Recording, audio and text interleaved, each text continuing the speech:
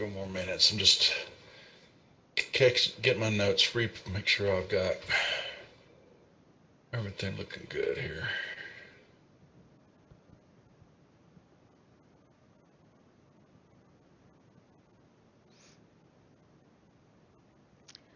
Alright guys, tonight we're going to play a one-shot.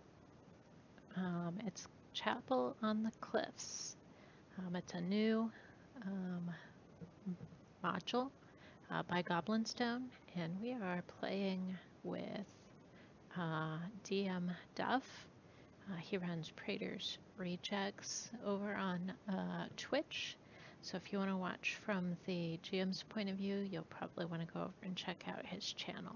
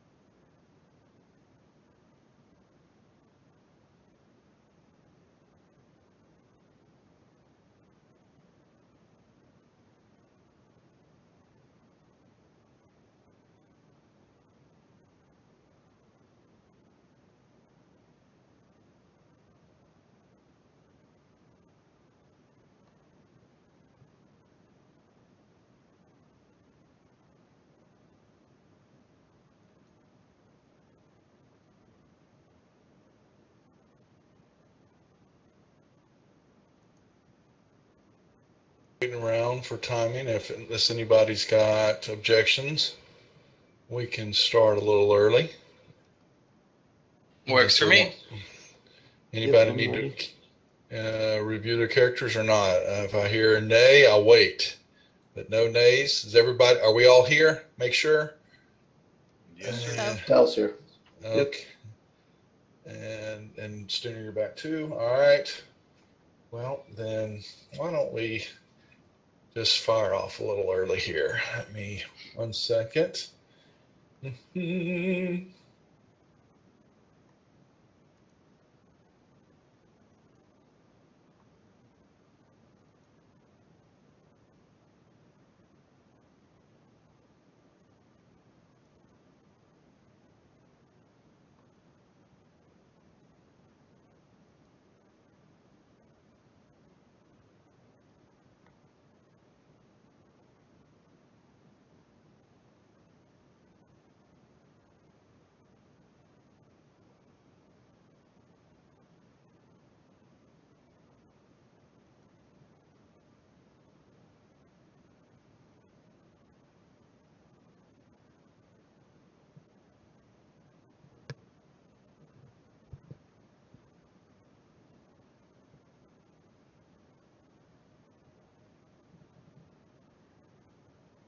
everybody's rolling black dice tonight?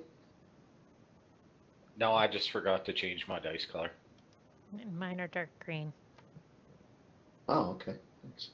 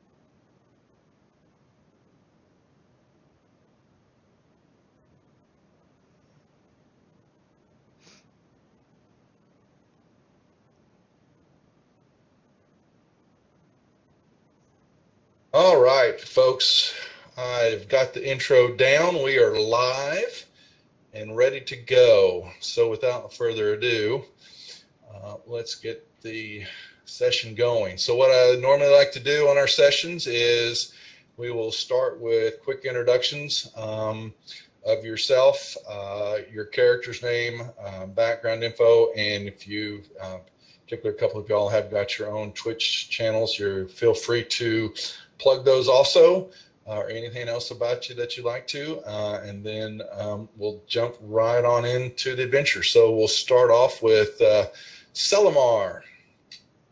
Well, Selimar is Mar on Monday. He is a magnificent wizard with appropriate ego to match. Seems that always the Mars have the appropriate ego. Is that correct? You think? I'm not sure what Mar has on Monday. Monday, that's true. Mar, that's right. So it's very good. All right, well done. Well, next was Turkirk. Tarkirk is a paladin. I'm a lazy stooner, and this is my first time on the table. I'm really looking forward to it. Well, welcome, welcome. Krakaz. I'm Krakaz. I am your local arcane dragonborn cleric. I believe I am silver-skinned or white-skinned. White. Yeah. White. And I've got quite a prideful, demeanor as when it comes to my skills and my craft, and I hail from the northeastern part of Neverwinter in the hills around Mount Hotenau. All right. We've got next is Dell. I am Del Silverfrond. I am from the Deadbeats Thursday night. I play Hondo the cleric, and I am tonight playing a Wood Elf Ranger. Okay, making sure a couple I've got some low volumes. Bring those up. That's good. And then last but not least, Armay. Hi, I'm Zelikar, and tonight I'm going to play Armay. She's a half-elf rogue. And I'd say not everything in her past is, say, lawful. Ooh. So there are 5 characters. There are a wandering group of adventurers who have just completed a mission, one of their first ones together, and find themselves moving on up. Preview this big old map that is not part of the module. There's a couple of maps I've added in for play, and if I show those that are not part of the original deal, I will definitely disclose that to the viewers. This one was just kind of some context of where the module can be dropped into, since it's kind of agnostic on that part. But y'all have found yourselves headed on up the coastal way, and here, actually, since this is a big map, this is where y'all are at, and find yourselves passing on up through the Candlekeep area, and have made your way actually to a small little fishing town called Hather Bay. And it was kind of off to the side here, just kind of north of Candlekeep in the inlet area, in the water area there. Definitely a smaller type of fishing, coastal town, and with harbors and boats, that type of, since it's right there on the coastline.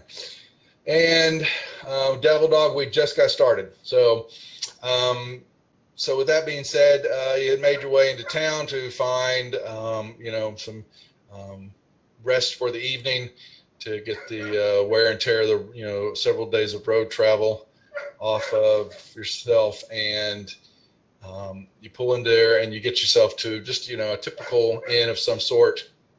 No particular name there. You find one and you get yourself on into the tavern room, main common room, to get yourself some drink, get yourself some food, and begin just relaxing.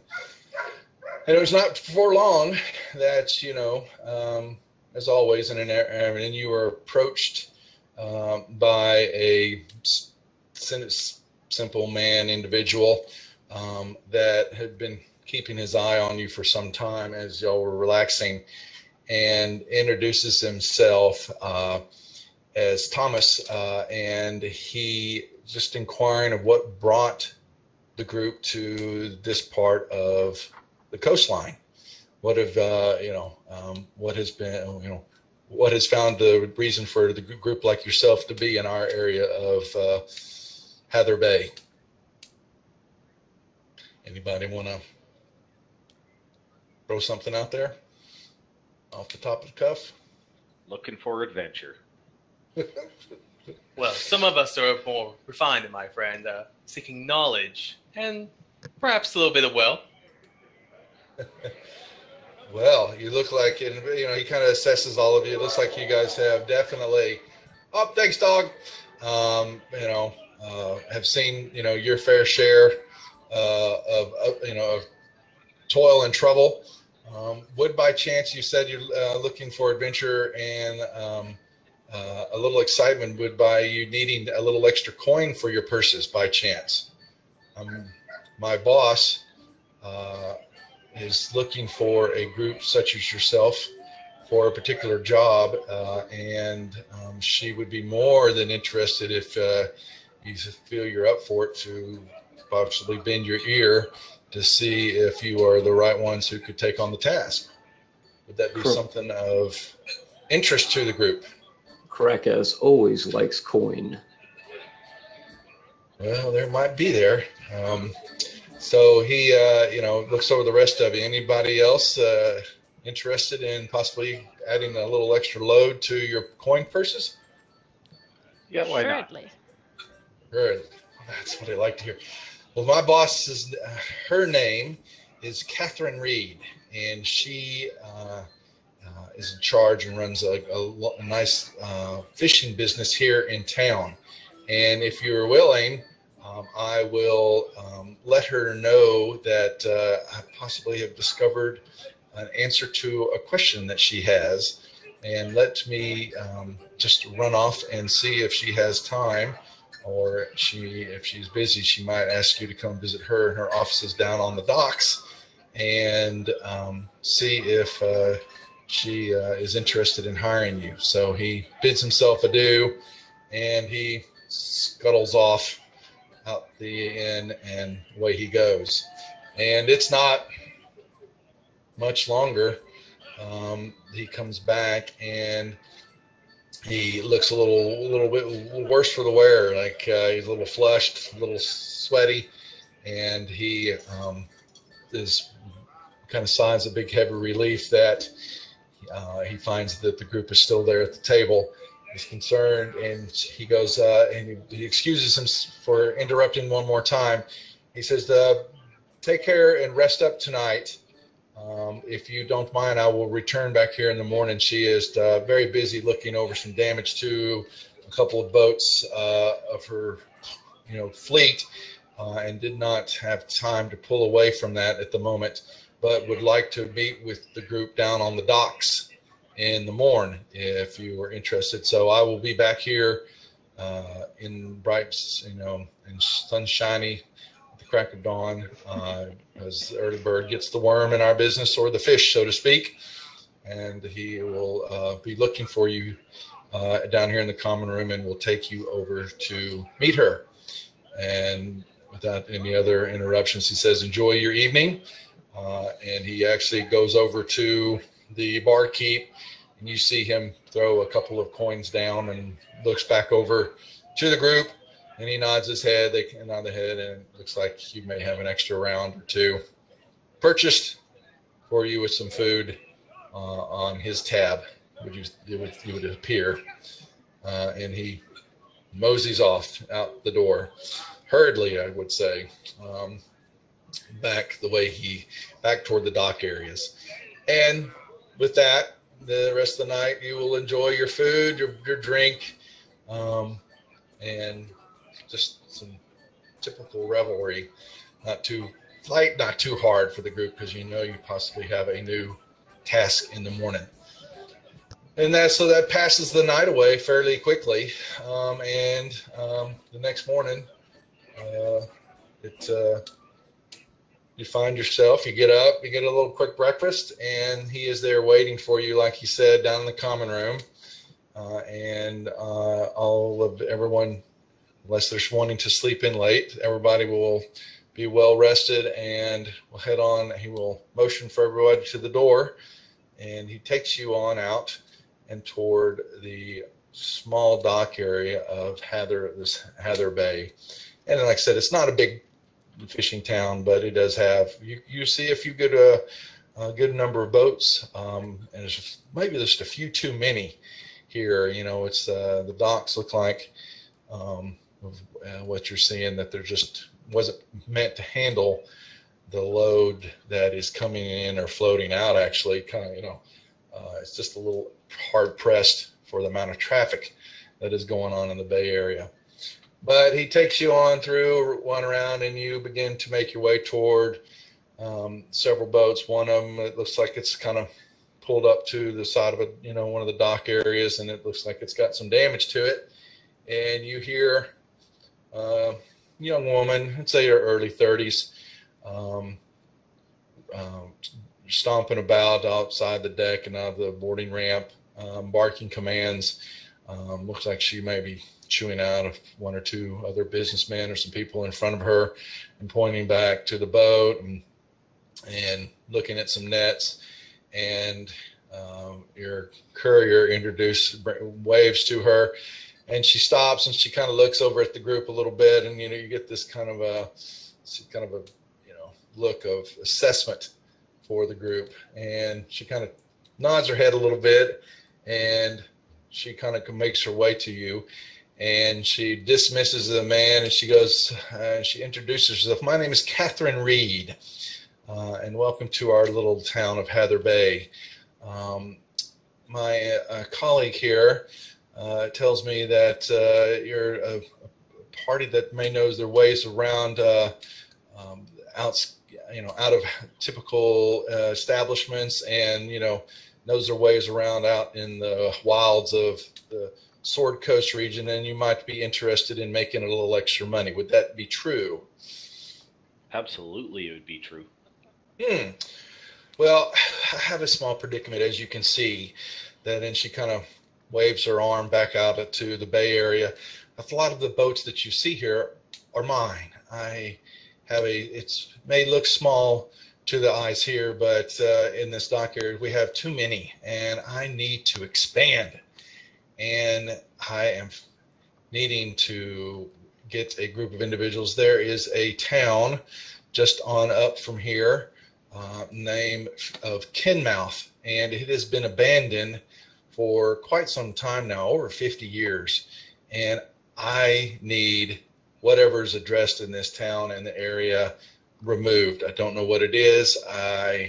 I'm tired of having to deal with a whole town and village area completely abandoned for some god-awful reason that they keep blaming as a curse and undead and all the sorts, which just does not make sense to me. There's a whole village up there and a whole set of docks and just land waiting to be reclaimed.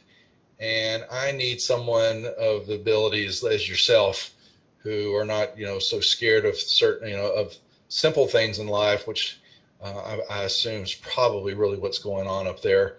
But I'm willing to pay said individuals to go up there and put an end to whatever's happening up there, or to get some questions answered for me so that I can get the docks, get this town rebuilt that is up there, and get for my business and for the area here, get this town back to what it should be. A lot of residents apparently have come here to Hather Bay from this town, and through whatever form or fashion here, it's time that town is reclaimed and put back to good use. And I'm willing to pay the group individual, a group of 500 gold pieces for the group, if you can end this darn curse, whatever it is, and make the town habitable again. Krakraz believes that we can help you do such things. So, well, it says that is all good and well.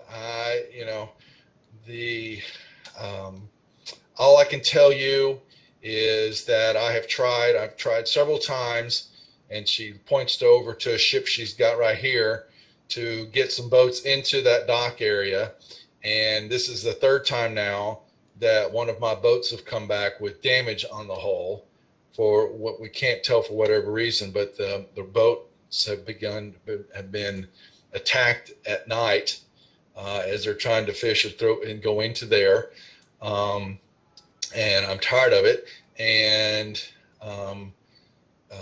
I would suggest, if you have some time, before you head out, and she will give you a map and kind of show you kind of where things are at. But, to visit with a few other of the individuals here in town.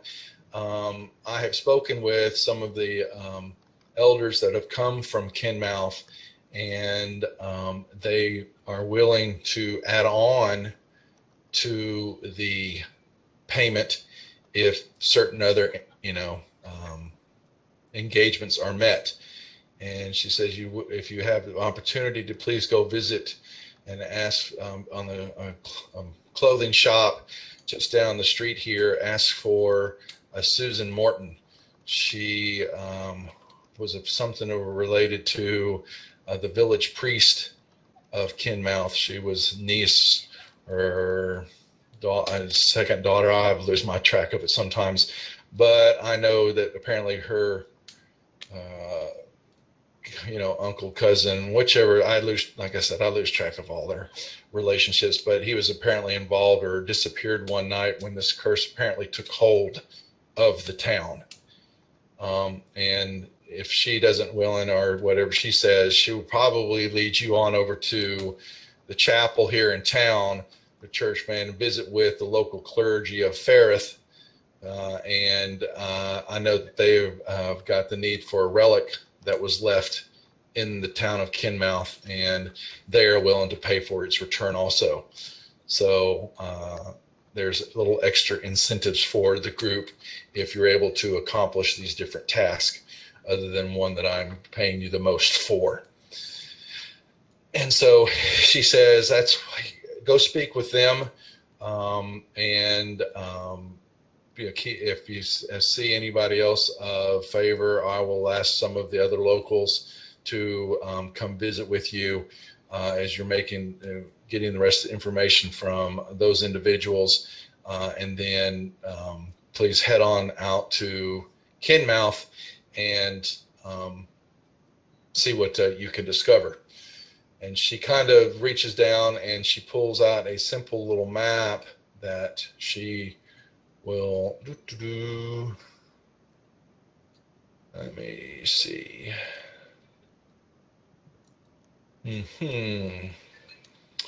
Well, oh yeah. Let's see, player map. Let's get a little.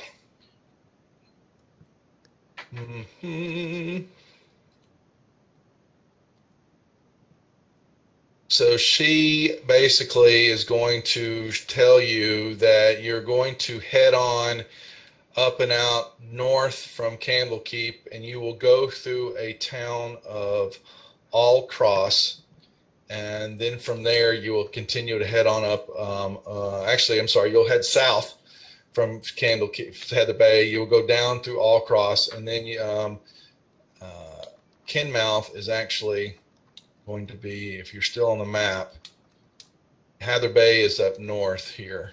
I'm trying to get you, I'll show y'all where you are here, and you are going to pass Candlekeep and continue on south.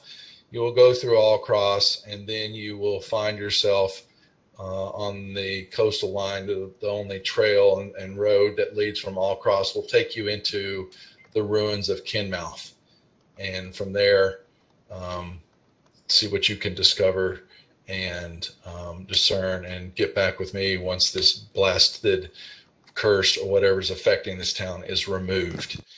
And with that, then she says, once that is done, I will willingly pay the 500 gold pieces to the group and release you from the contract.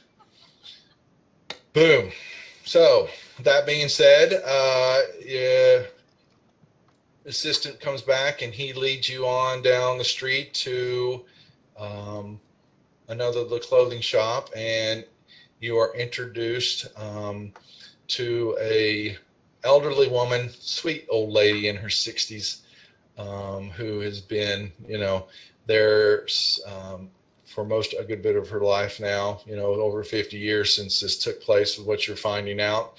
And she lives in this little place with some cats, and she got a grandson she patters on about as she's there doing work. And she sees the group come in and is kind of taken aback when she sees the Dragonborn come in, and she kind of steps in. Some of the cats kind of hiss and flee under a table, and she's looking about, and she kind of looks at the group and goes, well, looks like y'all don't need clothes. What brings you to my shop? And the assistant comes walking out from behind the group, and then she kind of looks and she sees who it is and goes, oh, from Catherine, I bet.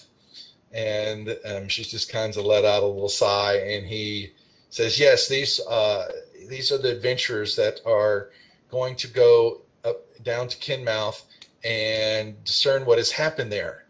And she kind of shakes her head a little bit, and she goes, it's been such a long time since this has all taken place. I've tried to forget it, but if she keeps bringing it up, how can I? My poor uncle, he was a kind and pious man. He could not have had anything to do with the tragedies that enveloped our good town of Kinmouth back in the day. And she rumbles on a little bit more, and she shakes her head, and you hear her talk about it more. I haven't thought about it for decades now, but he was never buried properly in the family grave plot. And if so be it, if it would be upon you to bring his bones back to me so that I may just, put him in his rightful place with the rest of the family, I am willing to pay 100 gold pieces to the group to bring back his bones. We will bring you your ancestor bones. Where are they? Well, like I said, he was the family, he was the leader of our family as far as from a spiritual standpoint. And he led the congregation there in Kinmouth. And his favorite place most of the time was, dun, dun, dun, at the chapel that was on top of the cliffs overlooking the ocean side. It was one of his favorite places to be. And if there's any place, I don't remember where he was that night. There's been so many rumors, and I just, I was so young that how can you believe or even remember all of it? I just know for certain that the one thing I remember out of the back of my mind was the undead that just overran the town one night, and the screaming and the fleeing as they just poured in from all places. There were so many of them. and I watched a couple of other good friends. I remember them falling, and I don't think they ever made it out of there. And she just kind of, you see her quiver, and she, she's an elderly woman, and it's hard to think about.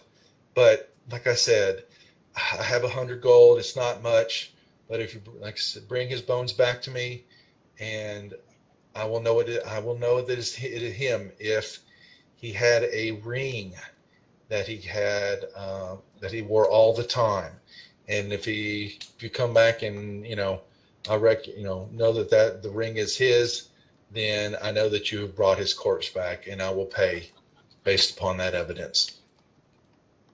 And so she says, with that, I think I'm going to rest and sit for a moment. Those memories just, they could become so vivid, and other times I don't remember them at all.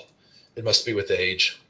She ain't lying about that. But she goes, if you want some of the stories of what could have possibly happened that night, look up some of the other elder crew at the inn, which there's only really one in town where y'all are staying at. Talk to some of the other elderly individuals that are there over a mug of ale, and I'm sure you can find, they'll have some better recollections than I do. And she kind of says, bring me his bones back and I will pay. We will talk to your ancient people. Mm-hmm. And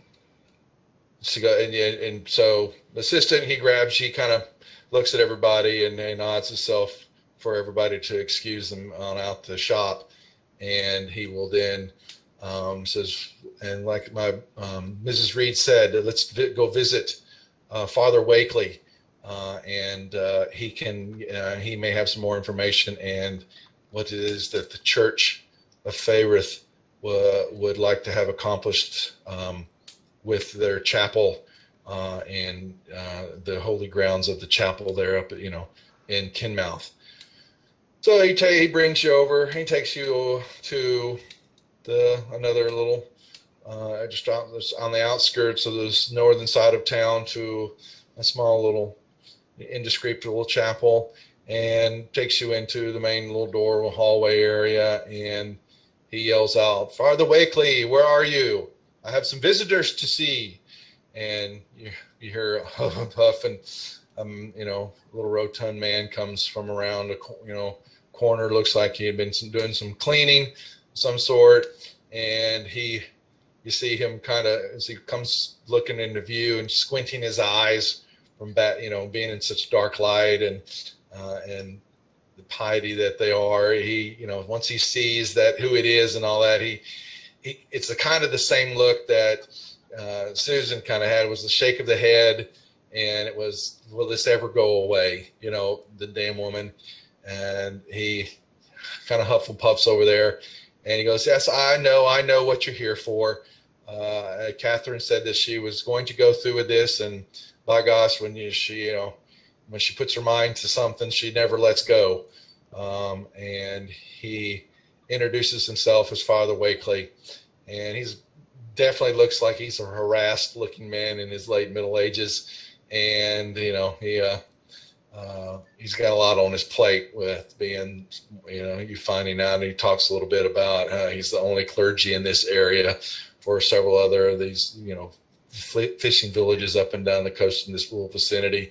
And he's very busy with like that. And he goes, okay, he kind of lays it out that the chapel is up there. There is an artifact known as Saint Sibella's hand, and it is special to the church, and it is mounted in a little box that is on top of the saint's sarcophagus that is there in the main room of the chapel, and it's a hand. And if you will bring that back, he will definitely pay. What was he going to pay? Oops. Crash. I didn't have it here in front of me. He is going to he's got 400 gold pieces that he's willing to throw down for the group, for this retrieval of this very ancient relic that the church would like to get back. And he says, with that too, I'm sure there's other trinkets and of other things of value there in the chapel. They're yours for the taking. We'll just add it as extra kitty. Whatever else you find, it is yours. As long as we get the hand back, and Catherine will stop pestering me about getting the town taken care of. I've had other things on my plate, and I need to get back to them. We will find you your hand. Do you have any other questions or needs for me before I get back to my duties? Selmar, Is it gonna bug is you if I curious. defile that hand a little bit? So hold on, say that first now. What is that? If I defile the hand a little bit, I heard about this thing called the Stranger. I think your hand might work just fine.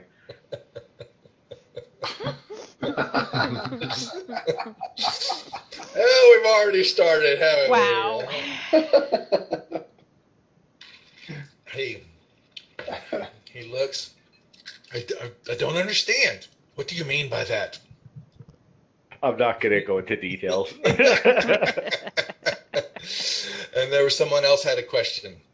I was curious what religion this church was. Fayrith, the Okay. faithful of Fayrith, and you believe with Saint Sedbella, it's the God of life, renewal, and healing. And the cursed, he mumbles and he believes, he was not a part of the town. He came from, it was before his time, and he has heard, many things about the curse itself or what has happened to that town. He remembers, though, or talked to people that Brother Morton's, who was the leader of that group, his reputation was spotless, and that he, Thomas, would have stayed to the very end if he was a true man of the faith, and would have continued to work or try to find a way to stop whatever was infecting this town. But the rest of, if you hear of anything else or want any other information, please find me here. But aside from that, bring me back the hand, and I will pay you from the coffers of the church here. And that he says, and good day, says, thanks for coming. Put your alms at the door for your blessings. And he turns to move on back to his work at one of the side little nooks of the church, and doing some cleaning and all that. Because he says the church is always dirty and needs to be cleaned. Krakaz goes ahead and tosses a copper inside and looks back and he says, "There will be more when I return." Mm-hmm. You hear it, and when the coin hits the coffer and all that, you hear his head. He catches it with his ear, so he knows, that he heard something there, that he understood what had just happened. As I walk by the alms box, I go, because I don't understand.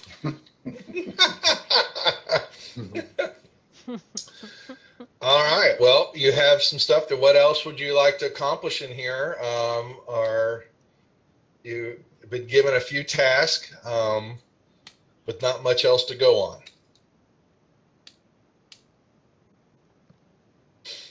Is there anyone else in town that we can talk to? Have we spoken to one? Only thing that those were the three really individuals that, and Catherine had really done some work and talked to, but like I was saying, that Susan was speaking about was to, if you needed more information or other things about what had happened that night, because she was not really much help to it, was to visit with some of the locals here in town. And the assistant gives you a little more information that, from what he has discerned and what Catherine has, talked about over time, was that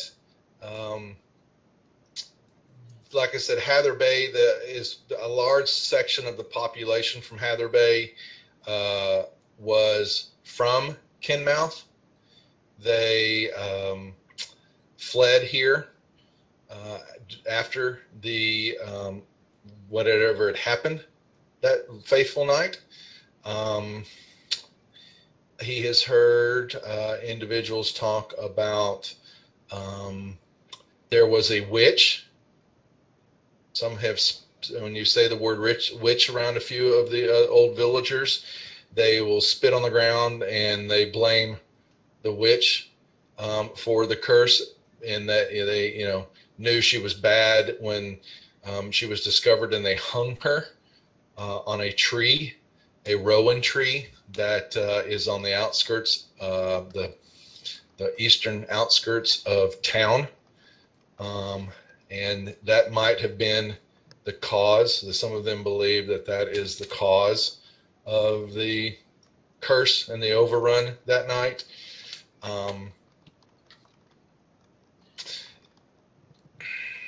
That there is, they do know and remember that somewhere in the northern part of Kinmouth, there's some marshes that were in the marsh area were some borrow mounds from an ancient Ilmer group and a civilization that was there, a tribe that was there many thousands of years ago. And the borrow mounds were off limits kind of, and were to not be touched. Who knows what could have crawled up from those infested tombs by the witch, or whatever curse, whatever happened and caused the uproar. Yeah, he kind of tells you that, and he says anything else from that, you would have to actually speak or find other individuals in town here. The best place probably is typically buy a couple of the old farts of beer or an ale in the tavern and get their tongues loose, and they will definitely open up and tell you what they believe what they believe happened that night. I'll drop a full gold on getting these old farts hammered to loosen up. Well, you can find, he says, that's the best that, I, said, I just do what my employer and boss tells me to do, which is a lot. Sometimes I don't have enough time in the day to get everything done that the woman wants, but she knows what she's doing, and it keeps me busy. And she's, she is good for her word. I will tell you that. You accomplish what she asks for, and she will pay. And so, find me, or make your presence known once you succeed and discover the cause and root out the evil from this curse. Then come back here to Hather Bay, and I will know that you're here, and we'll come find you and have the settling up. Up until then, though, best to you, best of luck, and good hunting. And with that, he steps back, takes a bow, and sees his head kind of cock your group to where it points you back down the street toward the inn where you found yourself when you first came into town. And so that you roll back to the spending a good part of your meetings, a good part of the day there, going over things, and you get into the early evening again with the inn, and as things begin to progress through the into the late afternoon and early evening, as you said, Kirk begins to flow out the ale, and things are becoming quite a lively establishment. And you begin to see several elder individuals, or you ask for some of the ex-Kinmouth residents, and you're pointed to a few. And as you begin to drink and question these individuals, you get a plethora of stories, and you will get some that it was divine vengeance. They seemed like normal folks, but there was something rotten about that village. I tell you, there's something secret they all had kept hidden, well stowed in locked basements and behind barred doors. I tell you, they were all guilty and they should all be punished. And they were punished, weren't they? Never trust a man with Kinmouth blood, I tell you. And he belches, and and you hear another one. No, that's not true. It was Saint Sibella's curse was upon them, to be sure. She allowed her shrine to fall into ruins, and they stole her offerings and invoked her name in vain. And quarrels abused the power of her holy healing hand. It does not anger to do with the saints, No, it was not that. It was the mermaid, the one that Sidbella brought with her. They may have been friends, but that can't be right. Who the hell would be a friend with the merfolk? They're a godless race. More like Sidbella bound her with their holy power, and that wore off, and the mermaid returned to wreak vengeance upon that town. And then you got, so as that begins on, you've got 2 or 3 more individuals all chiming in, and there's one's a sailor, and you hear he kind of get your Sir Kirk. I think you're a sailor. Who's the sailor in the group? Who is the sailor background? Was that? Look at that. Y'all don't even know. Why not? What? Why don't y'all know y'all's backgrounds? Tarkirk left, so I'm an acolyte. Oh, okay. So he left. I'm trying to. Okay, I haven't got them. To Kirk is a yes. So he has got a sailor background. Hey, sweetie, hold on. Yes, wifey poo. Yes. Sorry, I'm back. And yes, okay. I'm a sailor. Thanks, babe. Oh, I didn't see it. My mic sometimes covers part of the chat up while I'm sitting here role playing some old geezer bastards. And yeah, sorry, sir. I am back, and I am a sailor. I'm a little 30 seconds late. Damn, my role playing was going, and you ruined it. No, so yeah, sailor.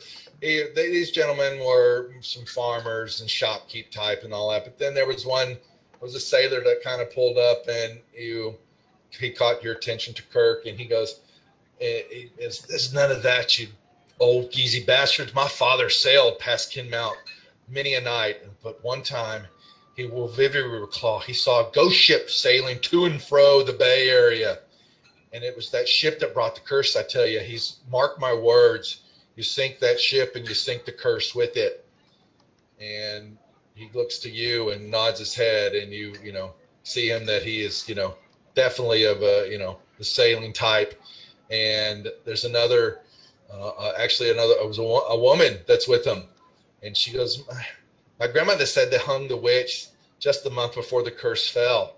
And it was her dying curse that brought all the woe. But I tell you what, they also said that at night, that if you're sailing, if you're in the area, either in the bay or far off from the chapel area at night, there's a glow that lights up the area each and every night. And I tell you, it can't be a good glow coming from that chapel. And then, last but not least, is another gent that talks about the borrow mounds out in the moors. A terrible luck to meddle with them. The folk that built them new curses, none's of the like that we've ever seen before these days. And my great aunt said that the old borrow mound just out of Kinmouth was full of tampering. Of people who used to always want to go and mess with it. And I bet they did. And if they did, God bless them. See you later, because that town's done with. Dum, dum, dum. So, I like the stories about the merfolk and the ship because I'm a sailor. So that's right. That stuff personally interests me. Burnings Okay. of witches just is a matter of life. So well, that's what you get. You These get. sparrows sound interesting, though. You've got So you hear it several times reaffirming that there's a mermaid involved in the story. Over time, that there could have been a witch involved in the stories. There are some borrow mounds or some something out in the marshes, which apparently are the northeastern part of town, past Kinmouth, and that that the town was hiding something maybe. So you've got multiple issues, multiple theories, I should say. But then in the end, as you press them on and all that, they all really kind of go, yeah, that's what we heard, but I really don't know what happened. It was just our ancestors, that got the information from Father Wakely or Robert Keemer. And you hear there was a Robert Keemer, and that kind of name came up out of nowhere on toward the end of the couple of conversations, and it was this new name for you to hear, and you had not heard from him before. And the sailor looks over to you, to Kirk, and he goes, Keemer was there, if I remember correctly, and he'll be down on the outskirts of Hather Bay. He has his own little fishing repair. He repairs the fishing nets for some of the vessels in town and some of the crew. Find him, and he can tell you. I'm sure he may remember more than the rest of these fools who really don't know what the hell they're talking about. They're just rumors being passed upon rumors over the years. We'll absolutely check that out. We have like 17 places to go. You got a lot. And so you get the feeling that you can visit with Robert as its night is carried on, and he would probably be down for the night. But you can visit his place on the way out of town as you are going to make your way toward Kinmouth. So unless you want to do any more questioning, or is there anything else you'd like to try to discern from the individuals that you have been plying with liquor, with evil's unholy water? Krakaz believes they are drunk enough. Armay, anything you'd like to discern? You've been quiet. Nope, just been listening. Kind of in the background, hiding in the shadows. Okay. Yeah, and you keep your eye out. You don't see any, nothing seems to discern that any of these people are trying to deceive you. They look all to be honest and to be, believing in what they say or what they believe that they know, whether it's true or not. That is not, is beyond the scope of what you're just listening to and wanting to find. But you do not see you do not feel or there's any type of active what's the word I'm looking for, deceit trying to be played upon you. So y'all finish out the night, and get the next morning you will begin your trek, and on the way out of town you will make your way down to Robert's place. And Robert Keener is an old man, and you find him sitting on his little porch overlooking a little inlet, and he's got multiple strung up nets in different states of repair, as he kind of dotes on them and begins his morning, and he kind of looks out and he sees you, kind of stops when the group kind of comes down the path toward his little house, and he puts his nets down, his tools down, and he kind of stares at you, and he just kind of giggles a little bit. And he goes, "What brings the likes of you to my door? You don't look the fishing crew to me." I'll approach him and be like, "Oh, really, sir? But we do approach you because we're looking for stories about the curse." What curse? And I'll do all that in my best sailor jargon because I don't know how to do that in real life. Otherwise, I'd role play it. You're good. All right, no, you're trying. That's fine. And he goes, "You mean the curse of the old town Kinmouth, do you?" And And what would make you want to go to that cursed place? If you know what's best for you, you leave it alone. The town had its day on this great planet, this great area, but it's past. Leave all the well and the evil alone. If I was you. You see, we're still young and the adventurous type, and some of us may make a tidy profit off of this.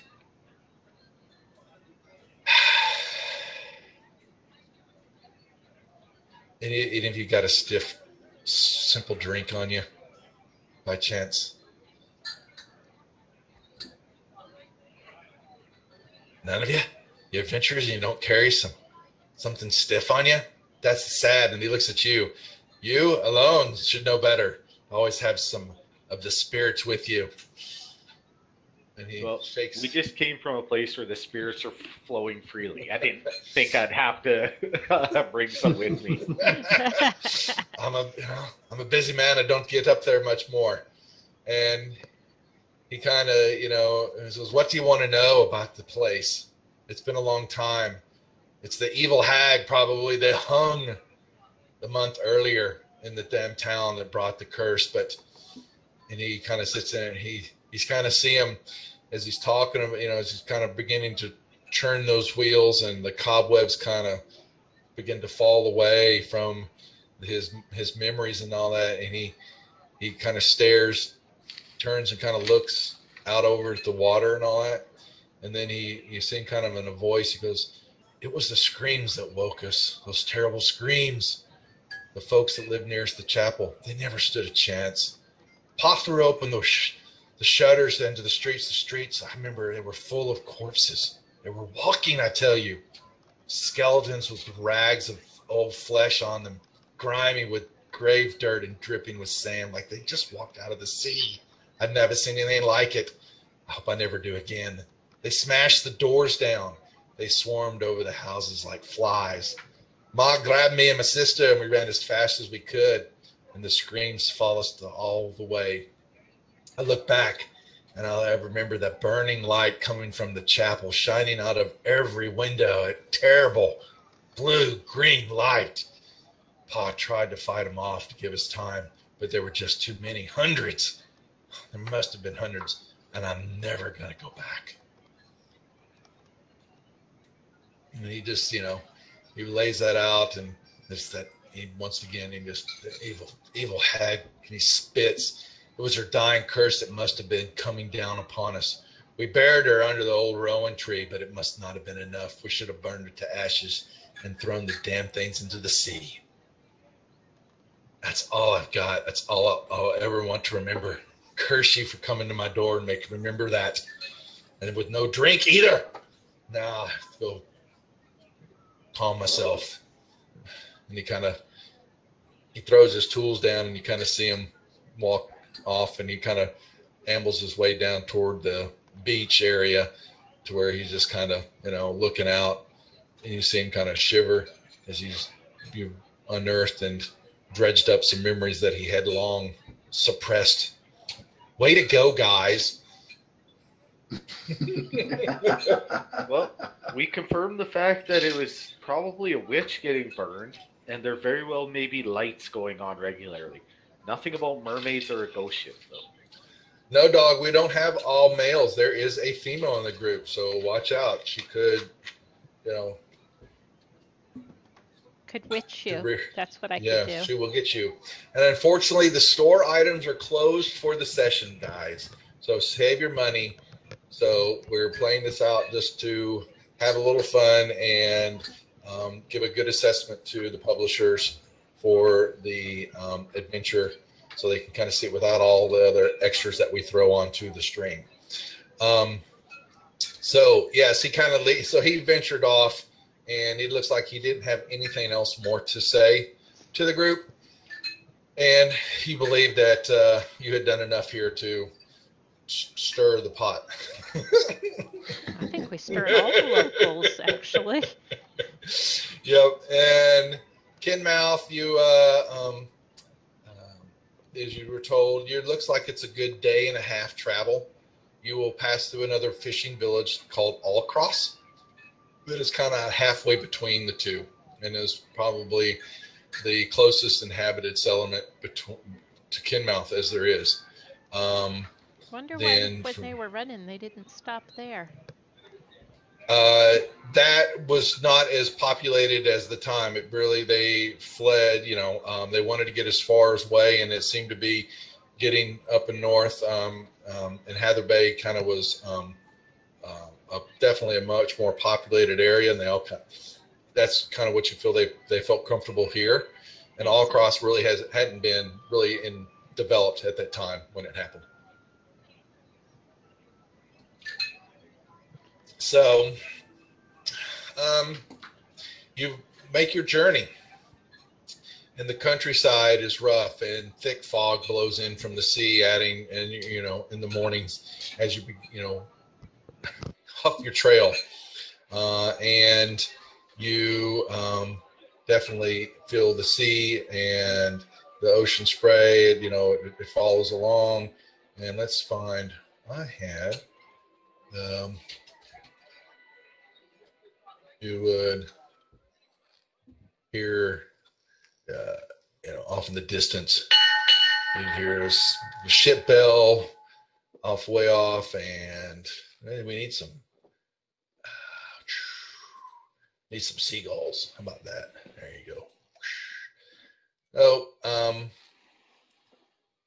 and you make your way on down into Allcross, and you know that if you can continue on, it will take you.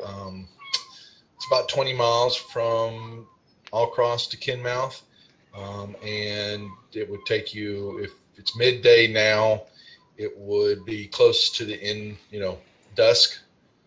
That would get you to Kinmouth, or you can hold up in a, unfortunately not much here as far as a inn.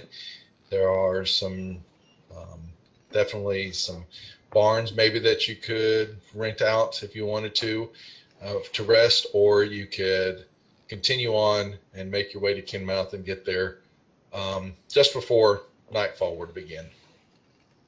Well, Selimar is not sleeping in the barn. Was he?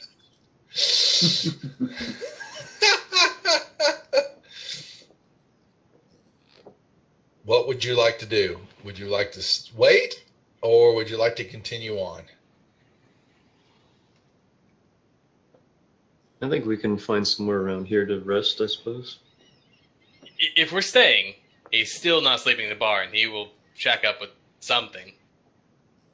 Well, there's a cow in the barn you can shack up with.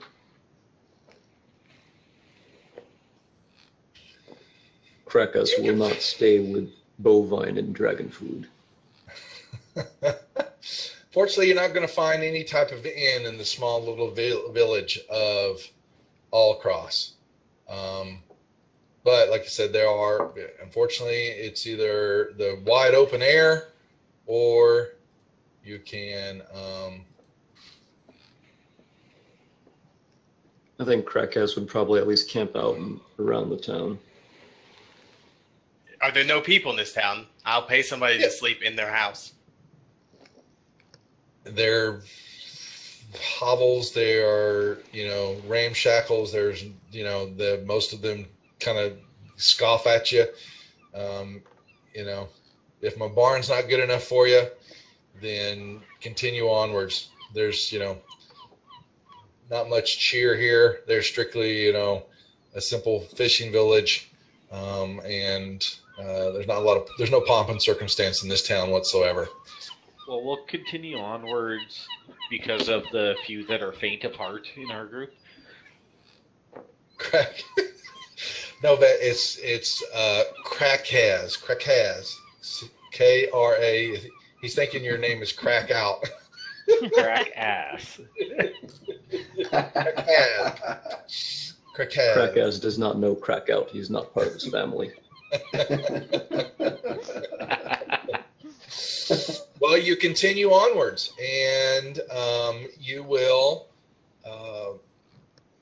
begin to kind of move onwards toward an inlet, and there are a few hills, a few little some rise, basically in the roadside, in the landscape area as you're following along, and you will come over to kind of a larger one, and when you kind of pull up to the top of it, you get a kind of an overview, so to speak, of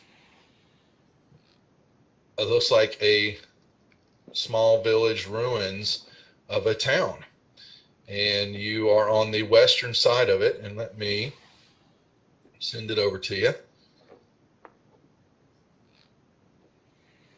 And what you can tell is that you're coming in from the road here.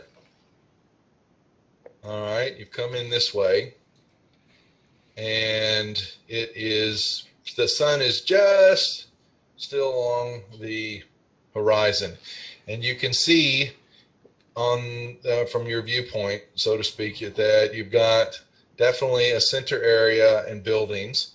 To the south, in a tall building that kind of stands just to the south of town here,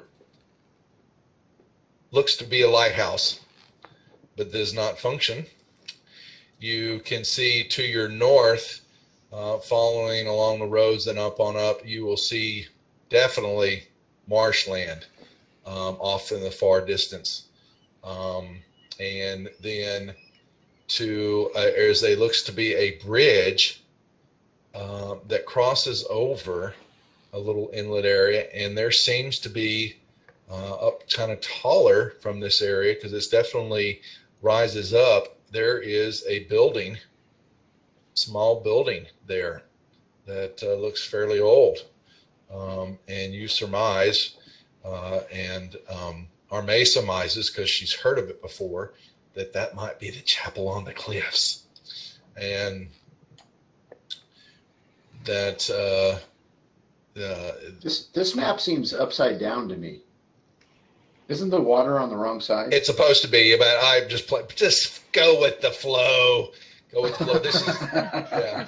It's So- what happens when you use a map from another adventure to set it in. Yeah. So well, they just made the map. They didn't have it actually adventurous. And I had to quickly place it. And I said, you know what? I'll look at the inlet. I'll find a spot down along the coastline where it will work. But this is what you've got. Work with me. Imagination. Okay. Yep. Imagination. And On it. so that's kind of what you see. Now, what happens as you're sitting there, you get this definitely. Let me put this into you. That you, a little bit description. You can see that it's a sad sight. There's definitely a cluster of houses that provided homes for the few hundred people that had lived in this town back then. They're in different states of decrepitude and repair. There's fallen timbers everywhere. And it looks like most of them don't even have roofs anymore to the units. Weeds, growth is everywhere. The wharves that you can barely see off in the distance as it begins to grow dark have fallen to the water.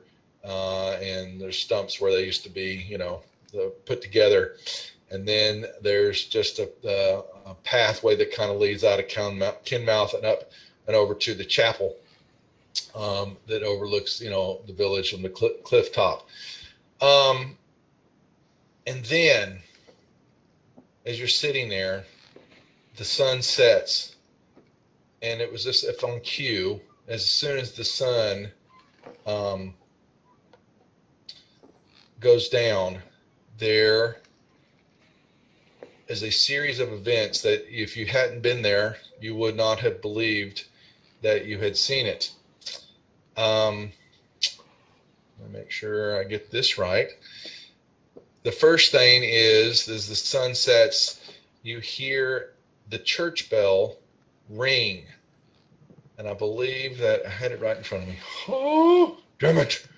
I got...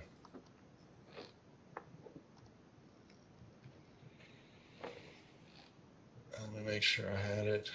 I knew oh, damn it. Oh, Lord. here's the bells ring, and then this is definitely right as it becomes dark. The bells in the chapel ring, and then out of the windows and the cracks and the disrepair of this chapel, this green glow begins to, it's very faint, and then it begins to pulse, and it gets brighter and brighter, and it, you almost think, as it glows, that it, if you were close enough in the Bay Area, that it's not high enough, but it would damn well be a beacon, like a lighthouse. And it just sits there and it kind of just pulses as it becomes of a certain intensity, and just hangs there. And then you're looking, and is that movement? You're uncertain, but from around the chapel, you see movement. It's dark now, but the light coming from the chapel, you can swear that you see people moving, and they're walking on the path from around the chapel, and they slowly make their way across the bridge and begin to filter out from on the west side of the bridge into small groups and sizes, and begin to walk around and begin to head toward the town. And there is a lot of them.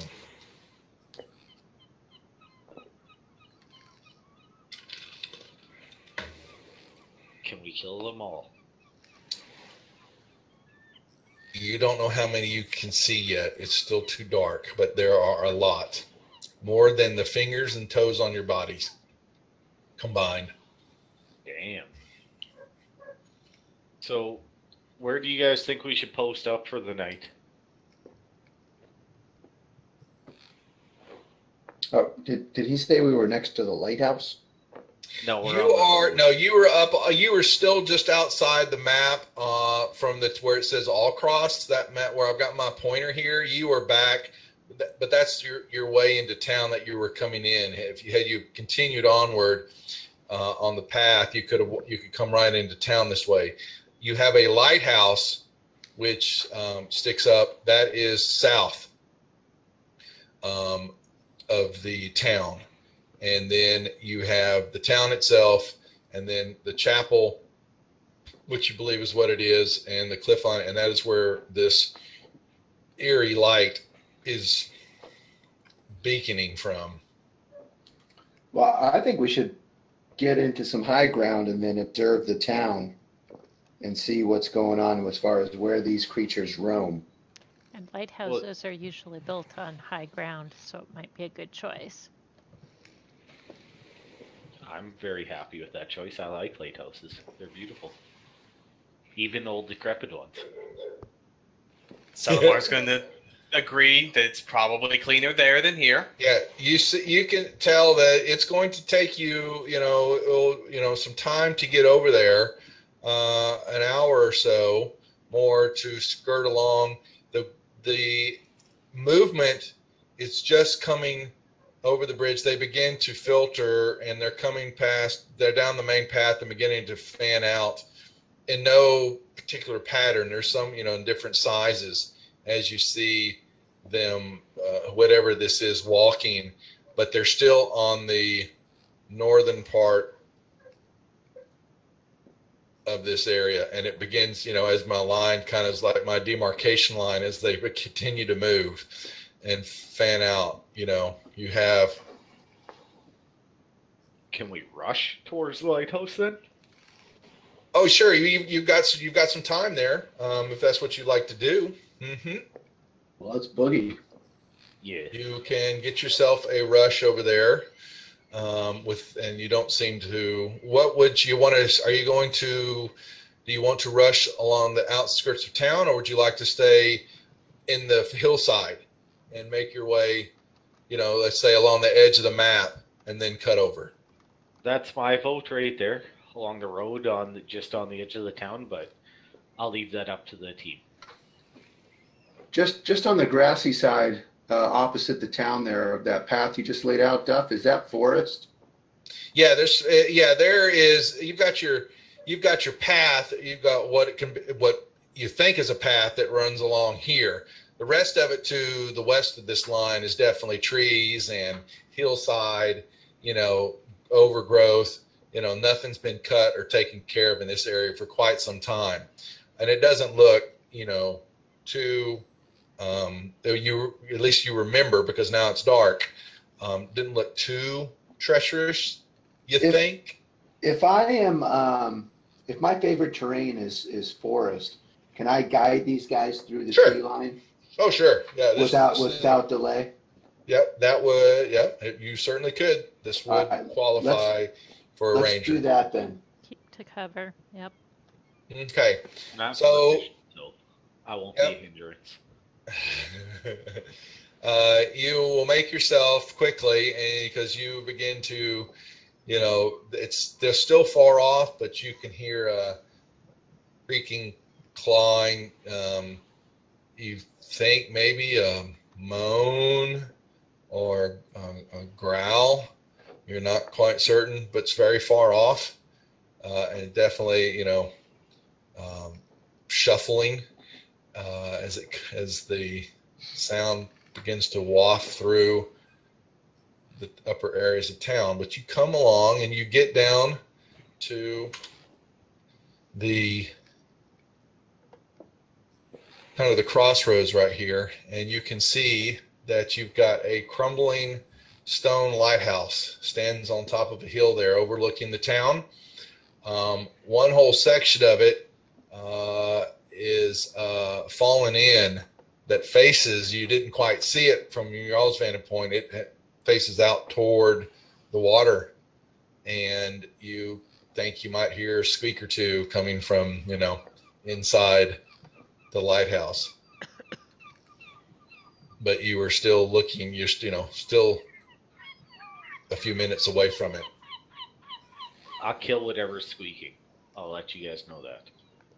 Well, if it's half collapsed, we might be better off going to that house to the southwest. You see that house that there is definitely not a roof on the house. Most of them are gone. It would take everybody give me perception rolls, please.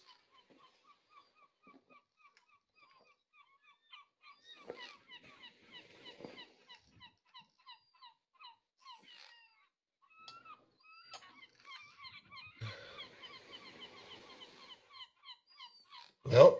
As long as there were 10s in there, yeah. So you get the feeling that you see they're in disrepair, but you don't have the tools handily on you. You've got, there's pieces and all. It would take some time, definitely, to board up, the establishment. You might have enough time if you were to try to keep yourself quiet. But if you had the tools, you probably could make quicker work of boarding up the house. It's still possible, but you may not have it's going to be a couple hours of work, and you don't think you have enough time to get the work done before what you think is approaching the. So the lighthouse is our best bet then.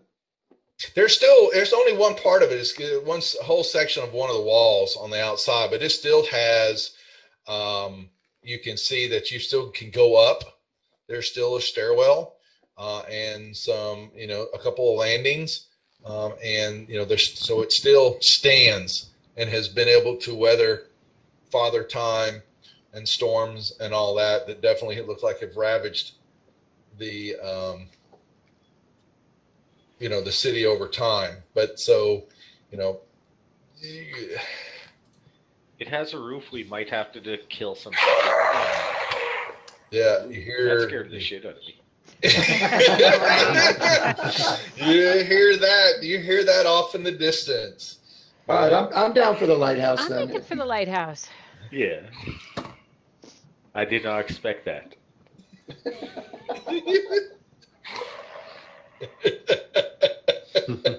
Turn the lights off, folks. We're gonna get crazy tonight. All right, so you begin to head toward the lighthouse, and give me anybody want to try to do it quietly?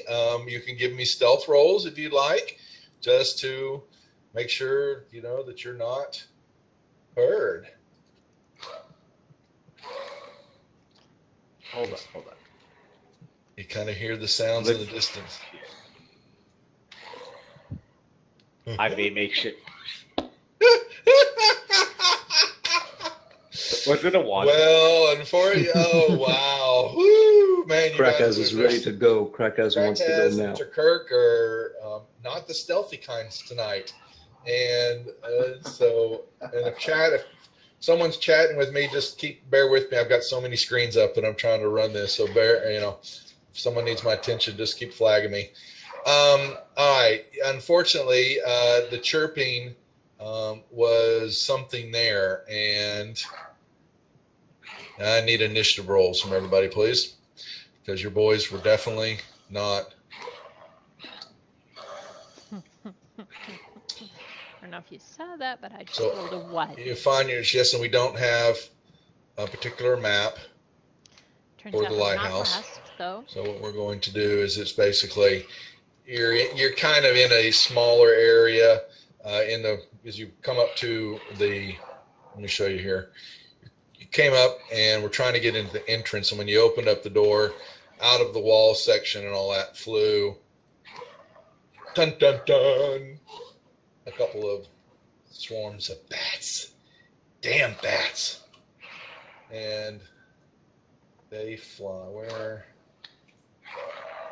Oh, I thought I had some bats. There we go.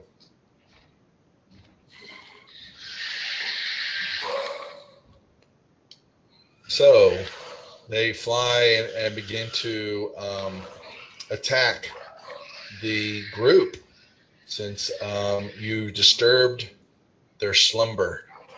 Dell, you're up first. Okay, I will. So you're targeting or throwing your dice and all that. You just use the combat tracker, okay? Since we don't have tokens right now. Yeah. So I'm just going to target the first swarm.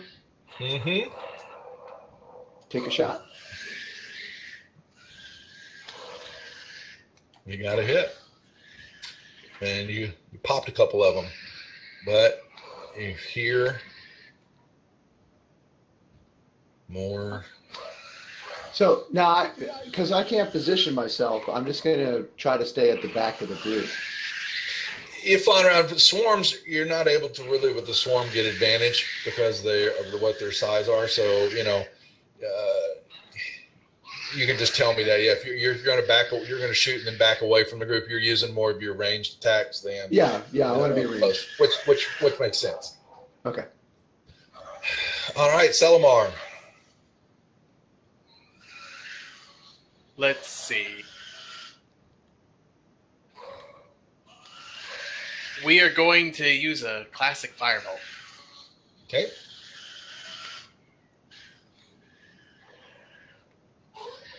And miss horribly. He's going to be like, I was just lighting the way for y'all. Now you can see him. Now, kill him. All right. All right. Krakaz will cast his Sacred Flame at one of the bats. Krakaz kind of looks down, is like, Bahamut, why have you forsaken me? Oh boy. Well, let's see. All of y'all. Well, there is 5 of you, so I'll roll a d10. 1, 2, 3, 4, 5. 1, 2, 3. So first one kind of flies at you, Krakaz, and they just Come get me, flying rats. They do, and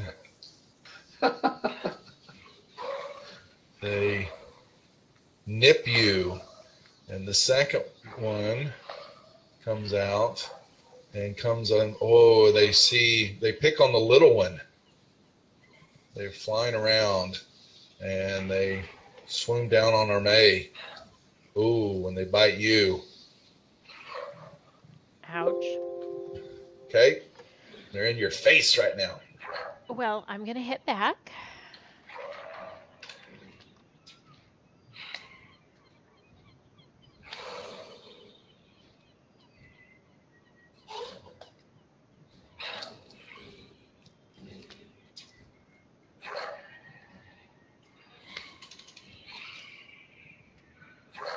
Hit.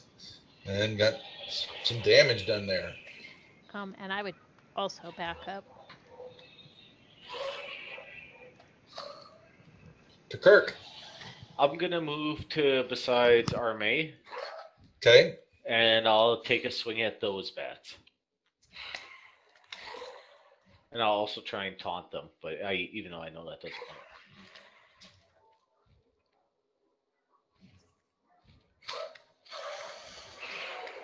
Oh, minimum damage. Damn. And that will be my turn, sir. All right, Dell, back up to the top of that order.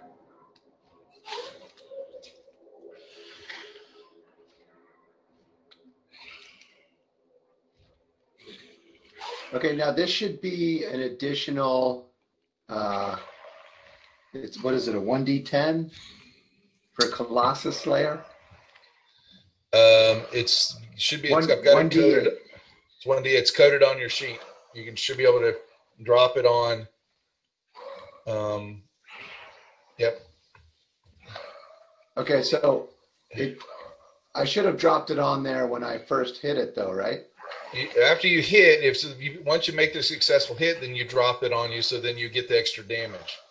Okay, so I'm gonna have to roll a 1d8. Oh, just which shooter you're attacking? Swarm bat 1A. Roll me an extra D8. That's fine. Okay. Big damage. Okay, and then it should also then be on the Swarm of Bats 2 now as well, Why? because they're Why? wounded. You just swung at 1 though. Well, I don't think it matters if I wound them. I think it's just Yeah, you're the one that does the. I'm not sure. You're the one that does the. It's your feet. I mean, Yeah. But you can't hit both of them with the Colossus Slayer. You only get to hit one of them. right. Yeah, I, it's once per- I understand, but I'm saying if I attack the Swarm 2 next time before I do my attack, should I apply the effect? Every time, Yeah. as long as you're able to use that, then you drop that effect on you. Every time before you roll your damage, you have to do it each time. It doesn't just stay with you. It shouldn't. It should be per round. I mean, Okay, yeah, 'cause- per. Yeah, and make sure you hit first. Yeah, you've got to hit first before you can use it. Yeah. Right, but I'm showing also that the effect is 1d Swarm of Bats 1. Oh, you don't So- put it on yourself. You don't put it on them. You put it on yourself. Okay, It's can extra you damage. Yeah, I got it. can you Yeah. remove it? Oh, thank you. Yeah. All right. Yeah, there you go. Gotcha. Perfect. And I will pass my turn.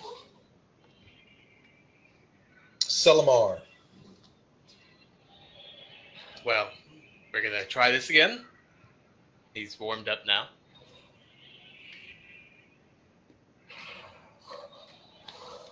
And that takes out. Yay. And your growing noises behind you. You hear shuffling. Anything else you want to do? No, I think that's gonna be it. Okay. Krakaz. Krakaz says, "We have dinner ready for us now." And then he prepares a sacred flame at the remaining bats. They failed their save. Hit it with some damage, man. 1 second.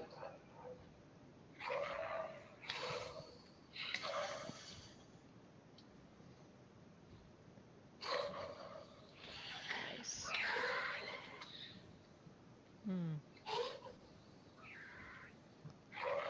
For some reason, I'm not targeting anymore. Just drag it onto the combat tracker instead. Yeah. Oh, and the worst roll of Tempest, you are, I'm sorry, Bahamut, you are letting me down tonight. They swarm around. Oh, they like the little one. They want to come in. They fly at her again, swarming around. And this time, but they miss Arme. Well, I don't like that, so I'm going to swing back.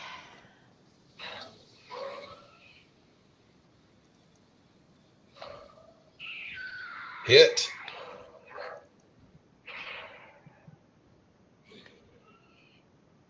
Damaged.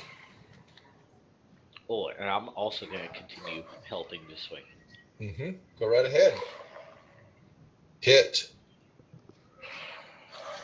1 up for minimum damage. We're going up one at a time, guys. You're taking them Means one we'll out have at you. good damage later when we really need it. I hope so. Mm-hmm. Yep. Dell.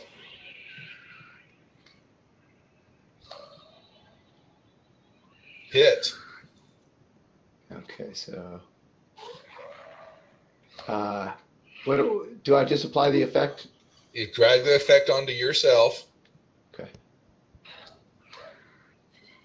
And then do your damage. And it should roll 2 of them now. Awesome. Yep. You did some damage, but they resisted a good bit of it. But there's just 1 or 2 just still pestering the group.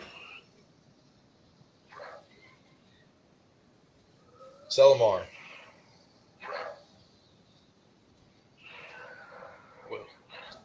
Try again.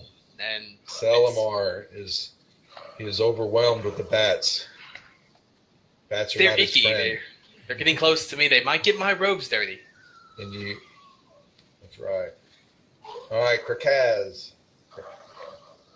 Krakas will attempt a frostbite attack on this swarm of bats. Yes. And he kind of blows a little bit of frost there. It was enough.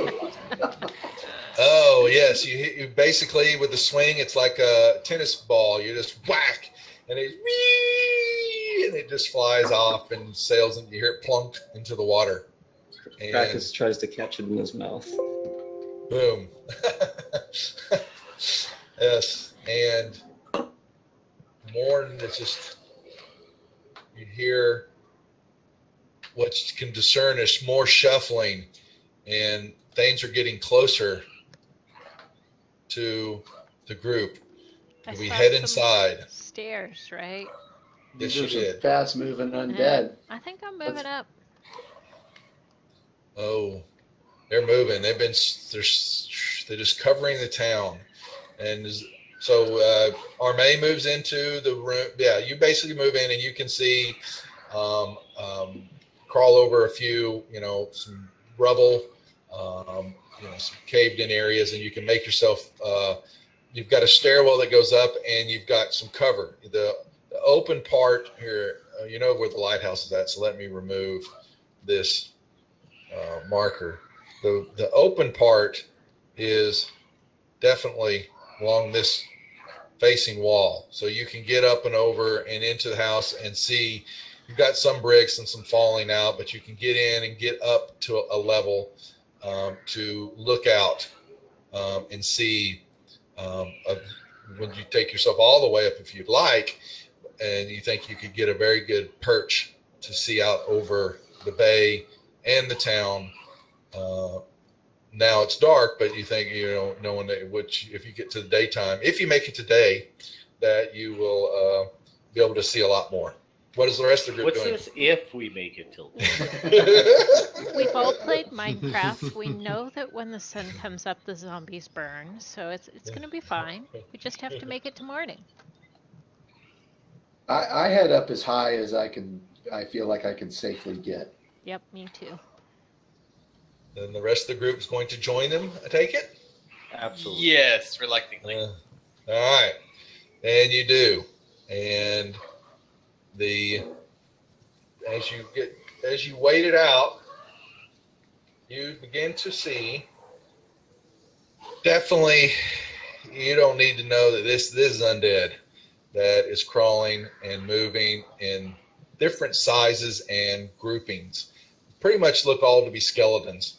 And they move in patches of 12, 10, 4s to, they're in 8 groups. It just varies. And they move around, follow the paths, come back. You see them fan out and proceed to move on through the lighthouse area and continue on into the countryside also. But it looks like, if you didn't know better, like a pile of ants that you disturb the mound, and they move everywhere. And they just amble and move around and shuffle around. And they're everywhere. Let's just put it that way. Luckily for you at the moment, they have not noticed you. But they come and go around the lighthouse and then begin back down the path. And then as soon as one set goes, there maybe another set comes out from the hillside.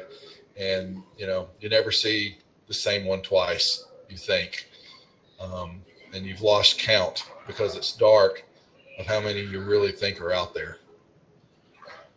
Krakus kind of says, it looks like they were telling the truth. It is cursed. I would say cursed, just a strong necromancer or something that we need to kill. Yep. And you see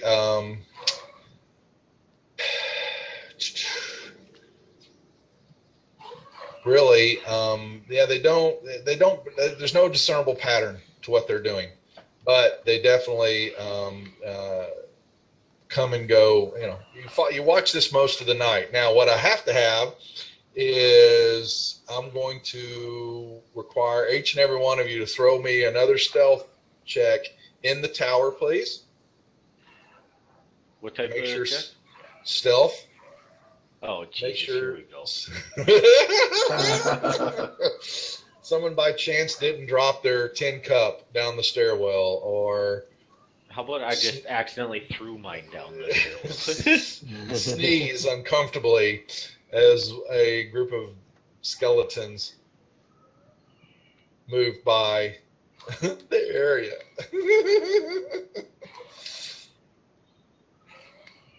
Oh boy.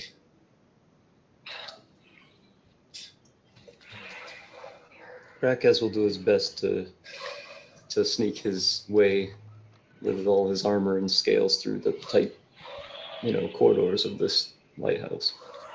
Yeah. You get all right. So, oh boy.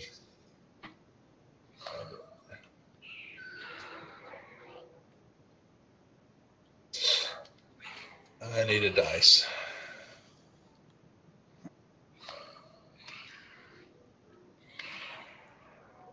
There is, as you're watching, who went up? Well, I really didn't ask that, so I will just roll another dice to see who. All right, Arme notices that somewhere in there, a group of 10 skeletons had been going back down the path, but they stopped and turned around and began to walk back to the lighthouse as though something caught their attention. Somebody wasn't quiet enough. There was a scrape of boot or of armor. Guys, and I think they noticed us. Is this before or after the long rest? It would be before. All right. I need to specifically know this. They, you see them, they mull around the lighthouse. They're, come here. Need,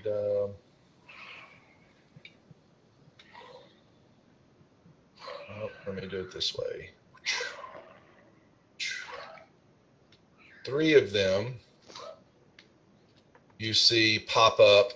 They kind of bang against the doorway of the ruins. They don't really think that you can tell that they don't quite know. They're probing, basically. They're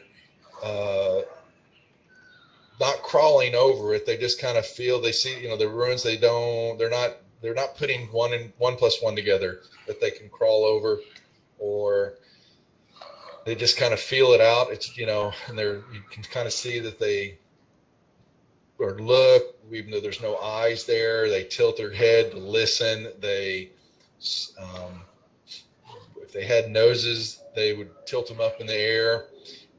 They sense something, but they haven't really gone into attack mode. And they filter around for a while, and more kind of begin to fan out around the lighthouse, but you wait them out, and they reform back into their group and make their way back down the path and head on that way. But as soon as they do that, another group of 4 will come and walk around as though they met at the end of the road there. And even though they don't talk, you could have swore they were just, intelligence was being passed off between one set to the other.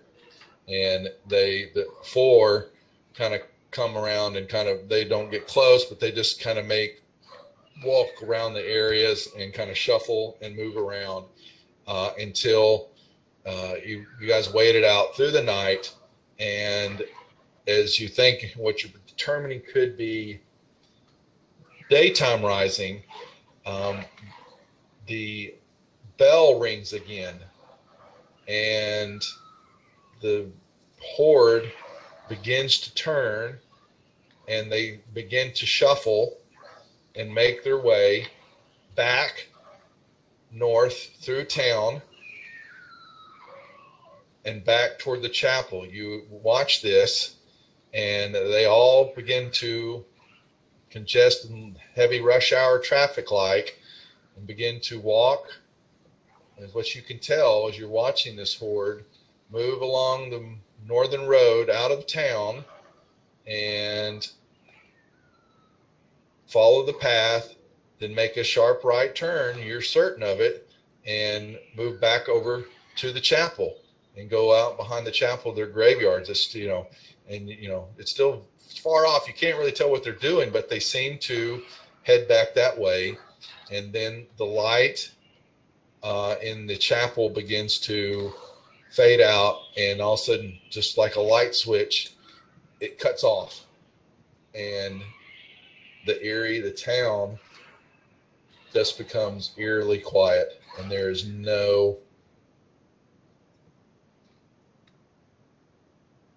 nothing anymore happening.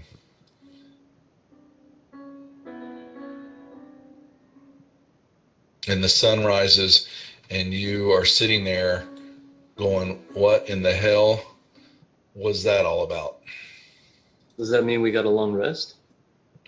No, you did not get a long rest, folks. With the noise of them and the banging around and all that, you are under the impression that might fairly well be impossible to do with anywhere in the general vicinity of this town. What about a short rest? Do you think we got one of those? You can get a short rest, certainly. All right. If you need it. Yeah, I'd like to deal with a hit die if possible. The short rest was in order. But you were able to Oh. discern, I will give that to you, that the noise, just general vicinity of yourself to them, and what you were able to watch as they thought they detected something, that a long rest is going to be damn near impossible in this town. Unless I stay awake the whole time. Because I have fear the unholy. Or turn the unholy. Yeah. It's a save, but it might be worth it. I know nothing yet. So, you find yourself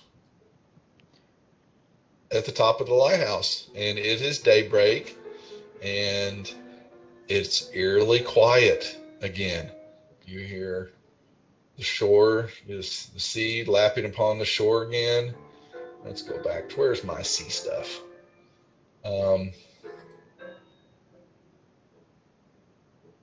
And seagulls in the air again, and you might be discerning a storm possibly forming from the lighthouse now that day has broke, and the fog definitely filtered the area. You noticed also that it had come out from the chapel and it covered the ground area and flowed down the streets. There was a pretty good thick fog that came along with that unwinding of into the morning. You can definitely discern from that vantage point that you see the chapel up on the hillside. You know, that's basically a face palm. There it is, clear as day. You definitely see the marshes way off to the northern distance, and what probably looks to be mounds. You can see some rough, of the terrain that looks flat, but there are definitely discernible mounds off in the distance in the marsh area.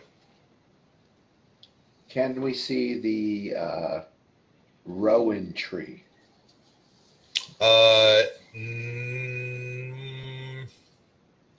You're not certain you see it anywhere in front of you here. It's somewhere probably north of the town, but you don't.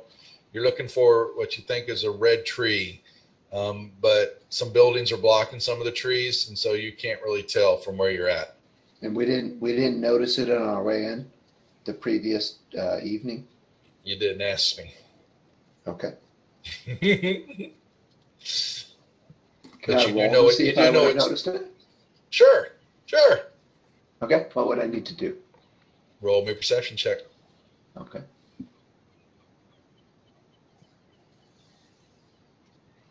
No. I did one. I don't know why I expected tonight to be any different. Negatory, my friend. Negatory. All right. Yeah, okay. The other thing that you do also notice is that out in the distance from the marsh, you also will see it's underneath the Kinmouth sign here. I'm not sure why that was happening. I'm going to say right, but you also see what begins the marsh, because the marshes kind of begin from there and go up. There seems to be another cabin out there that looks to be in better shape than the rest. Now that's interesting. Okay.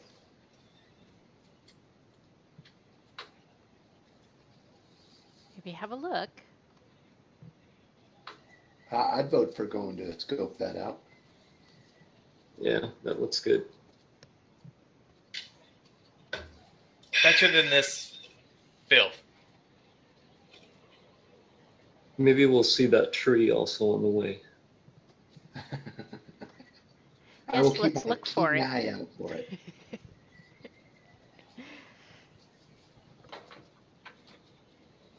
So, Is that what you guys want to do? You want to head to that better than average looking cabin? which way are we headed? We're coming out of the lighthouse here. Where do y'all want to head? Do you guys want me to help you to skirt the town through the forest again on the way to that cabin?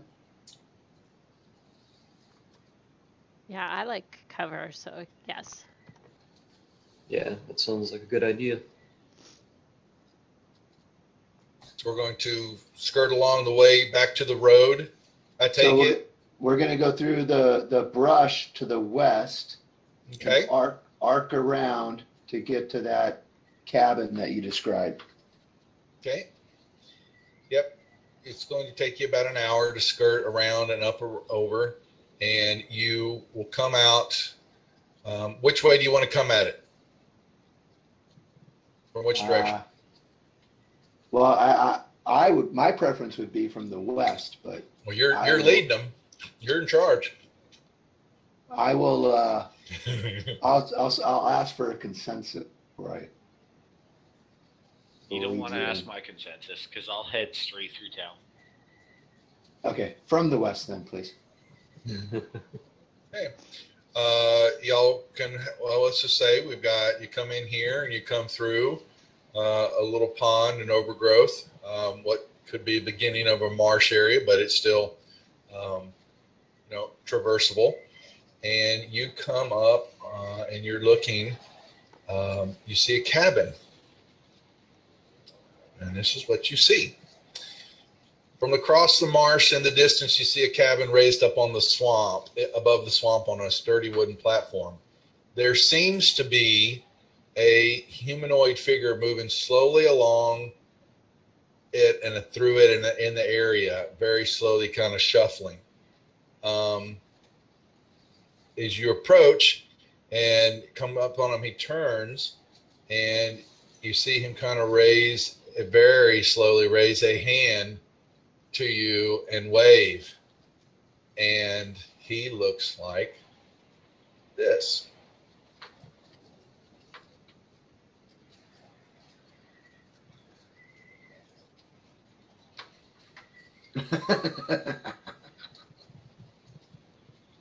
Mm.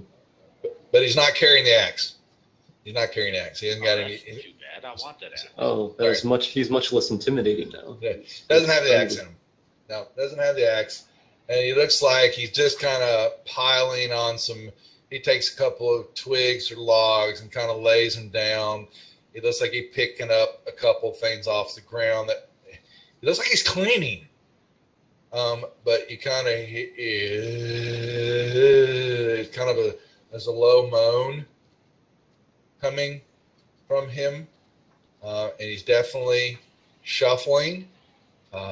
You see patches of skin just kind of hanging off of him. Maybe a bone every now and then shows through the rips of what probably was muscle at one time. And he just kind of, he doesn't move toward you. You kind of see him look, and then he slowly looks down and reaches down, grabs something, and puts it back up on the pile. Or he goes over to his little front door, little nook area, and he moves this to what think he's sweeping, but he's not. It's not a broom; it's just a twig, and he moves that aside, and he just kind of, and then he just watches you. Do you want to continue approaching? Do you just sit there and watch him? Well, if I'm the only one that notices, I'm going to read. And then I just have a question about my class in regards to undead. Am I compelled to kill him, or can I actually be reasonable? Dutch, your favorite enemy being undead, just gives you the ability to track and know what they're doing and all that. But as far as your compelling and all that, that's up to you. Okay. As a ranger, the paladin, you definitely sense that this is an undead creature that you're seeing, but there's something not undead about him also. Krakus will say, should we go talk to that ancient human? Yes, and if everything goes wrong, I will smite his ass.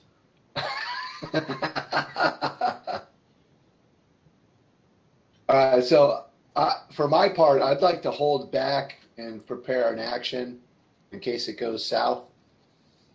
And I'll let the holy folk move forward and do their thing. So who approaches them? Not me. Because I'm just gonna skip the talking and go straight to the smiting if I go for the approach. Krakus will go, I guess. Krakus, all right, you kind of move up. So he's got you see him moving around in the courtyard area here and like that, but you've also got a fence line, that's around this also. So you can approach, you come up to the fence line here, let's say, and, you don't see him, he ambles around and he's cleaning, but you never see him, he doesn't move towards you as you move closer to the fence line. You just kind of hear him, clean. Don't like clean. How far is he from the fence line? Oh, it's probably 10, 15 yards from where Krakus is. I want to be on the fence line then. Okay, you can be next to Krakus. Krakus will sneak up there too. Yeah, Krakus will hiss at him, ancient human, and he'll try to get his attention. Yeah. Hello, clean. I must clean. And he just kind of, hate clean. Skeletons, dirty. Make mess. And Krakus will ask him, how can we help you, ancient human?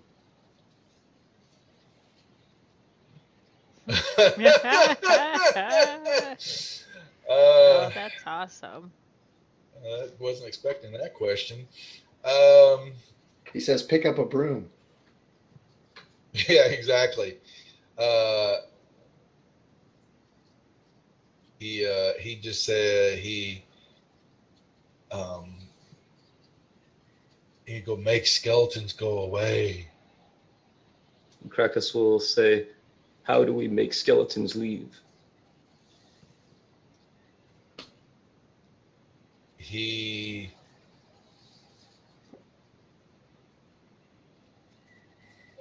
doesn't know. He kind of looks at you, and he.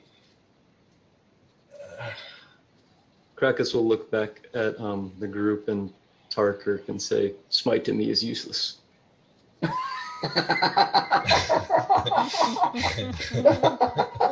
Wait, before you do that, can you ask him where was buried? Oh yeah, Krakus will ask, where is this witch buried? He points, and as soon as he does that, he points over, and you see a red-looking tree right here. He points directly to that tree. He goes, she's there. They bury her under a tree.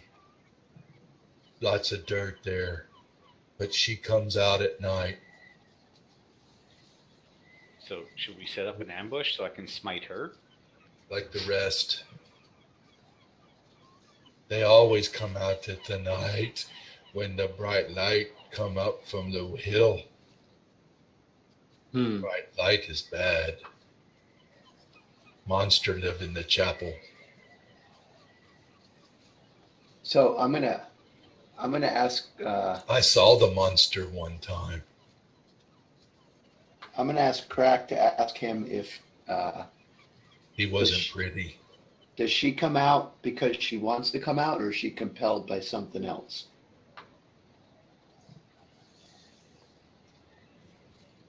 Monster has some type of idol he puts on altar at night. Is it a hand? No, it's a face. eyes glow. Very bright. I saw it one night. He doesn't even respond to your question about the witch.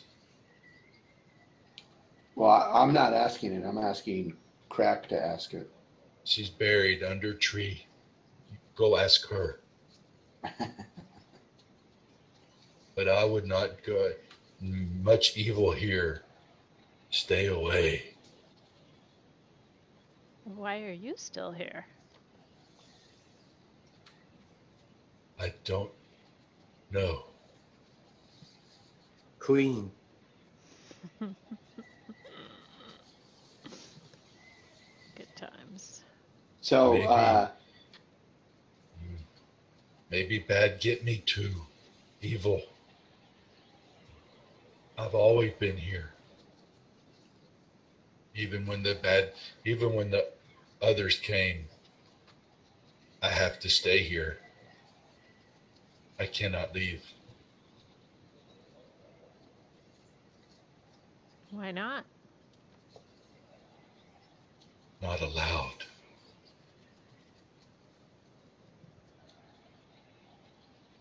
Who doesn't allow it? He just kind of stares blankly at you. Mm-hmm. Good. all right, are we ready to send this guy up? Who's next? Maybe the ship has answers. When will the ship be here? Ship shows every night. At the same time when the skeletons come out, ships show up in the bay. You can stay here if you want. It's safe in my cabin. They don't come inside this area. They just throw stuff at it. Oh, Is it clean inside? Sure, it's clean. I clean all the time.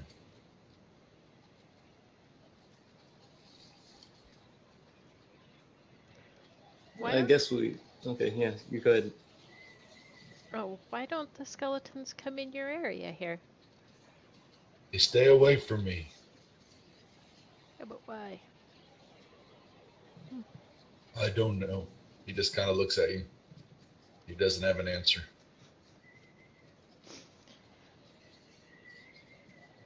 what time of day is it? It's early morning. Yeah, mid-morning now. It took you an hour or so to get around and up over to him as he's walking around. And, he continues to pick up stuff while you talk and, ask, he will stop and turn and look at you when you ask him a question or say something, or he just stops and, when you ask him something he doesn't understand or can't answer, he just kind of seems like he's on pause, and then he doesn't answer, and then he continues on picking things up. Does it look like we could make it to the witch's tree and back to this area well before nightfall? Oh yeah, it's not even 30 minutes. You're not. Yeah, you're. So you got your. If you look down the very bottom, you've got a somewhat of a legend down there, and getting across there, 30 minutes and back. If you had to come back, it's not that far to get down the path, or even just to walk over the hillside it's like there. It's like a football field. Yeah, you're not that far. You're not that far off now. All right. So do you guys want to put this to the test that this is a safe zone, so we can go investigate that tree, and then we can fall back to here before nightfall, and then we'll test to see if the whatever those skeletons are do in fact stay out of this area, and then we'll know that this is a safe zone that we can fall back to. Can I stand beside the tree or attempt to hide beside the tree so if she comes back to life I can smite her ass? I mean, yeah, sure. All right, thank you. I'm all for smiting the undead. I mean, they're my favorite. Well, there's a good chance I won't get overwhelmed, but there's also a very good chance I will get overwhelmed. Mm-hmm. I Yeah, mean, it sounds like it's still late morning. You guys have got a ways to go before that happens. I'm just thinking that if, okay. Well, we So have here- something to go find in the marshes, do we not? I didn't write it down, so I'm sorry. The barrows are out there. There's Yeah. some barrow mounds out in the marshes area that you had to go find, or you know they're out there, and you saw some from the lighthouse. You saw some of the mounds. So from what the townsfolk said, they said the barrow mounds are, they were told as villagers to stay out of them. And then we know that the witch was hung or killed by this tree and thrown under the tree. Well, they And hung it's her. possible- She was hung there. Yes. Okay. So it's possible that she's part of whatever is troubling this town. And then we know the chapel is a big part of it.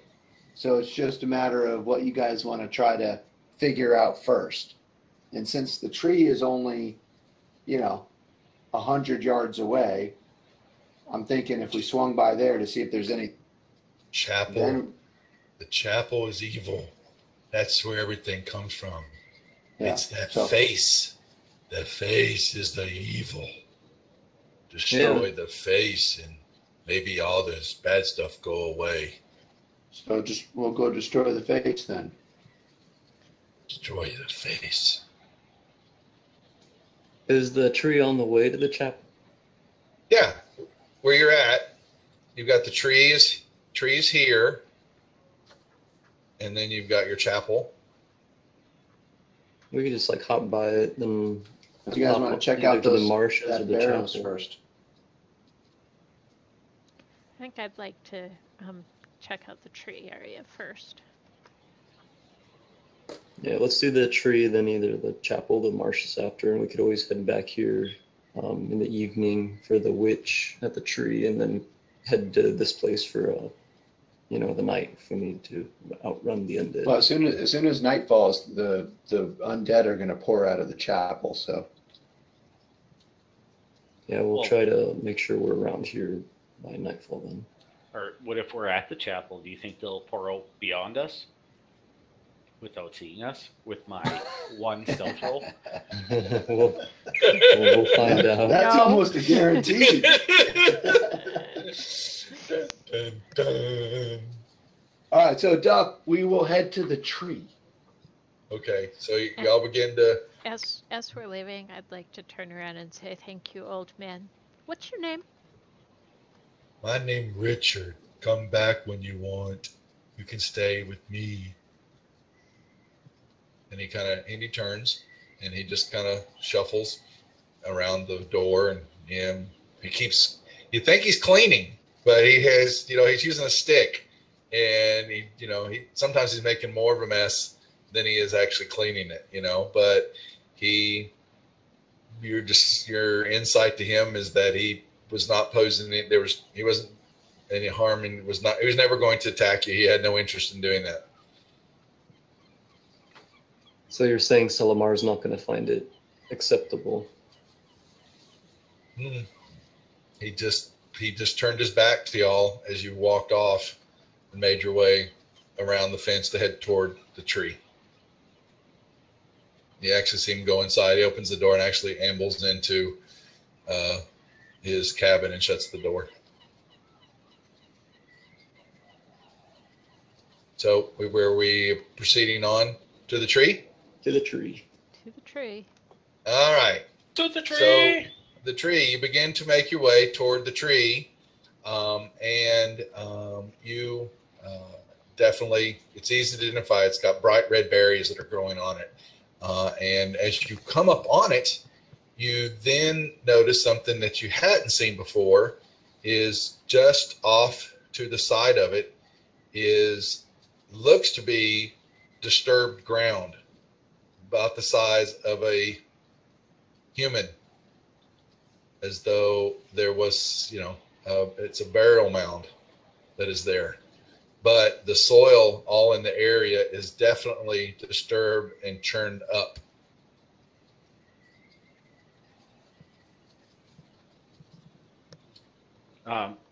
hold on for 1 second, please.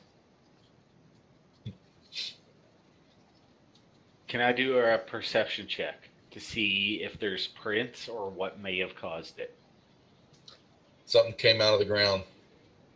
Well, I should be able to tell if it's undead. I should Sure. be able to easily. Hey, you can tell. I mean, it looks like it was something. It was a grave that was there, and you were told. And he said they were told that the witch was buried there by the tree after they hung her. Okay, so And because I have the favored undead, and I uh-huh. have, I'm just And- going to say, hey, that something crawled out of there. But it looks like it's been. It looks like it's been. There's dirt back on top now, but it's definitely churned up. Something crawled out of there and then crawled back in there. Could be. Are we digging up a witch, boys? So, cleric and paladin, do something about that.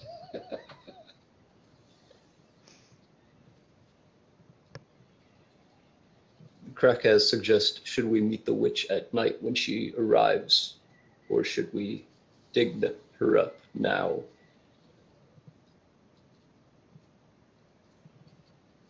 I would prefer to fight her at night, even though it's a bad idea for us. A witch and the skeletons at night? Mm. And all the undead. I want to see if I can turn 1,000 people all at once. It's a personal goal, but I'll go with the team.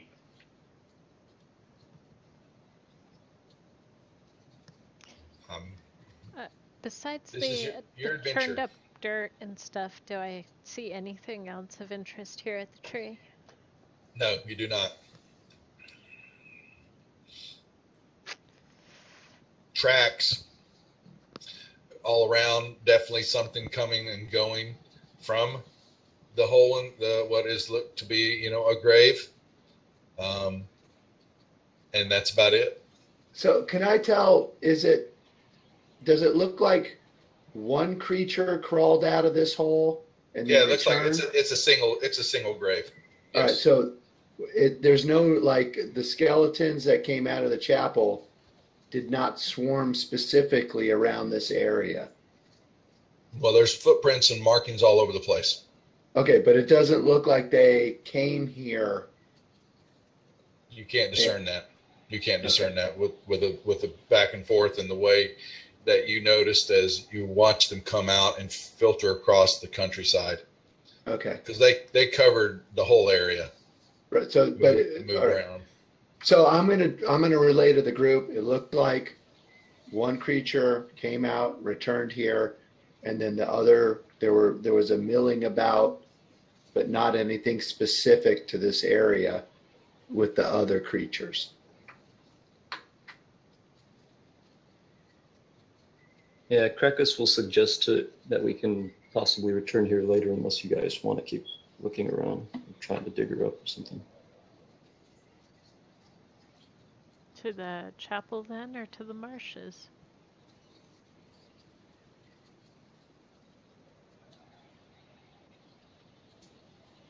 To the chapel? Seems to be the root of all this problem. It's still early, like say lunchtime-ish or something, right? You're not. Yeah, you're coming up on the top. Yeah, between 11 and 12, somewhere in there. How far are the marshes from here, do you think? The marshes will be.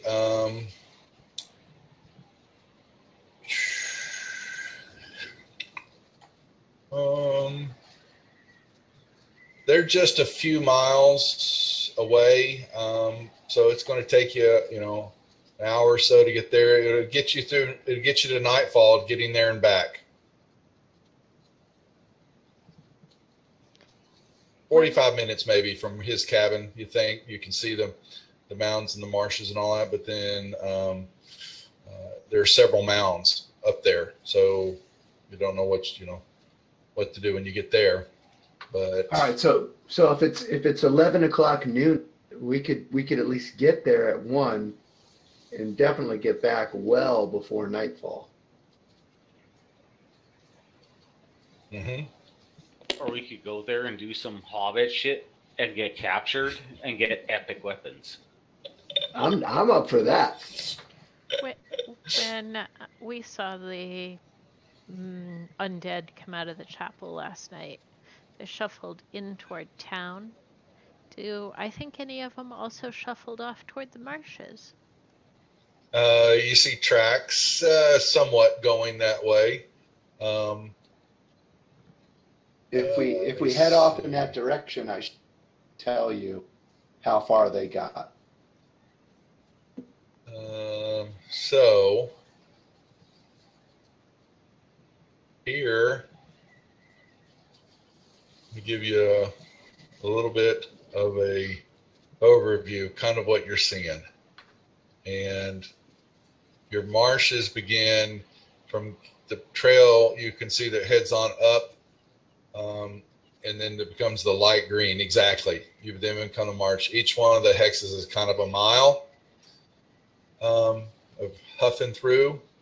From where you're at, like you said, it'll take you a good 45 minutes to get up there before anything else, you do anything else.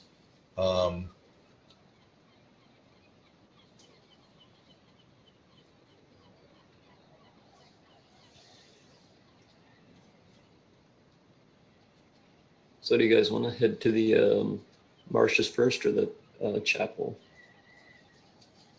If my vote is to investigate the marsh before we hit the chapel. I'm in full agreement with that. All right, let's do Yep, that. I'm game. All right. You move yourself overland and begin to make your way toward the marshes. You can definitely see there's soggy, misty, there's treacherous. There, is one little path that begins to head that way, and then it just, pretty much disappears and becomes just mud and bog. And you know that if you were to not pay attention or do good marking, you would get yourself horribly lost in here, because once you get into them, it's hard to see out, and everything here slows down. Your movement becomes half normal speed. About the only landmark that you can basically see is Richard's cabin, and you've got the Barrow Mountains that you are heading toward. And you begin to make your way up that path, the small little path that I showed you on the regional map, and you begin to come in to the marsh, and you see several mounds, but you also notice that you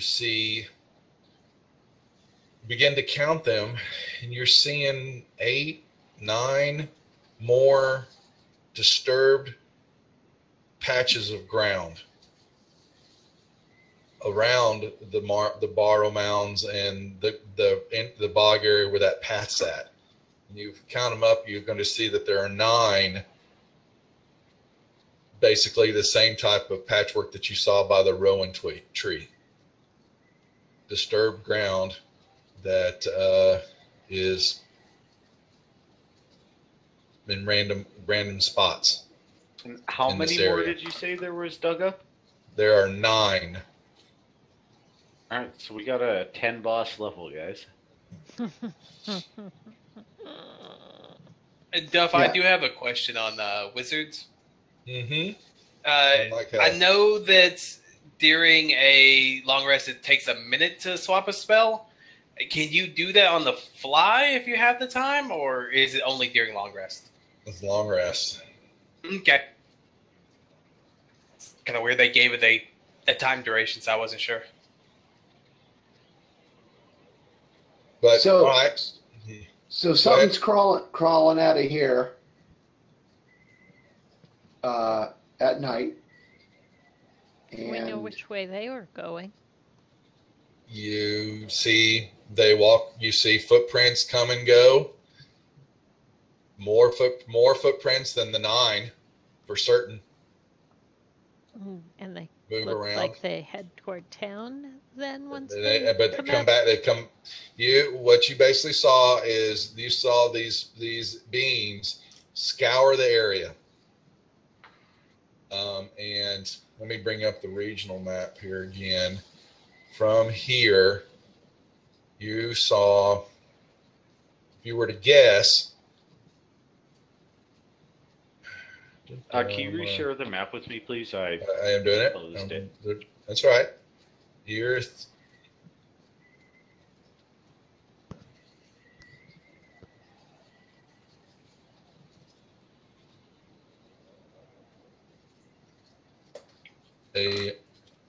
you see footprints everywhere, and you were in the marsh area. There's full coverage all over the place. So that's miles. They're wandering. Well, hex is a mile, but there's large coverage of tracks everywhere, both around, but mainly not to the west area of the chapel. There are some, but they mainly, you see, the focus has been to the east of the chapel, all through here.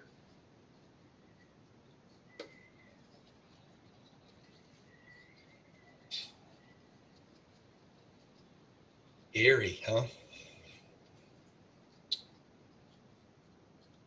But we make our way into the marsh areas, and you're looking, you're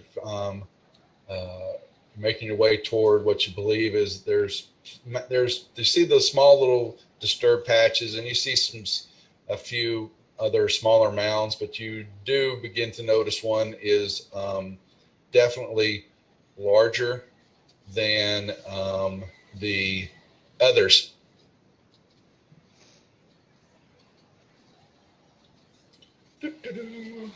Oh, I should roll that in the tower. Darn. Now you know I've got a table to roll on. You have no visitors, but you make your way and off this one.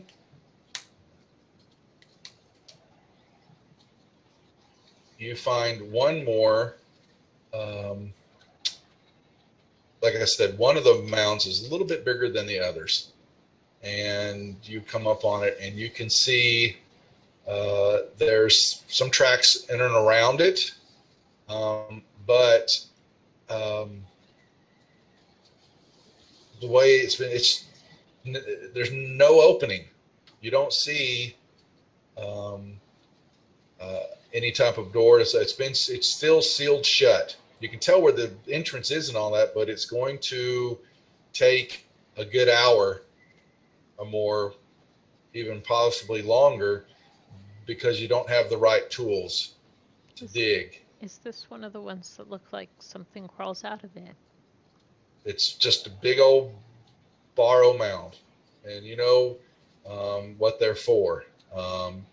They're definitely, something is buried here, or was ancient, from the ancient Elmers. Basically, what you were told that there was a civilization or society that lived here a couple of thousand years ago, and that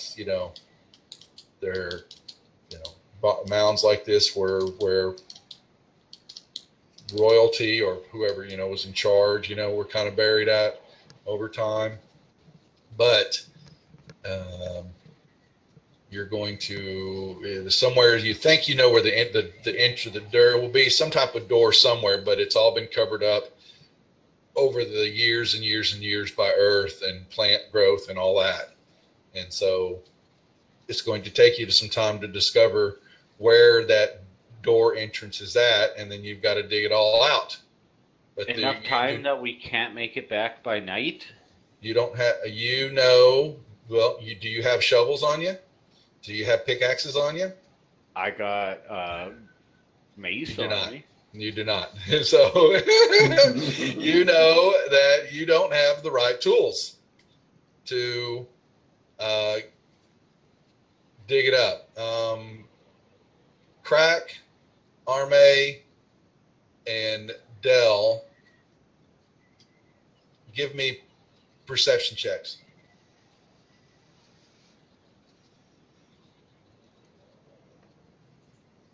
Okay. Holy moly.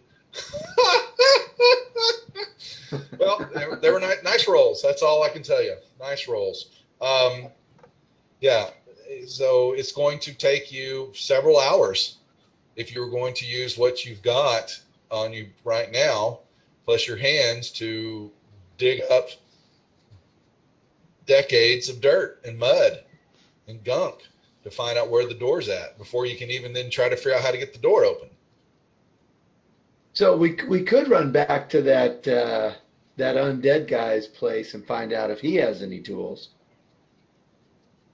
and then wait out the night and come back in the morning and what goes on around his little structure at night. Or we could just head to the chapel.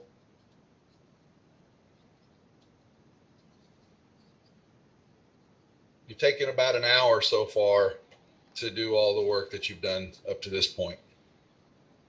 Yeah, we should probably see if he has tools. And if not, there might be some abandoned ones left over in the town, too. All right, so you guys want to mull it over on our way? Yeah, let's head back to town and see if we can find some tools.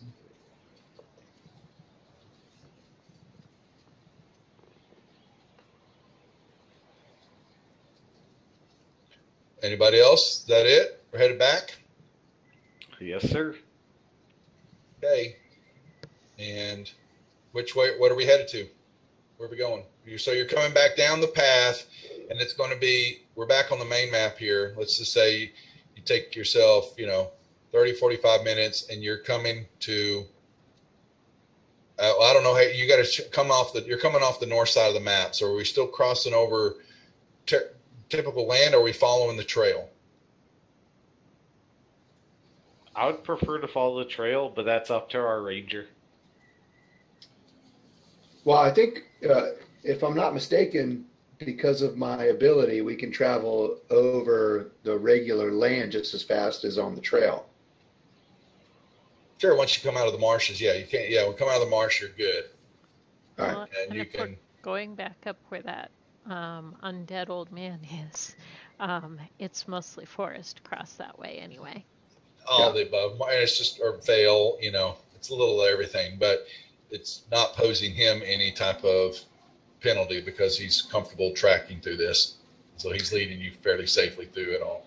All right. So if the group agrees and it's safer to be off the trail and I can lead us with just as much movement, then I would say stay off the trail. Yeah, I'll agree to that, even though I personally prefer to get into fights. But yes. Someone's itching. He's itching. He's got a holy symbol he wants to present, apparently. Both clerics, and paladin. All right, so we're coming up off. You're not going to follow the trail. I'm sure you may mirror it, and Yeah. it will get you. And you've got Richard's cabin. He's still, once you come south and kind of come out of the fog and the dense, the marsh, his cabin is still visible in the distance. So you've been able to tell that that's a landmark that you can keep an eye on to kind of know where you're at with things. And you come back from the north side to his cabin, coming back down this way. And All right. just like you left him, he's back out of the cabin, and you just kind of hear a little moan. Maybe what could have been a whistle back in the day, but now it's just and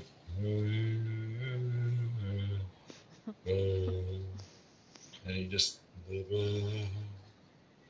I'm in the mood.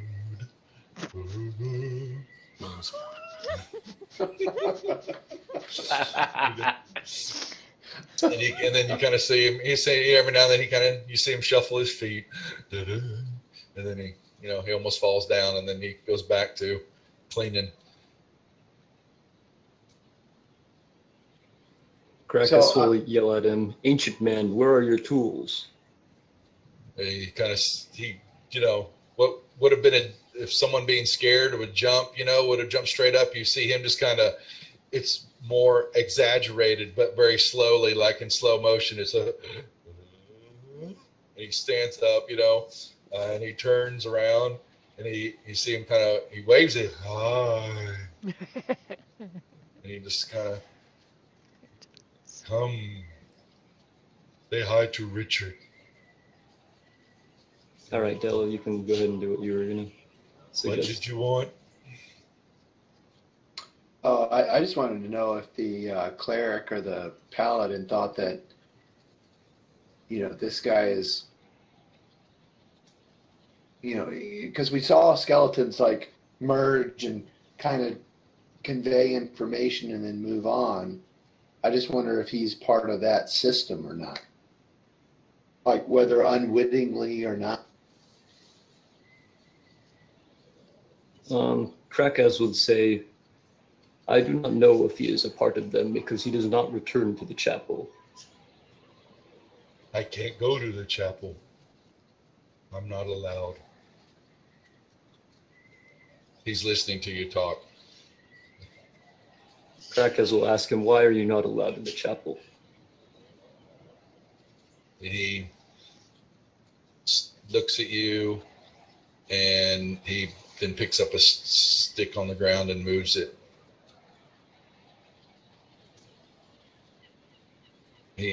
But maybe you discerned a shoulder hunch, kind of put his shoulders up in the air for a second and then let him go.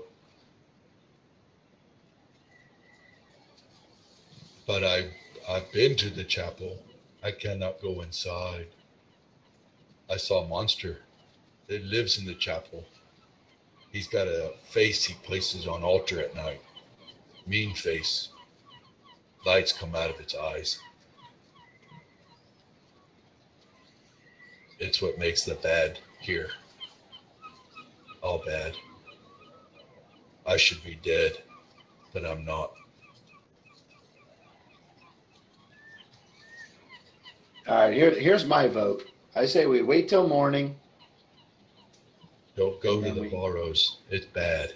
And then we go attack the chapel bright and early. Sounds good. Destroy the face. In the ghost ship. Destroy the face. It's bad. Ship is out in the bay every night. It comes every night with the skeletons. Ooh. I need to wreck a ghost ship. Dude, I mean, we could. You can stay in my cabin if you want. It's safe. Skeletons don't come inside. If you guys want to go down to the dock and a ship when it comes in first, we could do that. Or we could wait till morning, attack the chapel, see what's going on in there. I'm up for whatever. Does anybody benefit from a long rest? Because that's the reason to stay here. I'm pretty good for now, so I don't necessarily need a long rest. I got a bed. You can sleep in my bed. This guy. Oh, old man. You were about to be smitten, man.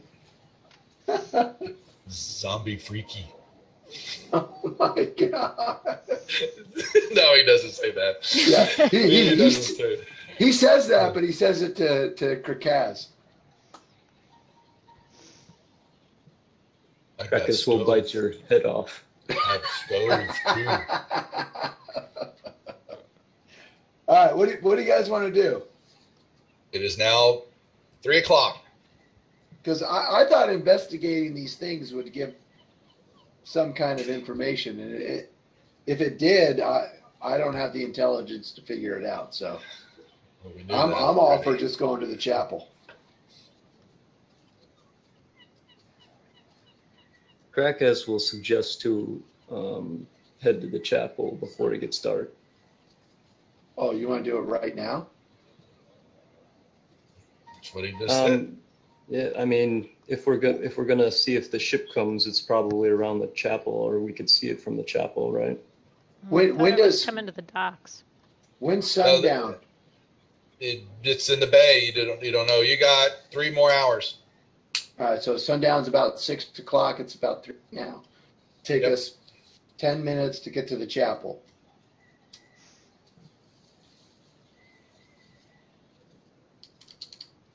So if you guys want to move to the chapel right now, I mean, we got a couple hours before whatever unleashes. So I'm okay. I'm all right with that. Yeah, that sounds good. We can run back here if we need to.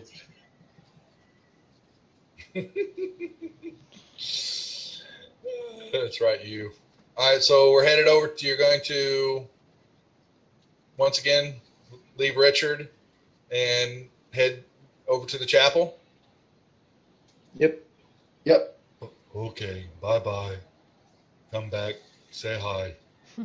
Stay at Richard's Inn. Zombies Inn. And he waves, and he goes back to cleaning again.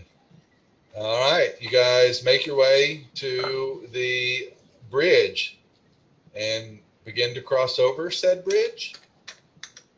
Can we inspect the bridge, make sure that we can cross over? You give me a perception check. In the tower. Yes. Bye-bye. Oh no, that's not what I like to hear. That's like my stealth roll. I just assume it's a normal deadbeats roll. It was it was Dell rolling the 1 again. That's what I laughed. So, but yeah, Armée rolls. She rolls up. She knocks you out of the way. It says there's nothing wrong with this bridge. It looks very sturdy, and it does. It looks pretty. It looks okay. It's weather time too. There's a few fallen out bricks, and but you can tell that there has been a lot of foot traffic back and forth over this thing for a long time.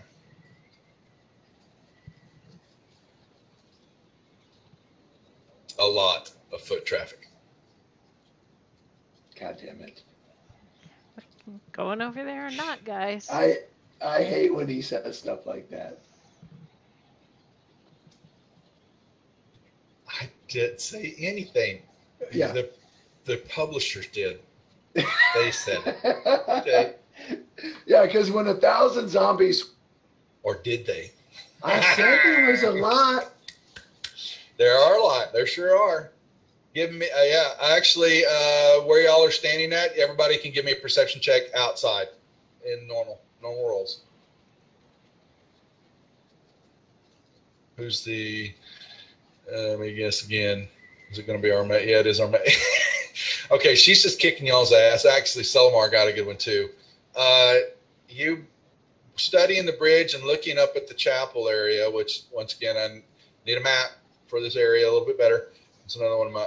Just as a DM, always going to want maps, and so that's one of the reviews I need. Just a little light on the maps, but that's just preference for me since we're online. But you notice Armée and Selimar that behind the chapel that you didn't normally see from the viewpoint from the town and all that is a graveyard, and there are a lot of graves behind said chapel in the graveyard, and every one of them is churned up. Rows and rows and rows. Well, now isn't that lovely? You would have to go count to know how many are over there. You cannot discern from where you're at. But it definitely.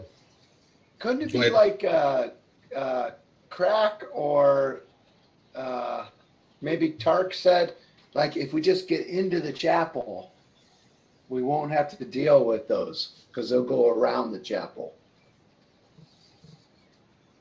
Let's continue. Yeah, from what you see, the chapel is in a very sad state.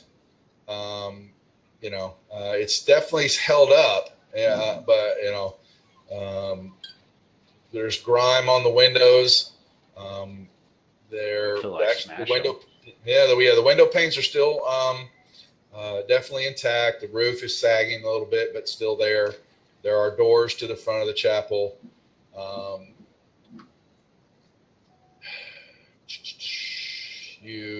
Let me bring up. So let me show you, give you kind of a.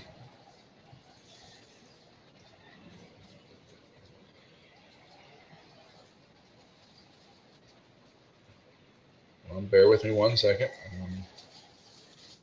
One. Yeah, smarty pants. All right. Oh, not that. That's too much. Don't want to show all that. It's not very big.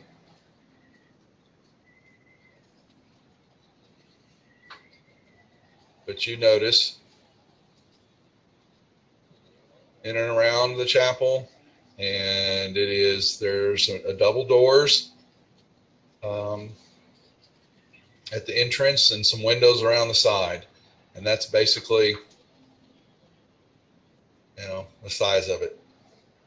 30 by 40, from what you can tell. It's not a big church. This is a little, seaside chapel type building. One story from what you can tell. I'm going to ask my teammates, can I kick the front door in?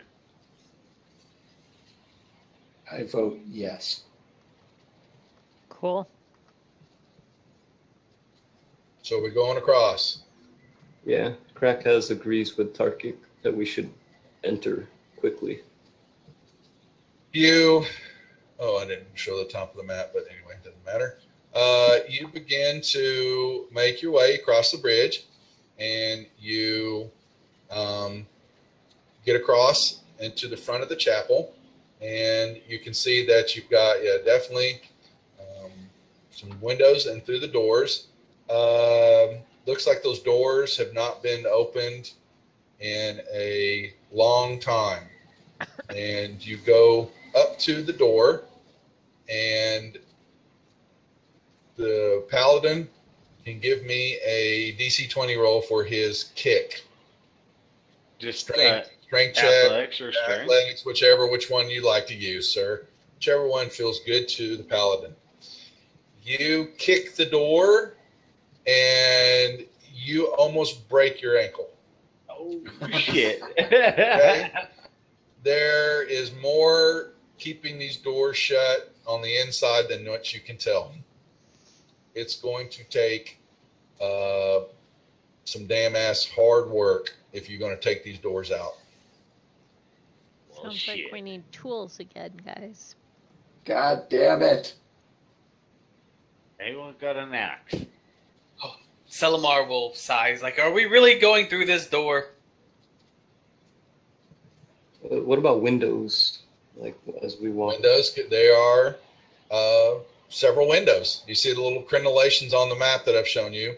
There are windows on every side, and they are simple glass windows.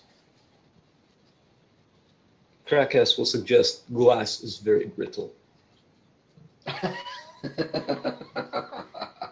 I'd like to move up and try and kick out a window. So You take the backhand of your sword, pommel, something like that. Pick which window. Give me a window on the map. Which one are we going in?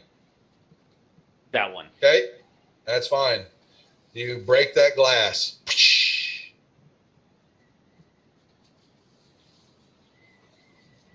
And you can kind of look in,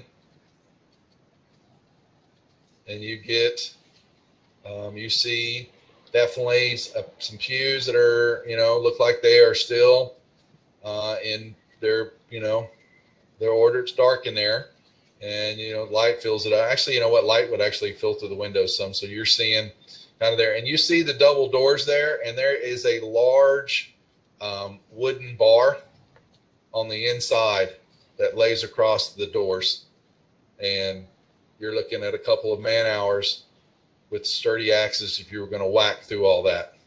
Sorry, guys, I was too weak to kick through it. Yep. Or you can, and it's very clean in here too. You're noticing that it's tidy. The pews are in order. There's no dirt, no grime, no plant growth, which what you would expect is not happening in here. Can we enter through the window? He broke it out. Is he jumping right on? Who's going in? The paladin's going in. Jump right on in it. Jump right on that window. Fucking rights, I do, sir. Roll me a d6. Oh Jesus, here we go. It's gonna be a 6. Oh, it's only a 4. Yeah. There were a couple pieces of glass still kind of jutting out that you didn't clear up in time without taking the time and you took 2 points of slashing damage. You can. I'll be more than glad to give you the 2. You cut yourself, and you find yourself. Hey, you like that? Oops, wrong. Okay, wait, Duffy, grab him from the combat tracker. How about you do that, dodo head? You find yourself in the chapel. When he does that, each one of you on the outside, where are y'all? Here, I'm going to put y'all real quick. I'm that green dot. Well, I'm putting y'all's portrait. Please put yourself where you thought you would be at when he jumped into the window, please.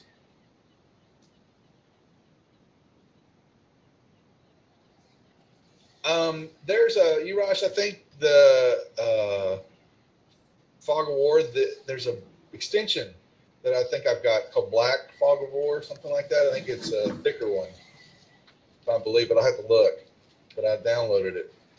Trying to find, my Thursday group will tell you they cheat, bastards. They can resize the map on and they can see the whole damn map. Even they can't see what's in the room, but they can see the outline of every room. Bastards. Yeah.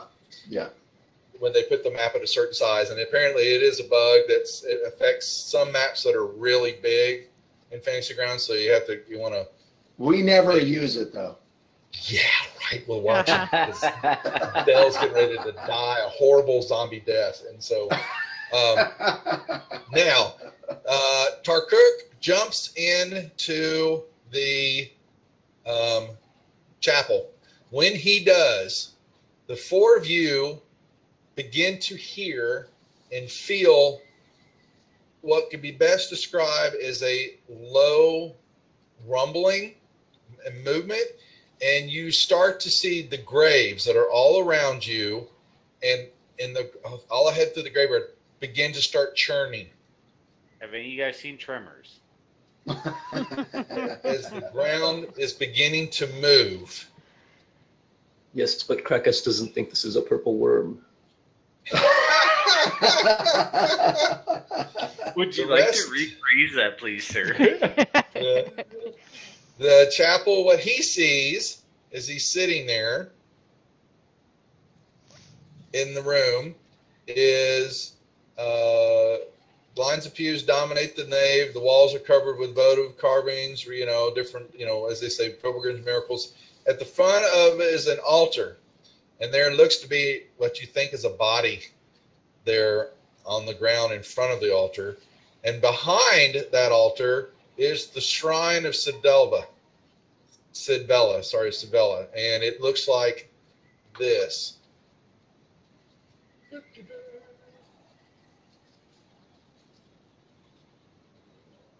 What you see, Kirk, is this laying along the back wall. It's a very nice picture. Like, it's very well drawn. And hey, there's the hand I'm gonna jerk off with. Hey now, that got the whole man. As soon as he said that, you begin to. It is now. You've got another hour or so, 4 o'clock. As soon as you do that, every grave begins to churn, and you think, the 4 of you think that whatever is in there in those graves is starting to come up out of the ground. And you are only a few minutes away from their arrival to the surface as they start to churn. We heading into the chapel, guys, or back across the bridge? I want my jerk off hand. Should we grab the hand and run, or see if we can? There's no way we get the hand and then get out without fighting. So we either fight here or we fight another day. I have turn unholy as I my say- channel affinity. I say we barricade ourselves inside the chapel. Come on, we You broke fight the it glass. Huh? We broke the glass. Yeah, the So only that- solid thing was the door, and there's a lot of windows on this motherfucker. Yeah, but they never broke the windows before, so we got one entry point. All right, going in then. There appears I'll to be move a out of the stairs way in of the my corner. teammates. Duff, Moves out of- if we Go have ahead. free movement, I'm just going to move in. Y'all move in, and you're starting to see dirt immediately starts to pile and come out. All right. And the noise begins to get louder. And I say, bring it on.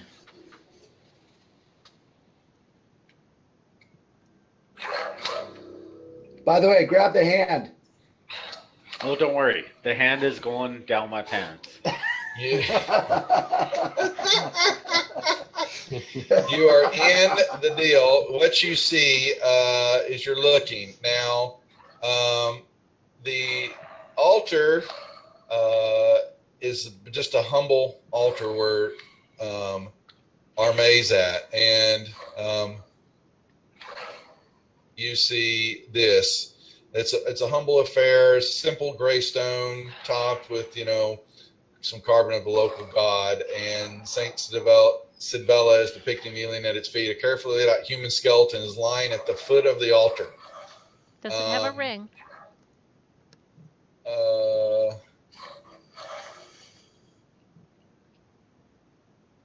No. Does not.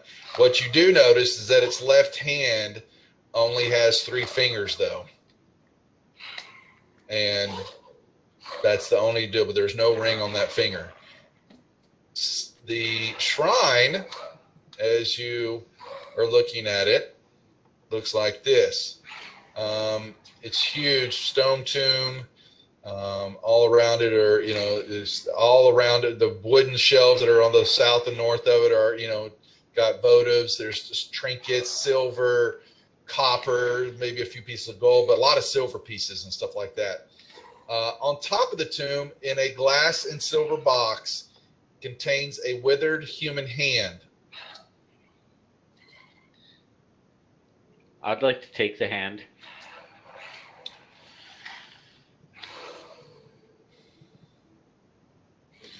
I believe that you can take you're going to have to smash you can't seem to understand how it opens up.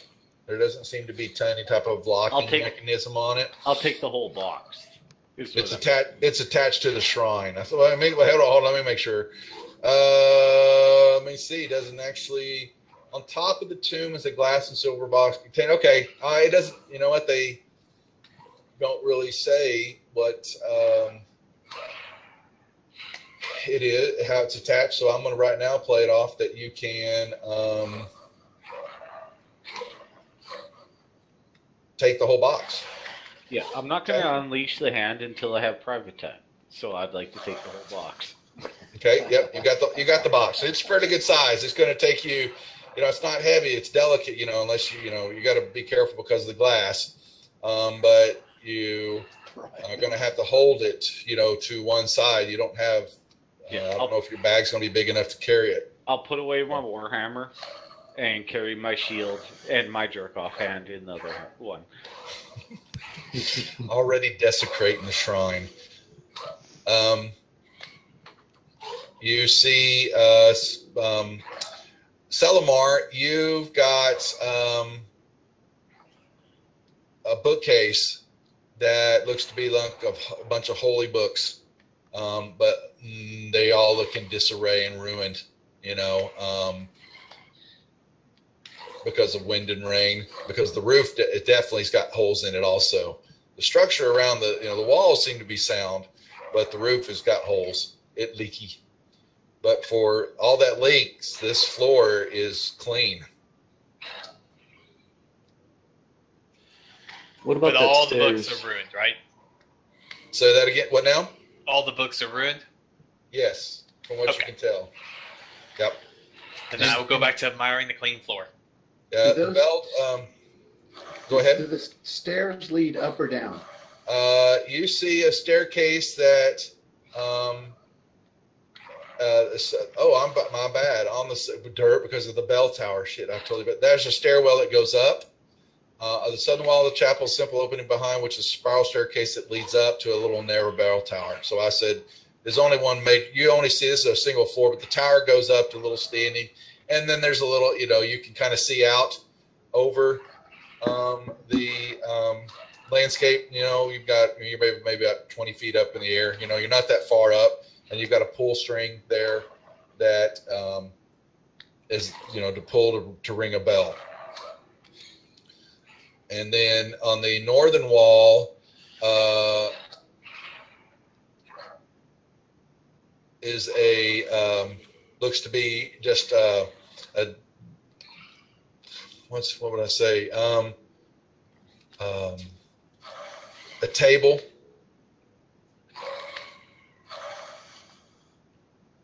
Oh, there's a table, that brown.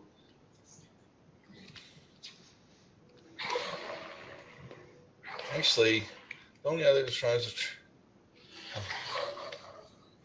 Actually, it's not a table. I'm looking at that wrong. It looks like it's a door. My bad. I was incorrect. It's a door on the floor. Door on the floor. So I'm gonna ask the party And- real quick. You hear groaning now outside. Who pulled the bell? The three-fingered man, of course. All right, so He's not moving. The skeleton on the floor is not moving. Well, not now. can our May or one of the clerics or paladins remove his head? Whose head? The corpse, the three-fingered corpse. Is it a skeleton? Yes, it is a So I'll skeleton on the ground. I'll just And pick it- up the skull and, admire it then. No problem. You snap it, and you're doing your best. Hamlet. Oh my Hamlet! Thank you. I cannot believe I just forgot that. Yeah. Old age. You're doing your best Hamlet right now. I'll head up the stairs. It's down. Door opens up, and you can see that it goes down. No, the stairs. Oh, I'm sorry. I'm thinking I saw a crack move. You just go up, and it's a little bell tower, and you can see out. There's a small little opening. It goes all the way around to look out over the courtyard and the chapel to see out there, and you are seeing rows of skeleton heads, hands, bodies pulling themselves out of the dirt. Okay, And I you're will convey that to the party. And this is still daytime. It is not nighttime. Krakaz will mention this strange door that goes down. Krakaz will also open it and take a peek. You basically see a narrow flight of stairs going down. They're basically steps that are cut into the rock of the cliff itself, basically, of what this chapel is built on. And it goes down. You can't really. Dragonborn don't have night. Yeah, you can't tell. It's dark. So Krakaz I'll will move show. up and have a peek down the stairs then. They run short distance, and there seems to be an iron door. firm iron door set into the hallway down through the steps, and it's shut. You guys want me to pull this rope?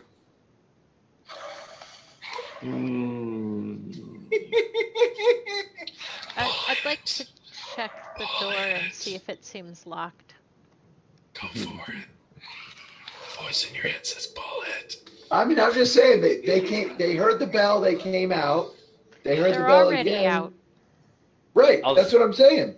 I'll tell you to pull it too, because I got something that's going to pull it for me. So pull it. Well, You guys are ringing the bell already.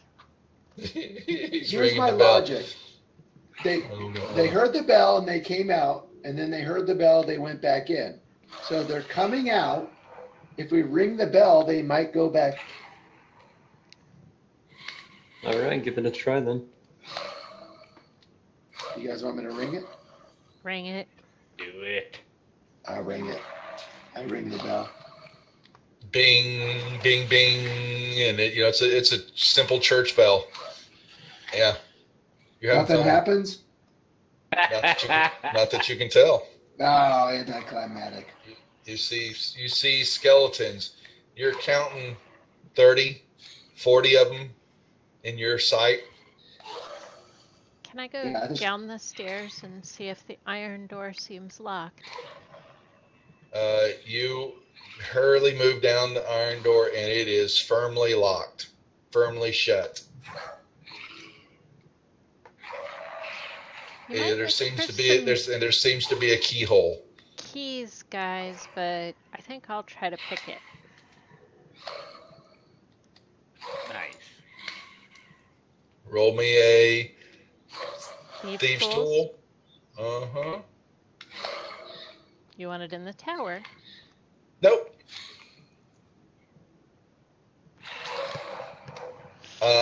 You think you've got a lock that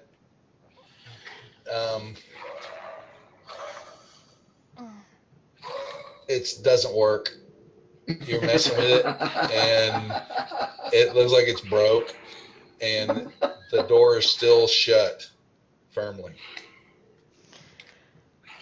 Hey guys, we got a long run back to the safe zone. Yep, I guess we should start getting back. I could keep... Did they share the information about this door? Some door? alone time. No. Yeah, I do want some alone time. But we have to get there. Did they share information about this door? Yeah. Well, she's going to come if she's. Well, I don't know. You don't know anything yet until she comes back up. Yeah, that's why I was asking you. Yeah. To make sure. I will come back up, guys. There's a iron door down there. It's locked. I mean, if there's keys, we might get in, but I think it's broken. All right. So we're stuck between a iron door and a horde of undead? Well, you begin to see. Indeed. Yeah. I'm just being light right now. And there are skeletons making their way to the side of the building and are beginning to smash the windows. Oh, goddamn. Celamar would like to try the door. One of them is coming, is pulling himself and coming through. You came through the broken one already, and the other one moves over here and is beginning to smash. And here comes another one on this window, and here comes another one on this window. And there are more behind them as they begin to smash with their fists. I'm going to open the door and say, everyone follow me. Open the front door. Get rid of the brace. And just tell these guys, group up on me and pray to fucking Christ. Krakus begins praying to Bahamut, but does follow. You open up the door. Oh, no. And there are a minimum of 2 right there in front of you. Yeah, Moving, they turn. They're coming toward you as the door opens up. Can you put everyone on that can see or hear me?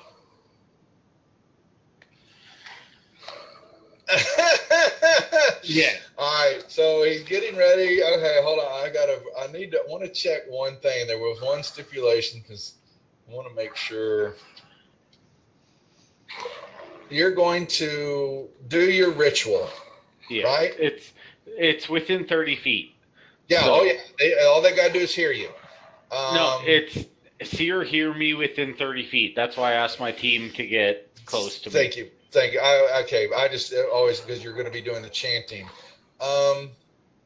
That's a good question about this deal.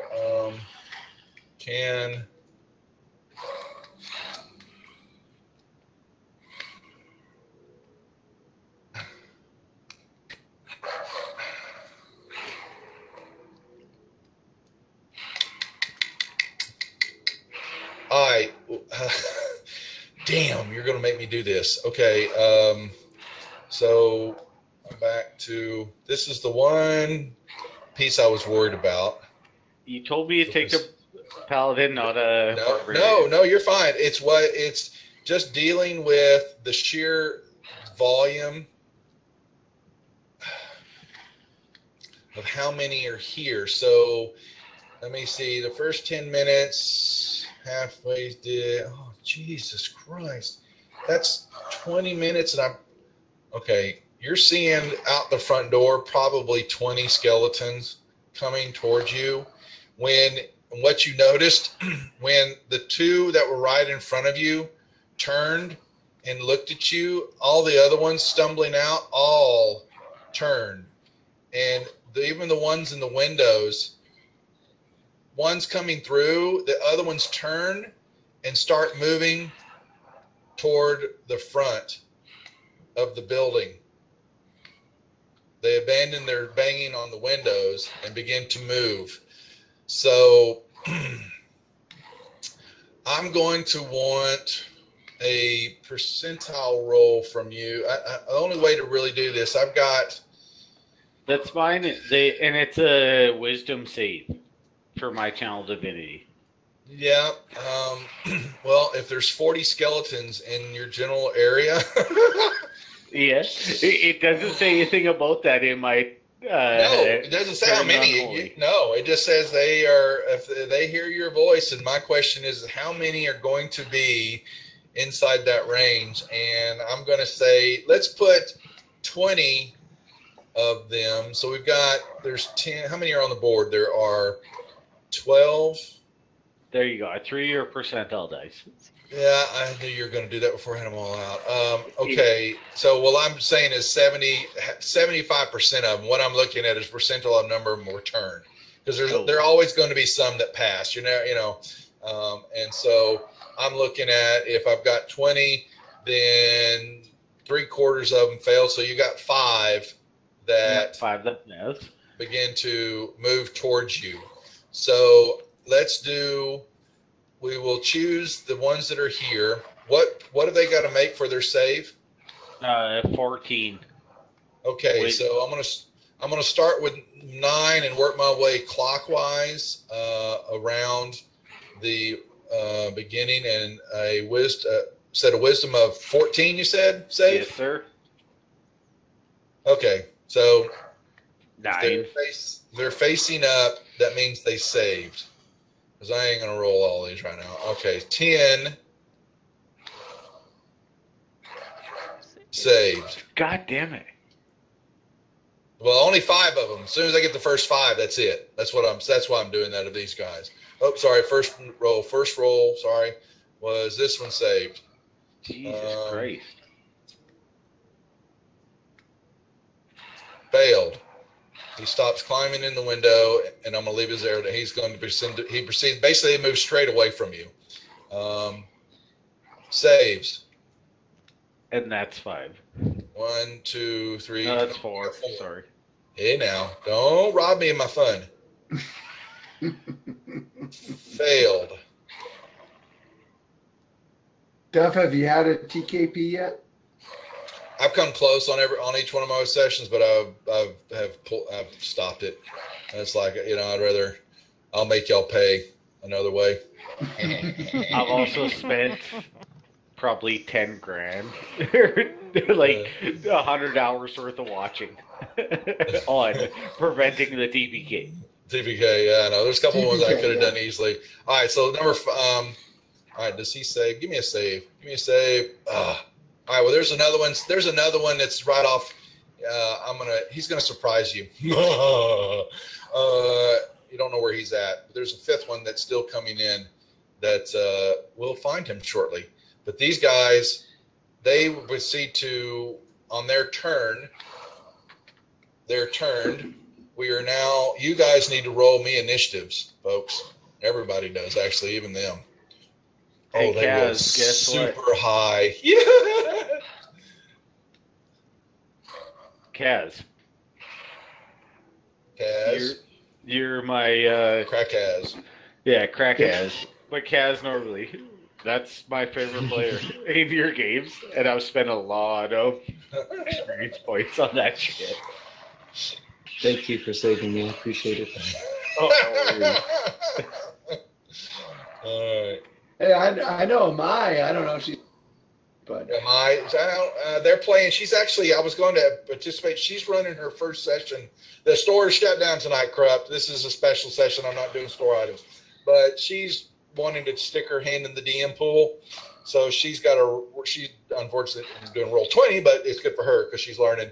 But she put together a little scenario and was trying it out. She wanted me to participate, but this came up, and so I'm going to go play on the next one that she does. But she's got 3 or 4 people playing in it tonight that she's doing, or she'd be watching. I think Dog. I know I saw him on earlier. I thought he was in on that. Did she not? Is Dog still watching? Yeah, he's in. But I thought y'all were playing tonight, or maybe it's later. No, it's already 11 o'clock. Oh, is it really? Holy hell! Time has flown. So do we want to? So I didn't ask about timing. So we've been at it for years. Do we want to take a bio break before we start this menagerie to see if y'all can run away, real quick? What are you talking about, run away? I was just going to say, what makes you think that Doug's going to run away? You know what I'm sorry. To engage these beastly undead creatures. Does anybody need a bio break? Don't all say it once. If we don't, we can continue on. How the fuck does the whole team have 21s? That's all I want to know. You like that? You like that? They all rolled at the same. They all act together. This group, they're not separate entities at the moment because of what has happened. Like I said, you noticed that when one turned its head and looked at you, it was as if on cue, almost Borg-like, that they all knew exactly where you were at. Right. Well, the ones that are turned have a full minute, and they have to take their dash action. Mm-hmm. That's good. They're good. They proceed to move off, and I'm running them off the edge of the map. All right. They would proceed. So what you basically are seeing is somewhat of a clearing out the door toward the bridge. All right. And that means they move to the door. You can remove your spell effect circle. Yes, sir.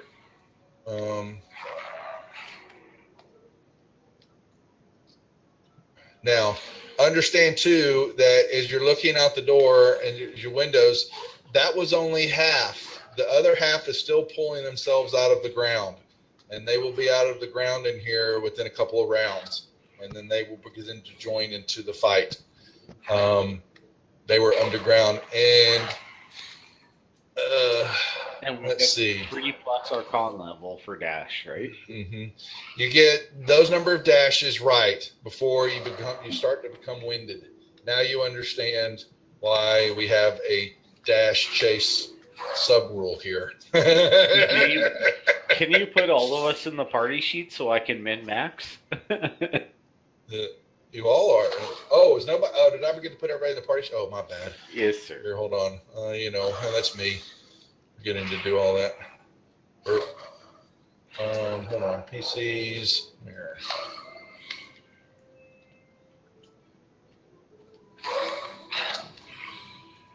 Do you have a map though that runs us back to Bones' shack or whoever? Well, we use the main map with the mile marker on it.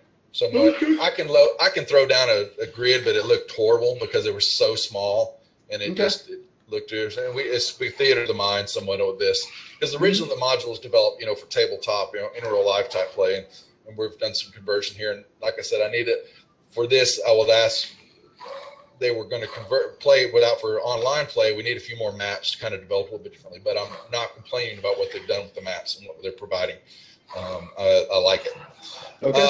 Anyway, that being said, number 10 and number 9 step up onto the Paladin. Number 1, well, let's see. In there, I'm just going to get them into. They come around 1, 2, 3, 4, 5. I think 6. Yeah, 6. So he comes around 2 here. These are the ones we're worried about, and they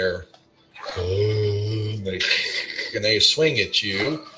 Number 10 has a short sword. Not sure how he got it, but he does. And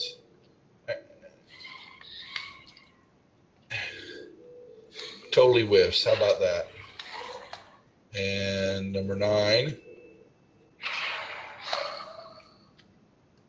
Total whiffs.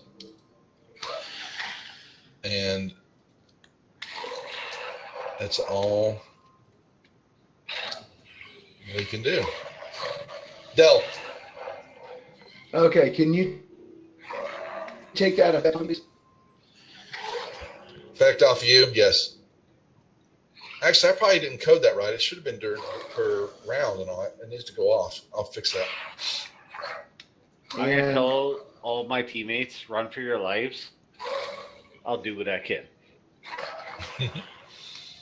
Well, they've got skeletons in the way at the moment, so they can't get out the front door. Unless they smash through the window through the south. Sorry, that's metagaming. I shouldn't have done that. Bad boy. Tim Stooner. Anyway, Del, what are you doing? Okay, as a bonus action, I'd like to cast Hail of Thorns. And it lasts for 1 minute, and it takes effect when and if I hit a creature within the next minute.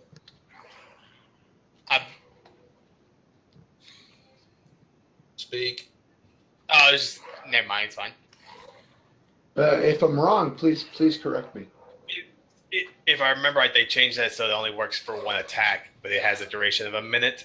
It goes off after the first hit. Yeah, it does. Okay, there was some confusion in another group that it lasted every attack for 1 minute. Nope. 1 attack up to 1 minute is what I'm thinking.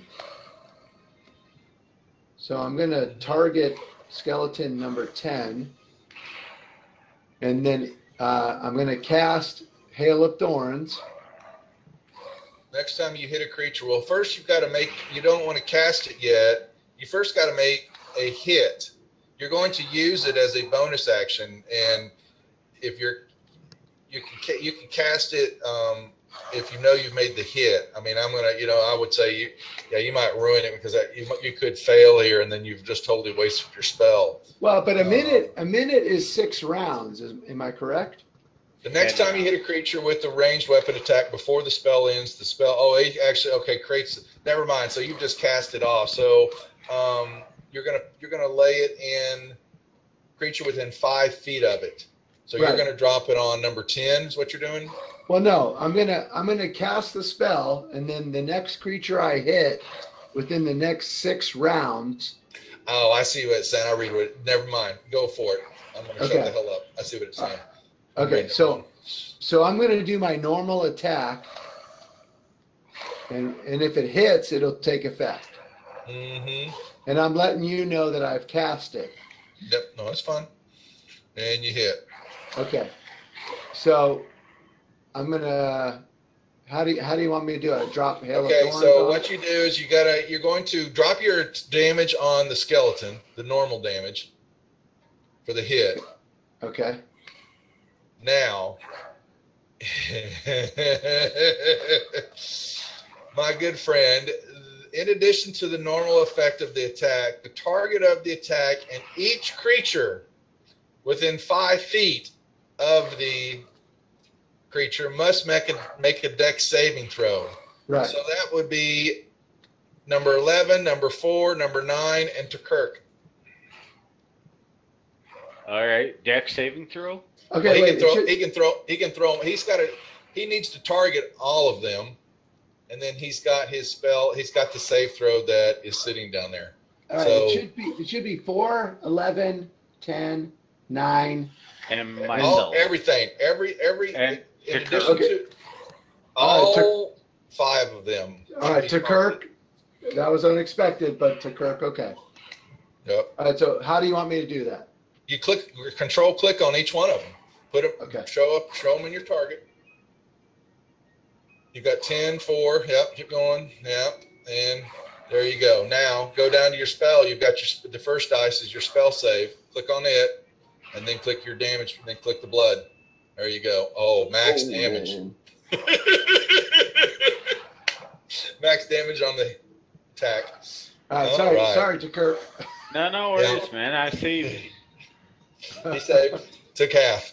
All right. That's it. And then I will. so it's concentration now, so you can move that around. Yeah. No. No, it's over.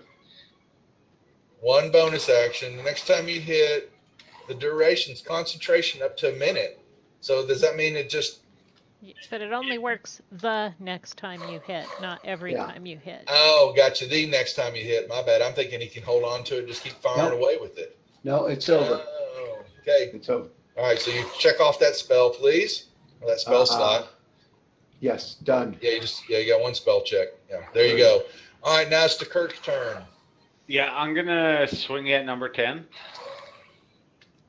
And I'm also gonna tell my teammates to bail the fuck out as fast as you can. I'll be alright. Don't wait up for me. He smashes, Yeah. and you see the skeleton crumble on the ground right in Was he front of already you. dead? He was already dead. Oh, that one's already dead. Sorry, this one's dead Oh. too. Sorry, my Thank bad. you. Yep. Thank There are you. 2 down on the ground. I didn't know that. Mm-hmm. And yes, like I said, I'll tell my teammates to bail. I can handle a bit before I have to bail. Wait, hang on now. I killed 10, and I also killed. Did I not What kill was- 4? I killed. Swing another. Okay, so did he just kill one that was already dead? Is that what I Yeah. just missed? No, Yeah. you had Swing at 10 another- and 5 dead. Or, yeah, Then- 4 is dead and 10 is dead. You And swung then- at number 10. Swing here. You got number. I would Kirk say you should swing at get number. a new one. Yeah, that's what I'm saying. I was swing. You got the hit on number 9, and you got your damage of 11 because that was max damage. So we're gonna drop it. You just took out 9 too. There we go. Let's be fair. All right. Okay. Thank you. Appreciate that, sir. Mm-hmm. DM fault. No, it's you got So- 50 goddamn monsters on your thing. It's hard to I'm, deal. looking at, I'm trying to discern the rest of them that are getting ready to come out, and so there's more coming. Yeah, there's a lot more happening. So that's the issue here. All right, Selimar. Well, he will, I guess, come over here and shoot the one that's still kind of blocking the way.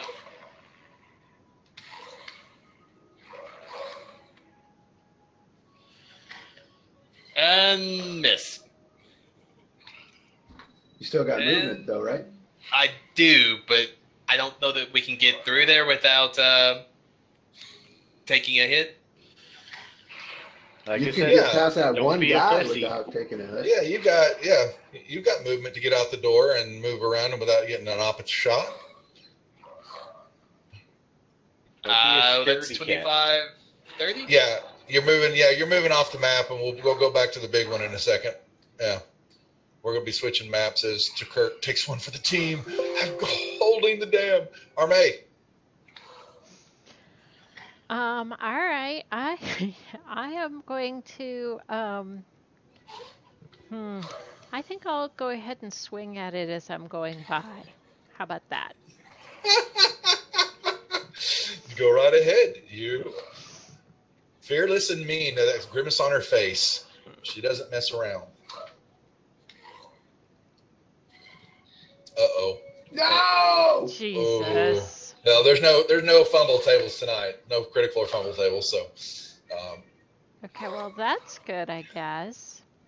Still, I guess it will take my cunning action then to disengage and finish my movement. Okay, so that'll take you 5, hopefully 10, off the 20. edge of the map. Yeah, you're off the edge of the map, but both of y'all are going to be, hitting the bridge, right? Let's just say y'all are close to the bridge. Yeah, we're going to play it that way. You're seeing both to your left and right as more skeleton hands and faces are coming out. And there's definitely, you can hear it coming back behind the chapel is a whole bunch of noise. Bunch of love is coming your way. Krakaz. All right, Krakaz will put his claw on Tarkirk's hand, the hand in the glass box, and be like, "You must stay with us, friend. You must survive with us. You cannot go down like that." Oh, that hand is coming home with me. He will then proceed to attack this skeleton. Studer's first time to play on my table, and he went right for the alleyway. Went straight for it. Don't pass go. Right there. Jumped right on in head first. The girls on Saturday night would be proud. So. Yeah, I was going to say he'd be a welcome addition on Saturday. I appreciate that because I watched that and it's so much fun. It's my ball busting moments. All right, what do we do? Okay, so you went by. Did you kill him too? Yeah, I crushed him with the mace. You did. Thank you. You gotta let me. Yeah. Okay, so it crashes in there. Skeleton bones is just all over the ground here, and you move off to the side, and so now, pass your turn. All right, so these skeletons are continuing to move. And we find ourselves coming off the map. Here we go. Now, I have the three of you out the door are coming this way. And you see, the graves all around the building are churning free, and skeletons are popping heads out and looking toward the chapel doors. We're going to be out of combat just for a second. We don't know for how long. To Kirk, I'm assuming you're going, and Dell, y'all are going to haul Maximus out the door and follow your companions? Yes, sir. I'll take up the rear. Okay. So we're on the big map. Let me make sure you all got it. Okay. With the hand? Yeah, he's got the hand. And you make your way over the bridge. You will now see that there's definitely, as you move away, the ones that are turned they're moving on up the coast, up the way, but they're, they aren't, jumping off the cliff. They're not falling, they're just, stumbling over themselves. But you've got another mass of them that are coming out of the ground now. And you make your way to the street line and you turn. Where are we headed? I believe back to the old man's house. Duff, can you give us a description of the bridge again? It's just a standard stone bridge, could hold a couple of people, side by side walking across it. It's not a very thick bridge, then, because I have no real description for you. So you got to play that one a little bit there, but it's it's a nice little walkway bridge that crosses over that channel. What condition was it in? I don't remember.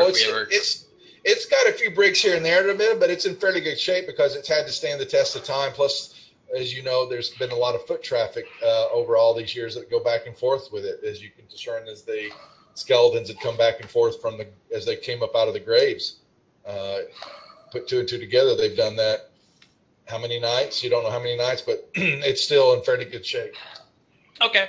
As we run across the bridge, I'm stashing that box down my pants and pulling out my my warhammer. You're going to impede your ability to run, is what you're telling me. Are you sure it's going to impede me? Yeah, it may make him run faster. Yeah. Basically, every now and then he gets and he just basically stumbles. No, it's still in the glass box. I don't have private time yet, so I'm stashing that full 1 foot by 1 foot box.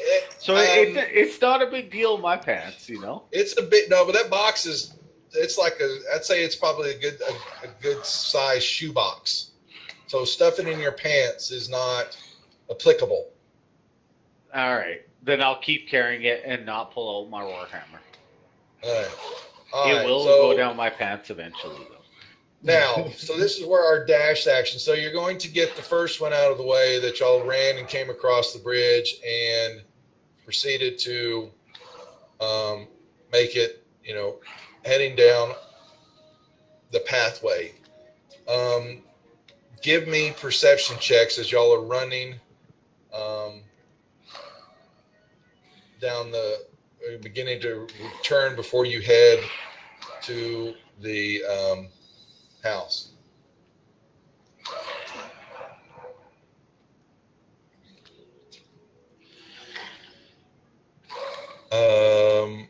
Dell and Armay again, you see on the distance there is a skeleton that is under the tree coming this way, and you discern that you might see one or two in the roads on the outskirts of town coming toward the same way toward the tree to come up toward the bridge.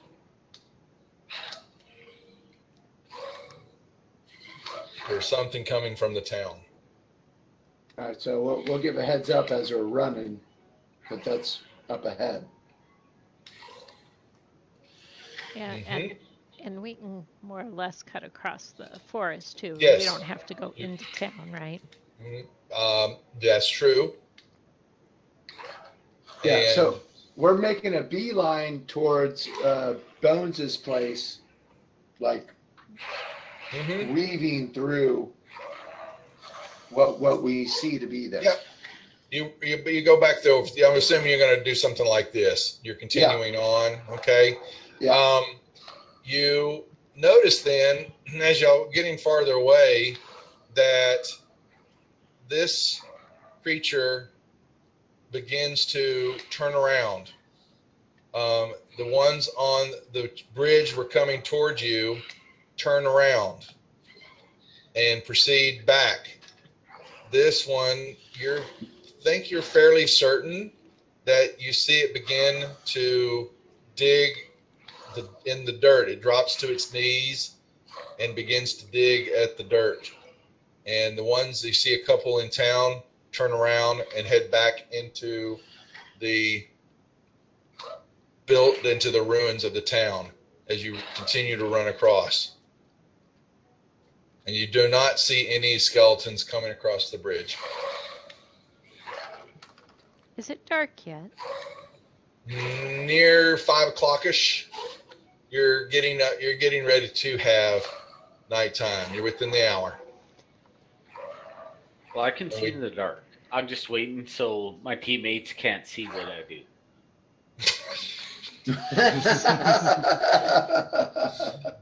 I will always be able to see what That you do. gets my sadness. Yeah. Dark vision. Thank you, sir. I appreciate it. I got to bring it out. I got to play it once per session, always. So anyway, so that's what. Krakaz will light a small candle and stick it on a spike on his head.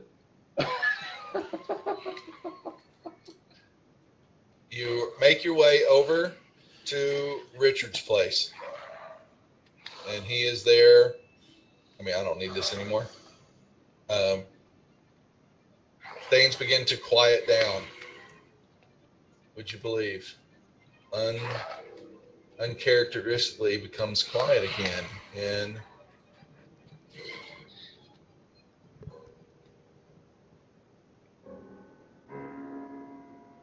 And you're at Richard's, you're at his little area. What are we doing?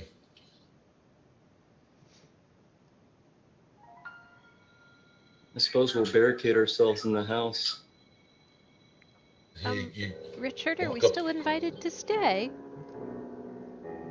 Oh, hi. I'm Richard. Come stay in my place. I have a bed. Sure. My place is your place. Did you say that Richard's place has a roof on it? It looks like it's fairly well intact. Yep. He's put it back together over time. And he opens the door and he motions, he points inside. All right. I'm not inside. I'm up on the roof. Oh, I'm going to his back room and doing what I gotta do. He's dying to get that out of the way. I'm sure that the developers thought that one out. Hand, guys. So you basically stumble into his place, and he gives you this kind of quick salute. Hello, welcome to Richard's house, Richard's cabin, my home away from. No, wait, it's my home. And you walk inside, and it's first, human style. It's got a bed, but it doesn't look like it's ever been slept in. It's got a stove, looks like it's never been used. Tables and chairs, pottery, cookware, all sitting there, never been used. And then you noticed on the ground that there is some tools kind of off in the corner, and they look to be some hammers. There look to be some hatchets, a couple of minor pickaxes and pick types, and a couple of shovels, all piled in the corner and never been used. Richard, in the morning, might we borrow some of your tools here? Tools? Good. You have. I don't know what they're for. Tools? What are tools? Oh, wait. They do stuff, don't they? Oh, maybe you show me what they do. Show me in the bed?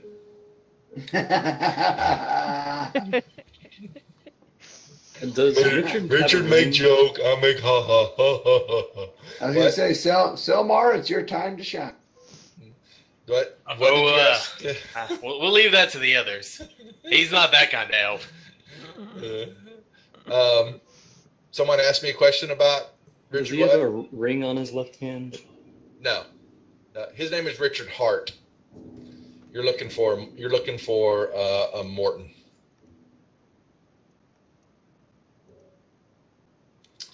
And so he says, "Come inside. You can wait. Got to be quiet, or they'll stay away. So don't go away. Don't make sure we don't go outside. If they see you, they will come in bad." He's telling that to Arme. Is that innuendo? He likes her.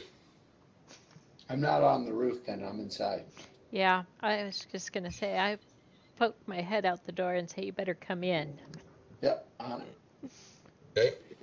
And then the sun is, you're watching, and like clockwork again, you begin to see the sun slowly sets, and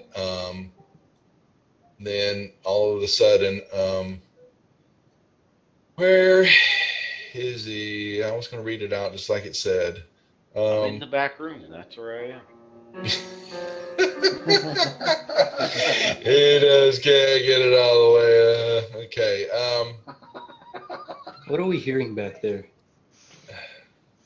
Ow!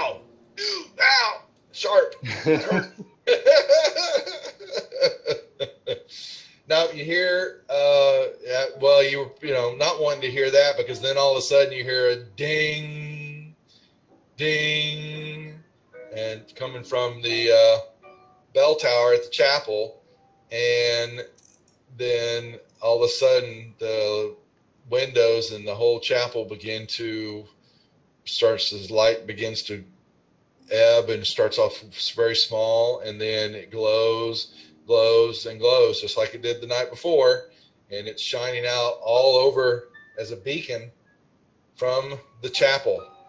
And then you watching, if you pay attention, you see stuff begin to move as the sun becomes night. There's things moving along the roadway over the bridge, and you think you may determine something moving under the tree, and there also looks to be some things moving in the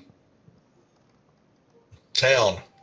And as just like it happened the night before, this whole mass of creatures begins to infiltrate the area and march around, slumble around, fall down, pick themselves up, and just kind of amble in a wide open area, covering this whole, you look at this map, this whole map would be covered with them. And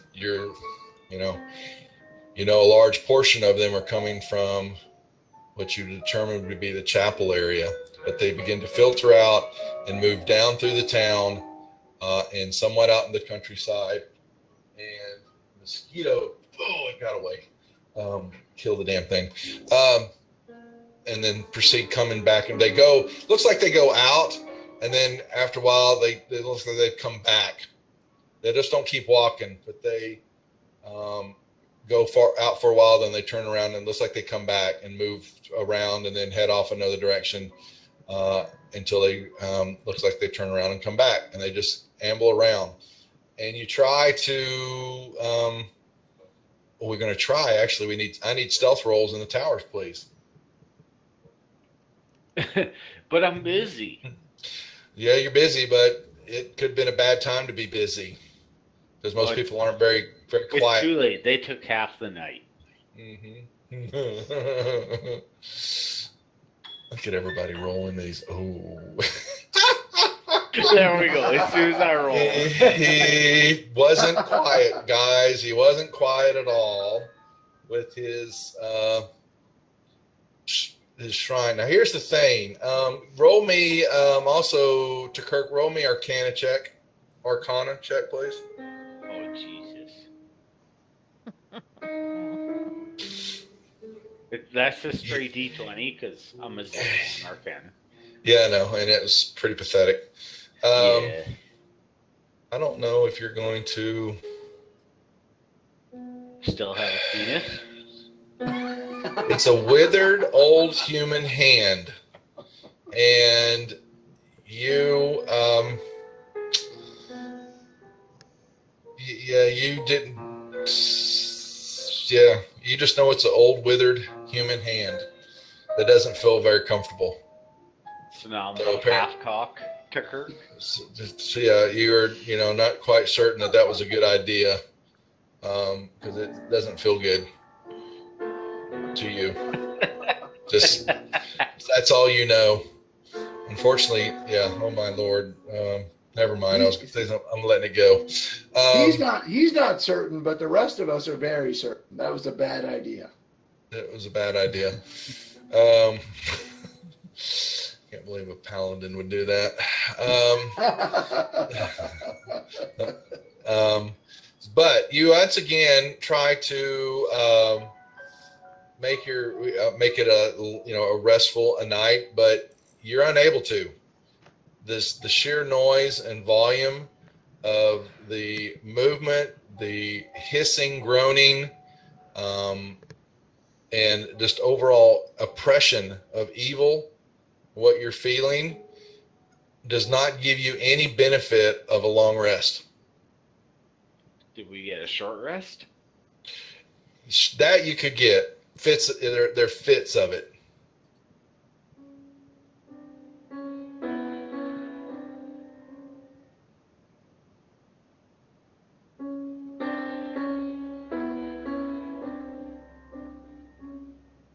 Sounds like Tarkirk's doing better. Yeah, when I come home from the back room, I'm like, God damn it, someone else can have this hand. Mine works better.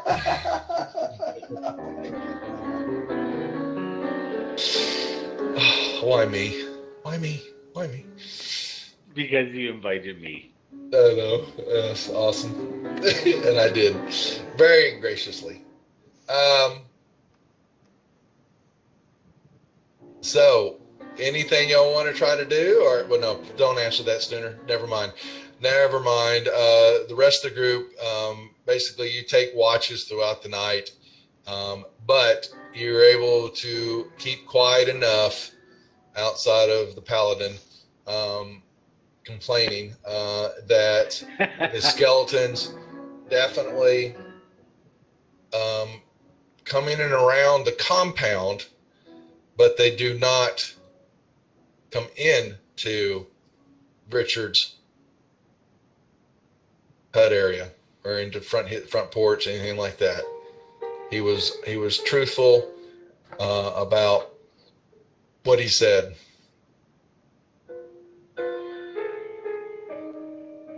You also notice that aside of the tools he's got, as you're waiting about, that there looks to be, he's got some silver dishes that are on his mantelpiece. And he, throughout the night, he will basically just sit there and he stares at them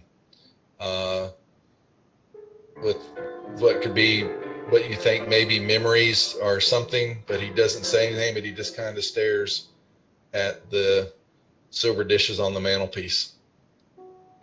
And he doesn't move. Bacchus will say, "Ancient man, what fascinates you of your dishes?" They were my mama's. She loved them, so I loved them.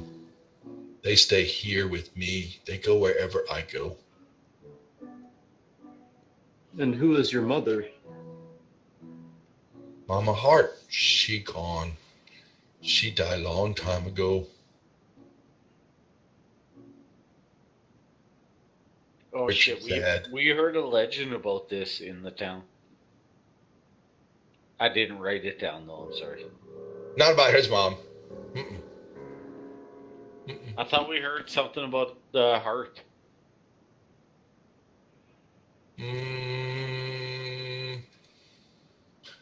Am I wrong about that? Let's see. I didn't write anything down. I know you're not. I know you did. It, No, you it heard did about. not make my notes. No, you heard about that they thought it was divine vengeance, that the Saint Sibella, the temple was desecrated or something happened there, that it could have been the mermaid, that there was a ghost ship that was part of the problem, and that there was a witch, and that somebody, that something maybe came out of the Barrow Mounds and attacked or caused the problem. But outside of the clergyman who wanted the hand, or Susan Morton who wanted her relative's bones, or Catherine who just wants you to damn well, clear out whatever hell's caught is in all this. That was all that you heard. All right, my bad. I'm sorry. The other guy, you heard about the old gentleman that talked about. You're talking about Robert Keemer.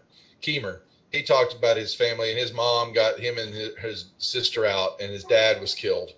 Fighting off there, but yeah, that was different.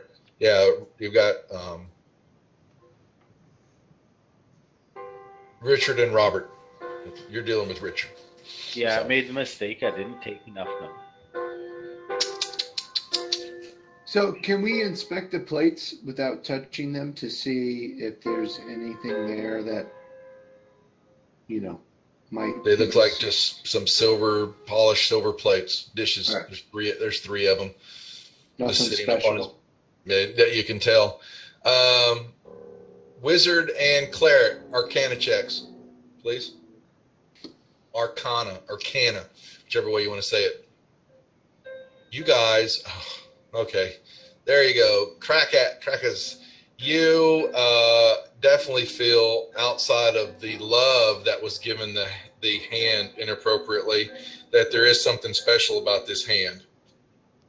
That it's going to take some time to figure out what about it is, but it has got something holy about it. It used to be very special, but it's been defiled. But there is something about it that needs more investigation. I'll set the hand back in its box on the table and walk away from it. I'm not sure anybody's going to touch it still. I can't blame them. Well, that was the session, folks, because now they're done. They won't be able to finish it. No, I'm joking. Then we make it through the rest of the night. If we're just going to stare at the hand, anybody going to do? I mean, you want to ask me anything? You've got skeletons roaming around, and they're making noise. And you see Richard. He kind of just stares at the plates, kind of mums around a little bit. Looks like he's sweeping the floor with nothing in his hand. You kind of what you think is whistling, but it's no whistle. It's kind of. And I would like to take one of the silver plates down off the mantle and put the hand on the silver plate. Nothing happens. I can tell you a lot about that hand. Basically, nothing happens with it currently. Richard, you've been in the chapel before.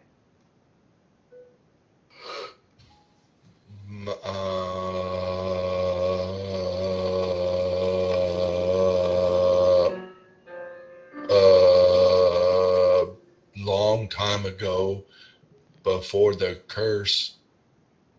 Was there a door in the floor? There's no door there. The door to the front. Interesting. I can't go into chapel. I'm not allowed. But I saw a monster there. Monster lives in the chapel. I saw that one night. I was looking in. I saw him put the idol, big scary face on the altar, make bright light. The idol, the face is bad face. Make the bad face go away. Who puts the face on the altar? The monster, a big monster, big blue thing. Looked like big man, big blue. Ugly. And I'm ugly. I know ugly. This guy ugly. He's fugly. Fugly even. Death not been kind to him. I make joke again. Richard make joke. Oh, better be quiet. Skeletons come in. Sorry. Where's my plate? Where did my plate go? He looks over and he sees Dell's got the plate. Put my mama's plate back, please. Yep, I do that. Thank you. I like the plates. They're shiny. They make me think of my mommy. Do you have a mommy? Sad. No mommy? No. I feel sad for you. I feel sad. Who's he talking to? He's just talking. He didn't say. You guys don't stream, obviously. Yeah. You see this? Where's this? And he looks and he goes, "See, I told you." And you, from his place, way out in the bay, there seems to be something bobbing. There seems to be something out there. and there's a small, possibly looks like a light, and it doesn't look big, and it's not there for long, but you see what could only be a boat out there with the light, and it kind of dissipates and moves behind some of the buildings, so you don't get a real good shot of it from where you're at, even though you're kind of up a little bit of ways, up on a hillside. But there is something out there, and he kind of looks and he's watching. It's always there, but be careful, mermaid. Maybe she come out from her cave under the chapel. She attacked the boat.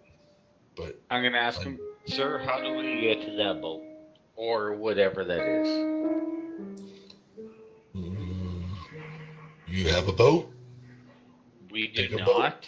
Can we find one here?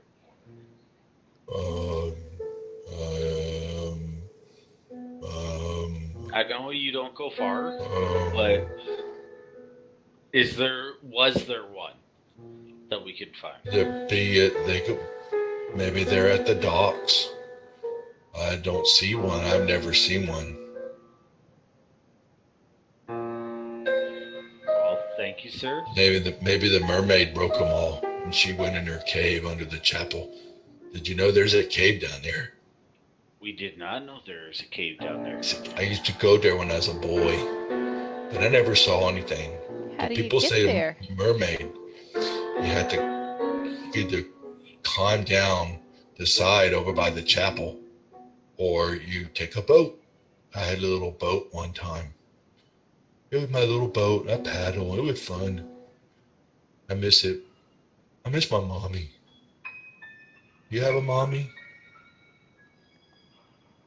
Oh, that's no sad. Mommy for me, sir. No mommy still? That's sad.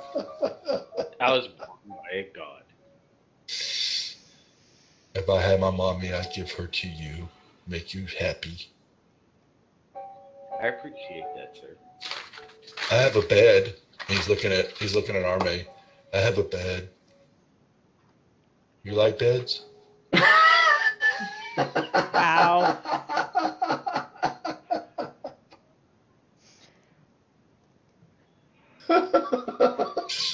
Oh well. I try. Raka says, Richard, don't be a dick now.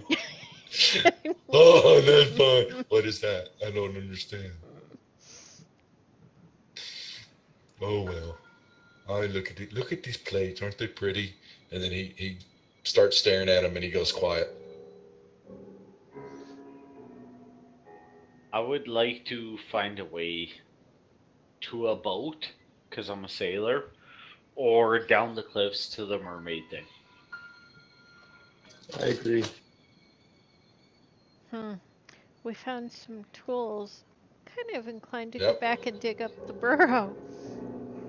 You definitely have tools. You found some digging tools. That's for certain.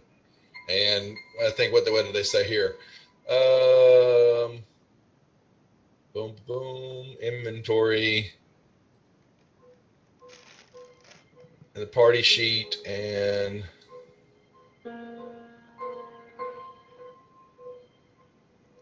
you've got some tools now.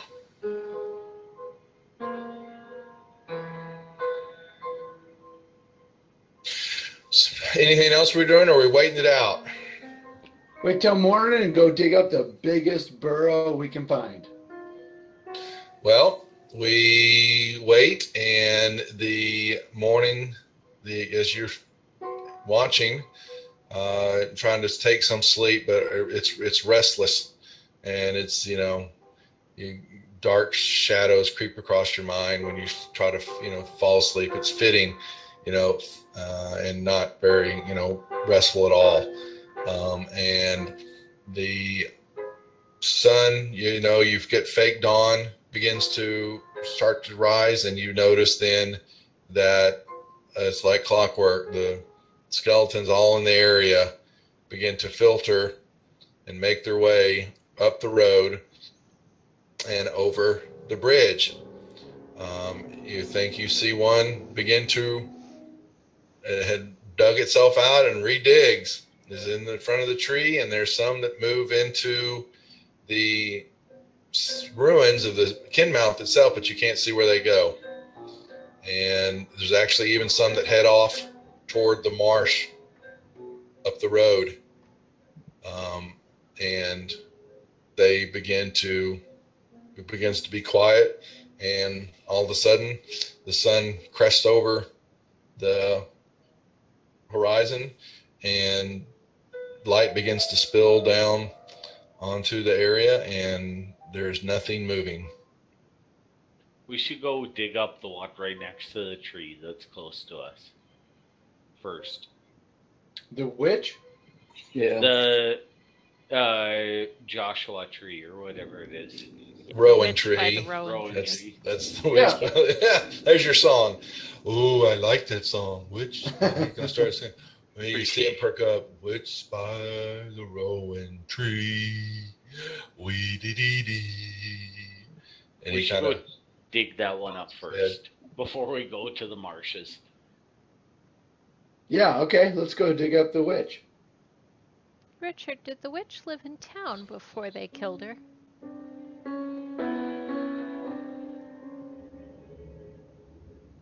One second. Nice question.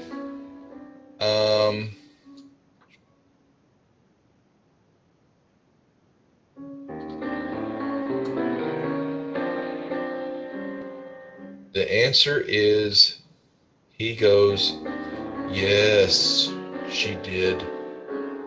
She was, damn it, I should have known this.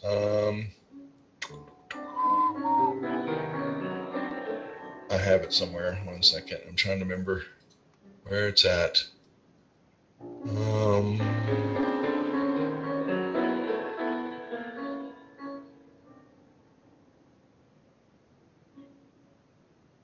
She was, yeah. Okay. So he begins to talk about, she was one of the, dang it.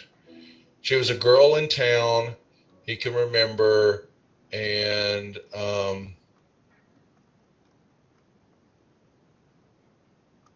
she went crazy. Her name was Eldamira.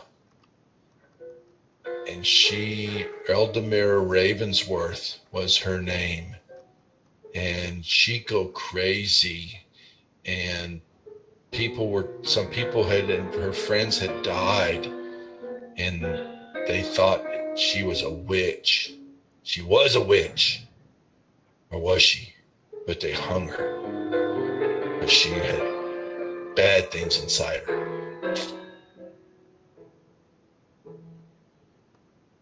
Because Brother Morton said that she was possessed. They hung her. Who is Brother Morton? He run the chapel.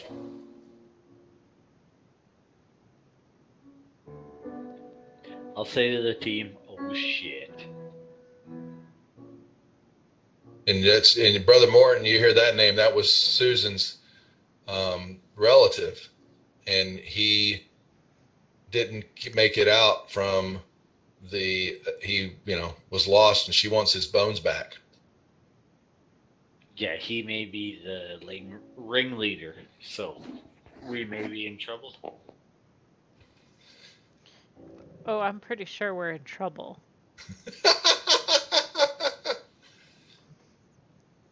Hey, every short rest I could take, I can hurt all those. But we might want to go see this grave, because it seems to me like she's protecting this guy. Let's do some grave robbing. Okay. Y'all head on out with your tools, and you get yourself, takes you about 30 minutes to get over there, and you find yourself under the rowan tree. And you hear Richard humming his new song as you leave him, as he cleans something. And you get your way and you look, and sure enough, there's packed dirt and just where you left it. And there is something came up or went back in. You don't know. I'll start digging with my shovel. You start to dig, and it doesn't take long. It's fairly shallow. And when you do, you begin to unearth what is a human skeleton. And there are a few scraps of clothing clinging to the bones. You bring it, kind of unearth it all, and you see a black iron ring around one of the fingers. And you definitely can tell that this had to have been the witch or whoever there, because the neck is snapped and, snapped, horribly broken. And there's a skeleton in the ground there in front of you. And you have a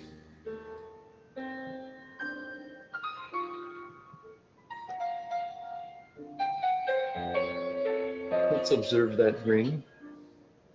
Yeah, I'll toss the ring to Army because she was pretty interested in it before. It's in the party sheet. Awesome. It's a solid platinum and gold ring with the setting that looks like a small heater shield on it.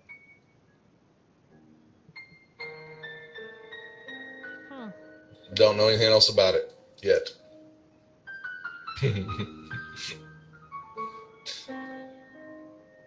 Then you pulled it off of the skeleton and nothing happened. The bones just, it all just lays there. And it looks like it's, old, and there's, the head, the neck is snapped off, and it's just in bad disrepair, the skeleton there. So when we were back in town previously, somebody was suggesting they probably should have burned the witch. Should we burn her skeleton, boys? Yeah. Krakus will agree to burning and setting her spirit free. How you gonna burn it? A bunch of firebolts? We'll make a little pyre out of wood and just set her ablaze. Yeah, I have some oil if that helps. Y'all tell me. I just need to get an idea of what you're doing.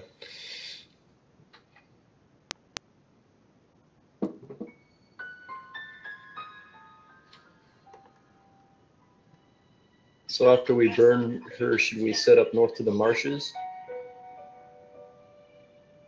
Or to that thing under the chapel?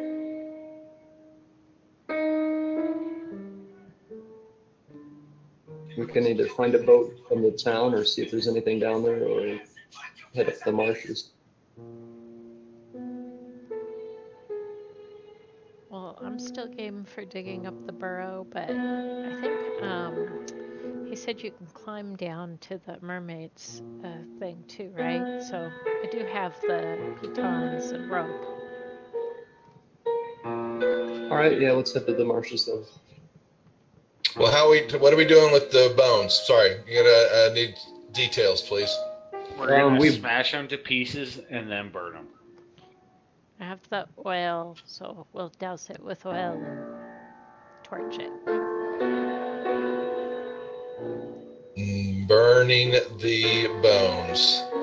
Are we just a simple little campfire, or with the oil? Are you going to dump the whole oil on them?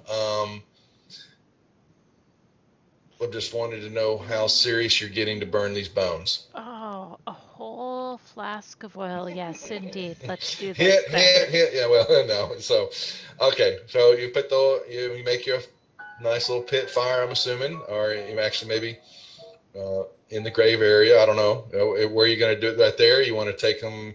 You're worried about catching the brush and the dried out grassland on fire? No, we'll it's just Are bring we some going to be? wood Are we going to be and- campfire safe? Is what I'm The- looking the for. worst that Yeah. can happen is No. this whole town burns down. The True. entire dead town. It looks like it could go up pretty quickly. All right, so she's still down in the hole, assumedly.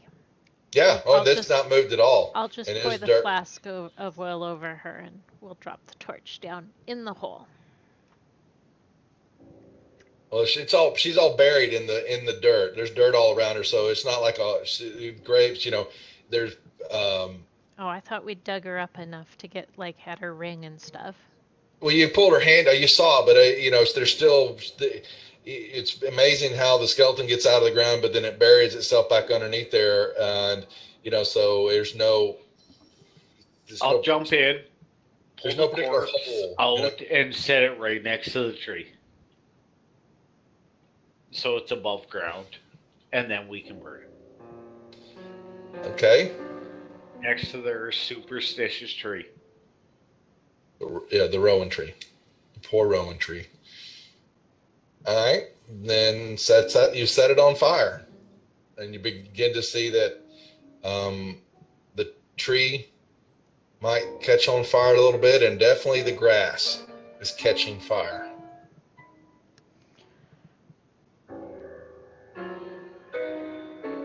And might actually begin to spread a little.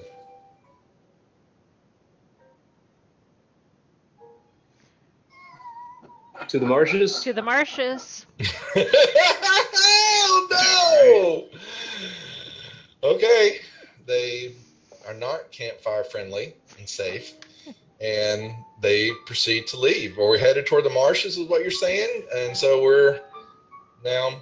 That took you about an hour and a half to do all that, and it's going to take you an hour or so to get up to the marsh, and you find yourself back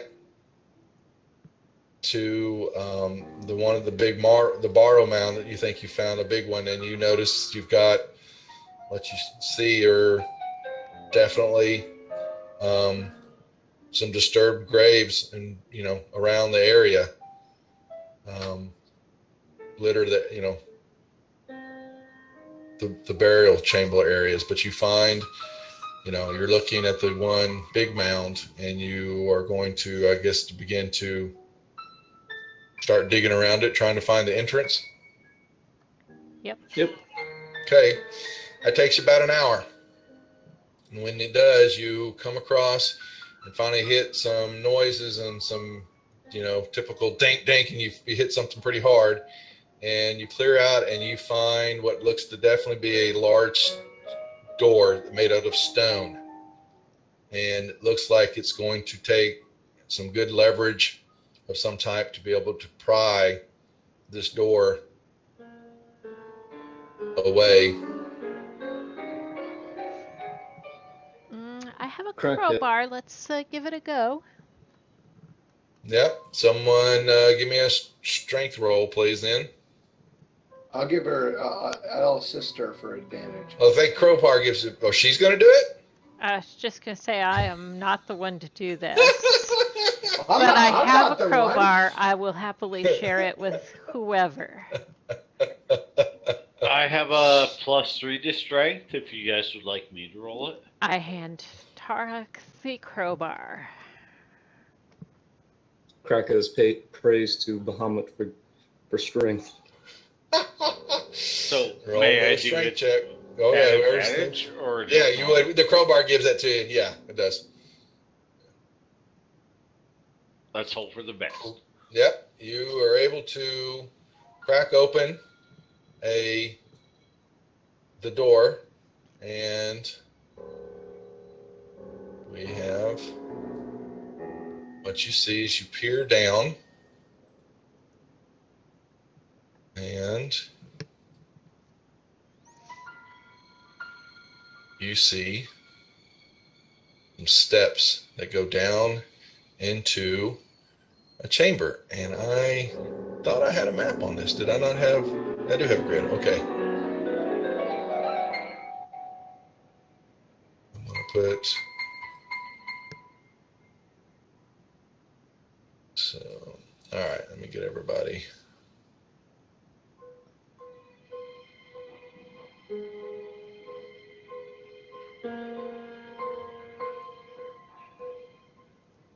It's not very big. Okay, that mosquito is huge. You have some stairs going down into what looks to be some type of, stone chamber. Does my dark vision reveal anything? Yep, you arrive in a plain room with old mortar walls and washed out paintings on them, an embellished stone bed with remains of a warrior lying on it are in the middle of the room. The entire skeleton is covered with what looks to be some type of green mold that has survived the years.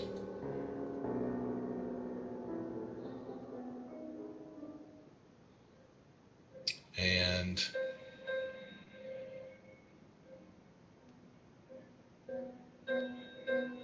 I'll move up just to get a closer look at everything. you give me you move up onto the table where the skeleton's at, right? Yeah, just before. Okay. Give me a nature check or survival check, whichever one you like.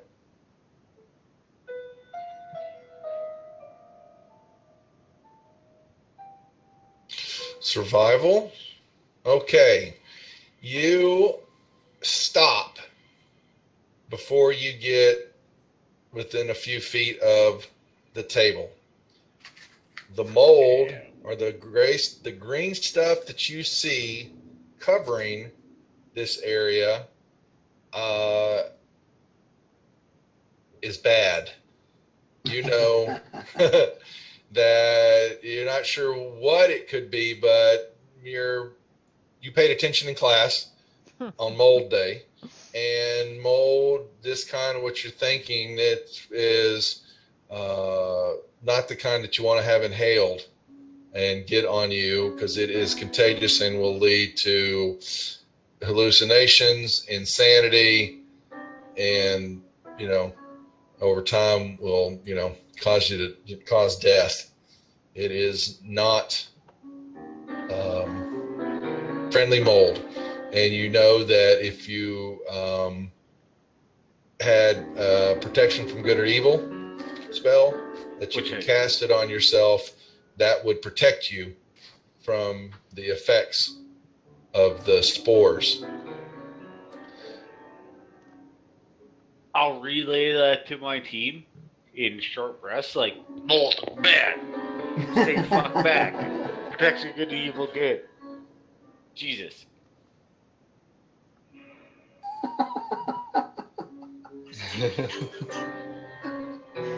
And then I gotta step the fuck back out of the room. Krakos will cast protection of good and evil on him. On who? Himself or Tarkir? If you cast on yourself, I'll come in with you on myself. Alright, yeah, we'll each cast it on ourselves and walk into the room. Place it on you.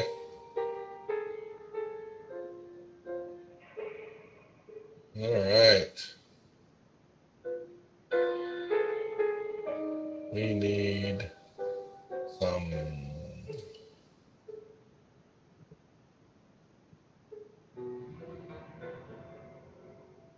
Didn't you throw it also on me too? I don't have it macroed out.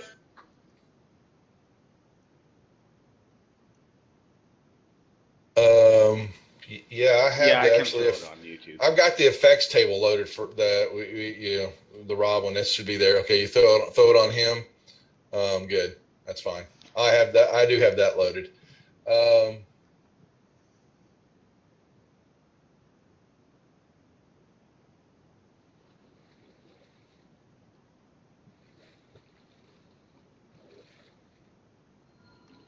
It did not work.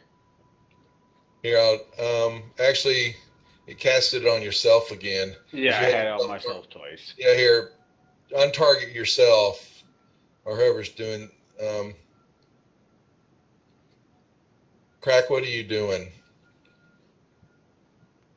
There you go.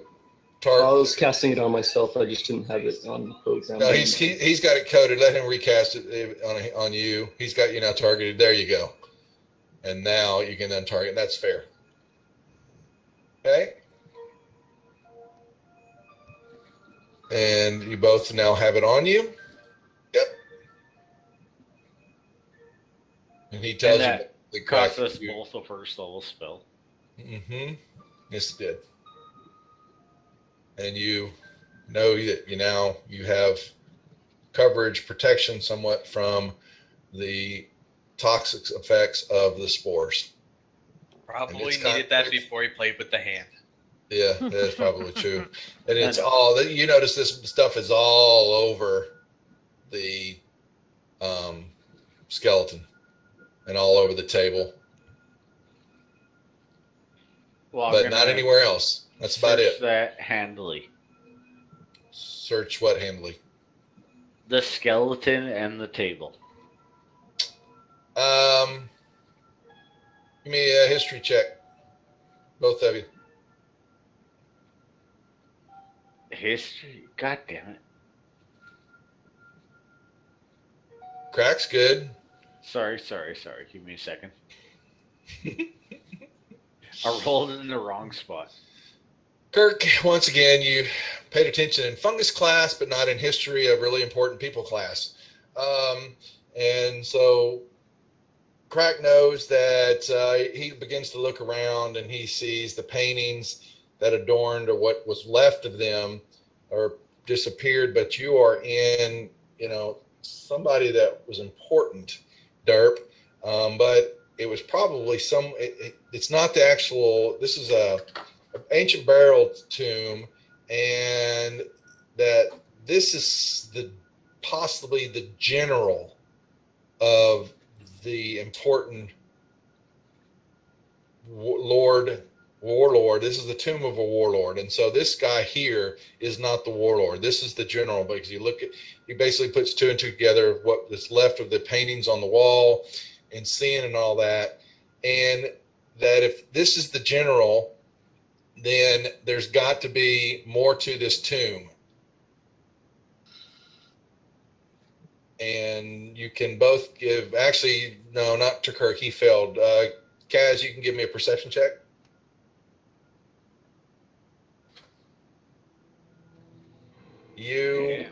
Looking around, you will see along the south wall, right behind the bench,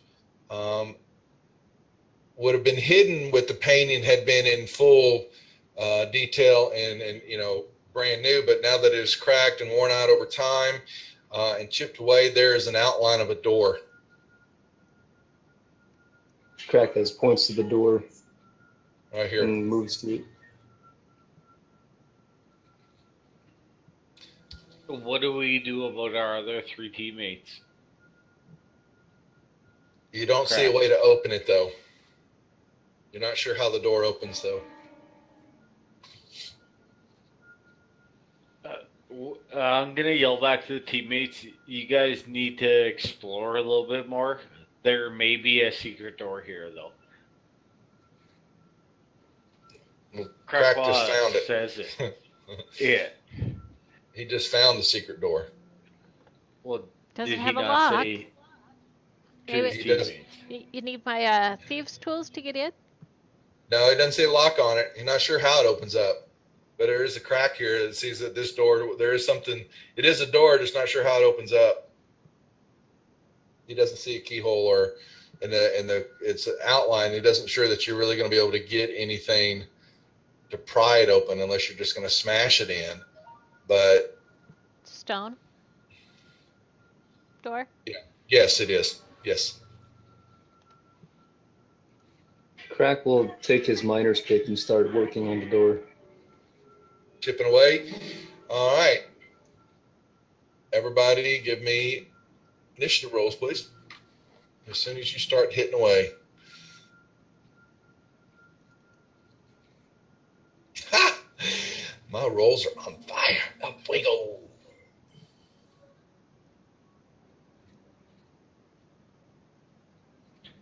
DM mod. DM roll mod. That's right. You are sitting there, and right out, popping into view, right next to you, Kaz. Actually, to Kirk, you didn't see it, but it came out. It was right as you're looking. Right behind you is a glowing ball of light, and it bzzz, and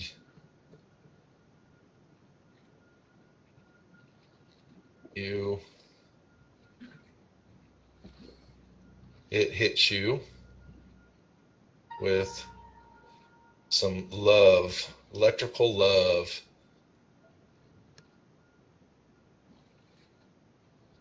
I'm out right here, guys. Yeah, and the second one comes up right next to you, crack, and does the same thing. But it short circuits. Bzz. Arme, from where you're at, you can see some glowing ball of light, but you don't really have a good shot because you were up above looking down a stairwell. You would have to step into the room. So, having heard that mushroom or mold stuff was poison, I'll take a deep breath before. I'll run down the stairs, swing the will-o-wisp, and run right back up. Fair enough.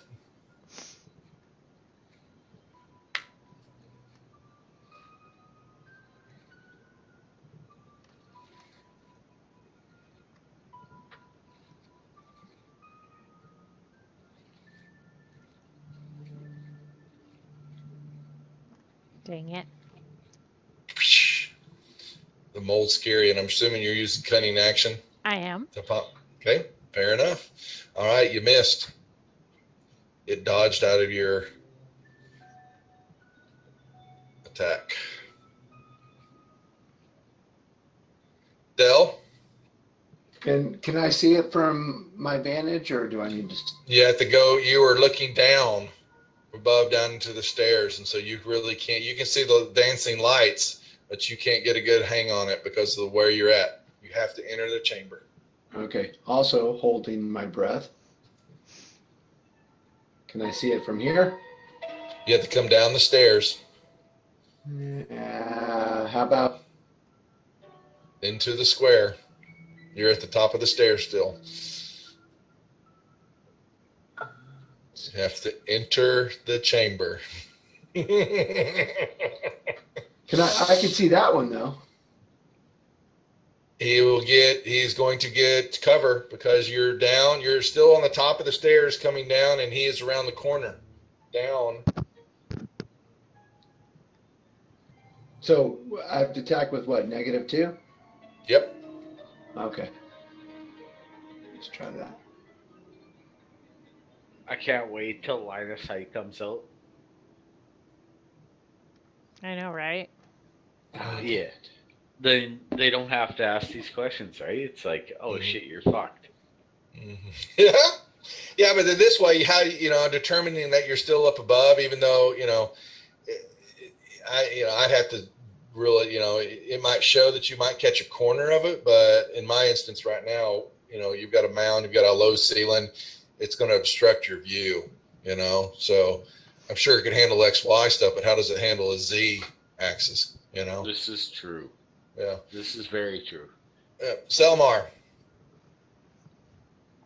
Selmar's going to look at the others like they're crazy for going into the obviously bad moth. You know what?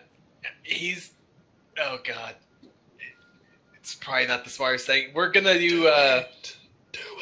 Prestidigitation, and we're going to start literally sweeping the floor magically 1 cubic foot at a time. of all the moss and everything. Actually, it doesn't really see it on the floor. It's all over the altar and the skeleton only. Oh, okay.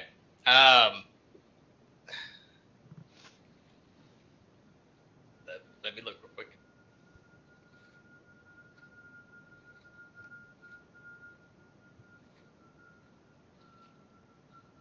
Yeah, he's gonna just cheer him on. You guys got this. I'll watch our backs. And he'll ready a firebolt in case anything comes through the back door. Because he's positive something's gonna come.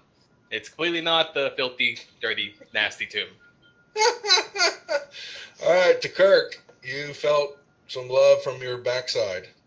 Yeah, my backside is loving it, and he's going to swing back. Because I'm not scared of the little girl, even if I miss. You missed. And we have a full-grown woman in this game. So, yeah. I'm looking at Selmar, just laughing the whole time. All right, Crack. Krakaz will cast a Sacred Flame at the wisp that's by Tariq, and then kind of be disappointed at Bahamut and just nod his head.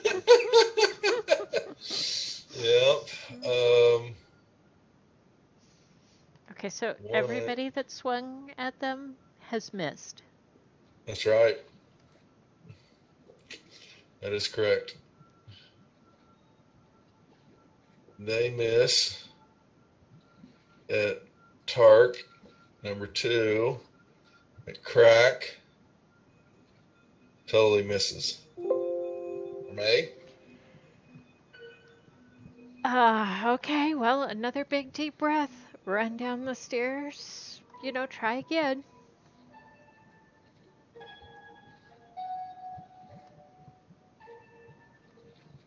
Now, you will also have, let me see, actually the way it's turned, you won't have advantage on your shot. Sorry, I was thinking you'd be flanking it, but you're not behind it yet. You're to the side of it. So, just checking. Critical hit. Nice hit. Very nice hit. Ooh. Now, you don't get you get your sneak attack damage because there's a foe within 5 feet. I mean, a enemy of the target within 5 feet of it. Ooh. You forgot to Cool. do that. Well, I failed to roll that. So next time, yep, you would get that.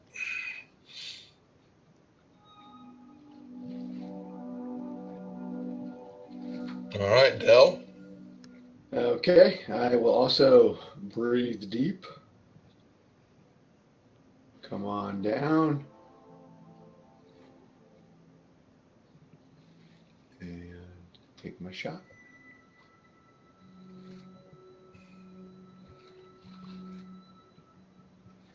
Ka-ting.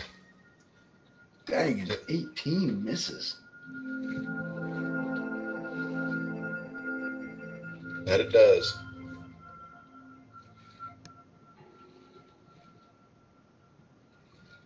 Selimar doing the dance up there. Come on down, Selimar. Do it. But it's dirty. You'll love it.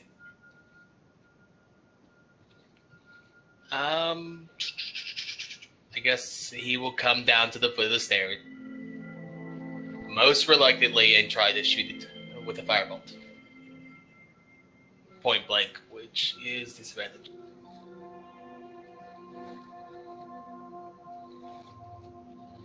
Oops. And then, is this thing going to take an op attack when I walk away? Yes, it is. Okay. Let me give you some love. Zzz. Oh, but it missed. Pass your turn. Yippers. To Kirk. I'm gonna fake whisper, man, do you not have a touch spell? And then continue to miss on my swing. Yeah. See, I can see the future. I'm just telling you guys. Krakaz opens his mouth and tries to blow some frost at that wisp. God damn it. Breath weapons don't have damage, even if it's a success? No, not the frostbite. I wasn't using the breath weapon. I was using the frostbite. Sorry.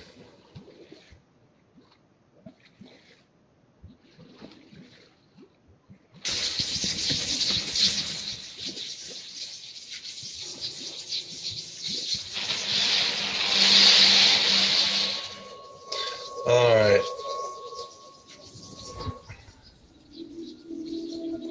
Failure.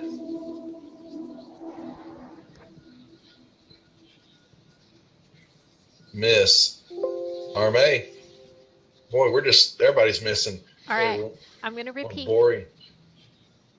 Go ahead. Go ahead.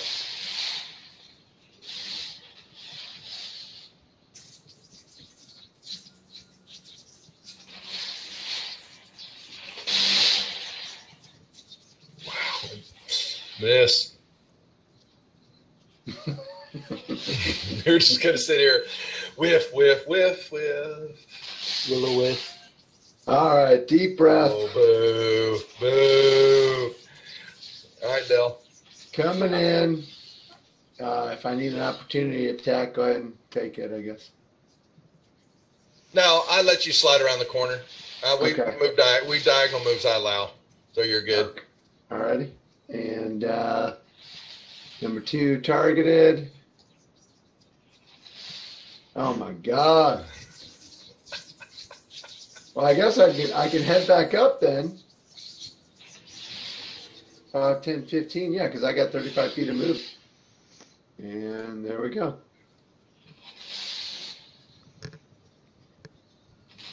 So, Can we see the other one that has appeared?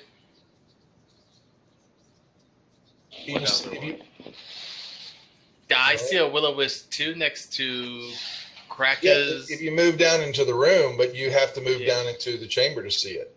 He's You guys been are- there the whole time. Yeah. You'd have to move down. If you shoot from you could be at a -2 to hit 1, but you from where you're at you can't see 2 unless you come into the chamber fully, meaning the bottom of the stairs. Okay, I guess we will take a deep breath and follow suit with the shimmy around the corner. Fair enough. And we'll go ahead and just keep on the one closest to us.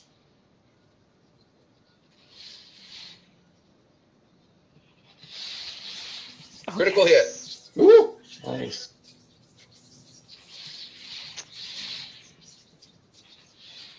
He took some of the damage. And we will scurry back out of the field. All right, to Kirk. On this one, if I hit, I would like to use Smite. No, that's fine. You just boom it. You I missed. did not hit. Crack. All right, Cracker's getting tired of this, so he's going to use his Channel Divinity.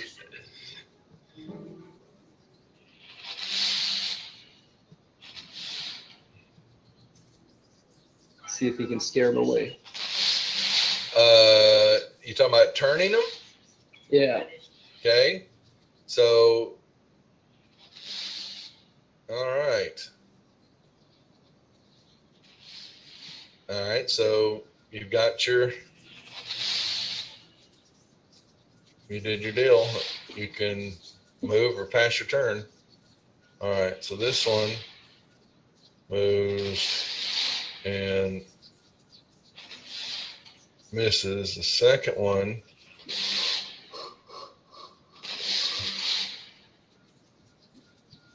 No one can roll more than 17.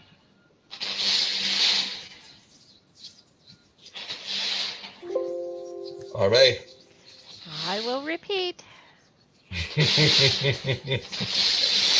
No one said it was going to be easy. Actually, I need to turn those off and this stuff just kind of Makes it hard to look at. The maps are bigger.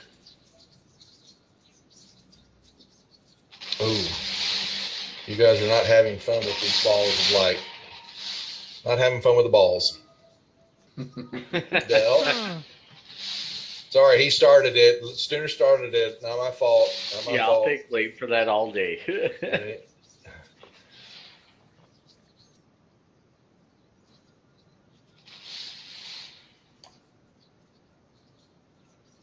Hit. There we go. Thank God. And hang on now, it's wounded. Yep. So you Yep. drag the effect to you.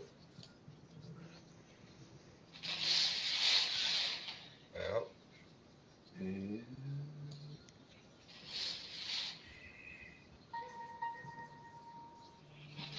took it. Still there. there we go. Dell?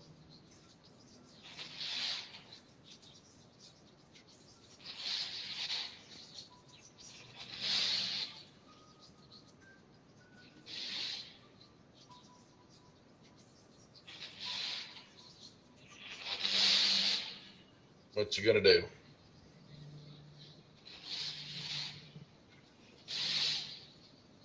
Mar. Did we lose Mar? Oh, I'm sorry. I was looking at something else. Let's see.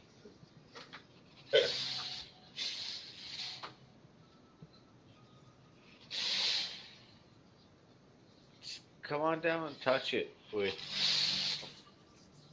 Yeah, Go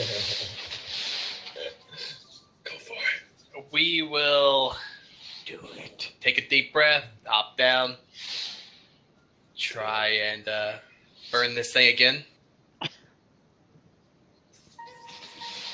A miss. Yep. And then we're scurrying back up the stairs. You gonna take that shot from him? He'll take the shot from him. Miss. Yeah, I'm gonna continue swinging with my warhammer, and if I hit, I would like to use my divine smite. No, understood. And I don't hit. Yes. Yeah. Oh my god. I'm sorry, guys. I enjoyed that hand too much. I'm too relaxed. Alright. That took some damage. Not much, but alright. He's gonna swing at you because you gave him some. He didn't Crackers. appreciate. Kind of like it's kind of shakes and goes. Yeah, exactly. All right, Amay. Oh, I'll repeat again. And I bet I miss all over again. Rinse and repeat. Come on, Amay. Get a hit. Oh no. Sorry. Not really sure why I rolled at disadvantage, though. Not that it matters. The Will-O-Wisp had a grant disadvantage effect. I'm not sure what from. Oh, it's my fault. I put the wrong coding on it. It's supposed to not have advantage. Sorry about that. Where? Which one? It's from my frostbite. It's supposed to not give a disadvantage. It's supposed to make it have disadvantage. I put the wrong coding. So. Resist cold. Well, it has some resistance and it's immune. It was from the effect that I put on the grant disadvantage attack. That should take that off. I don't see it. You should. It expired after one effect, I think. Yeah. So Yeah. And I'd have missed either way because it dropped to Yeah. 12. So got the 12, right? They've all been rolling at disadvantage. Okay, Dell, you're up. Hit.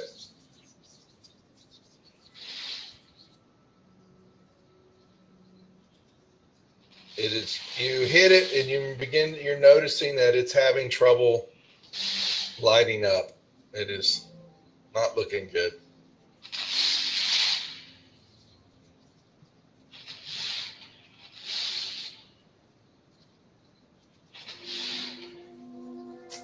Mar?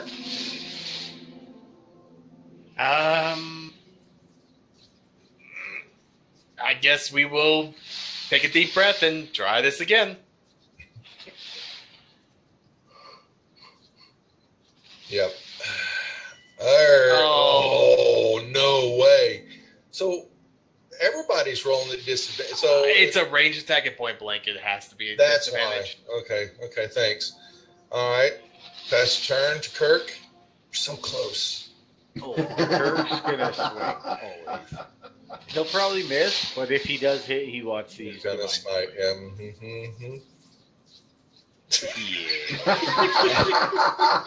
Maybe you shouldn't say anything and just roll the swing.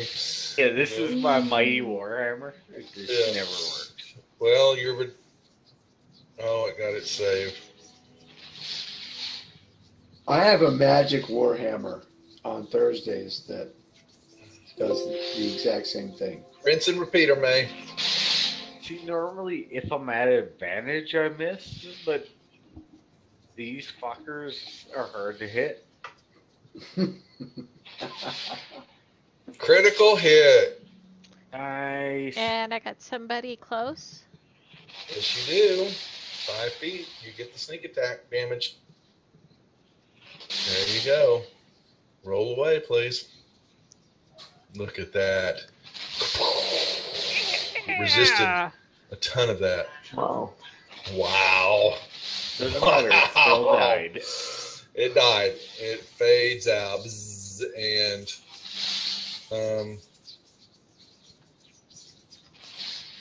but No, wait a second. I just killed myself. Oh no. Thank you. I'm like looking at it going, what the heck? Well, you didn't have any hit point damage. So how did that? Because you got yourself targeted. Yeah, but I'm not sure how. Hold on. You didn't have any damage. Untarget yourself. Let me do that here. The sneak attack damage you put on yourself, I don't know unless you were close and well, you did 25 points of damage. So that's going to kill it. And there's been some weird stuff with the targeting lately, Yeah. it seems. I noticed that. I don't want to get on and play around with it, but it didn't roll and said, okay, so that pops out and it disappears and you find yourselves in the chamber. Shall we hold for the night, folks? Yeah. Has it been? Yeah, Yeah. I'm alright with that. Okay, so we will hold. Are we good? Does the group want to re-establish for next Friday? Is that good for everybody?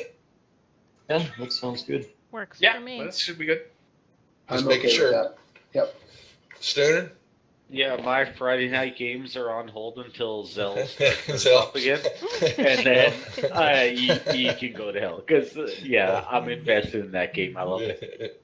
No. So Zell, we're waiting. So I'm assuming you've got some time before you spin those back up, or what was your plan? Just Yep. I don't want to interfere with yours. Nope. We are on hiatus for a bit, so we're good Okay. next week. Okay, so we will go through that and we'll pick up where we've left off. Hopefully, so far, what do y'all think of what's been happening? It's Any comments? pretty good. I would like more maps. Yeah, they Yeah, need a few maps. Okay. Yep. So I don't have one of they have the town area, but they didn't really provide one of the overview of the chapel area. So that was thought, and there's a couple more what we'll run into later. But Yeah. so far, I think and the they- area with the lighthouse probably could have done with a map too.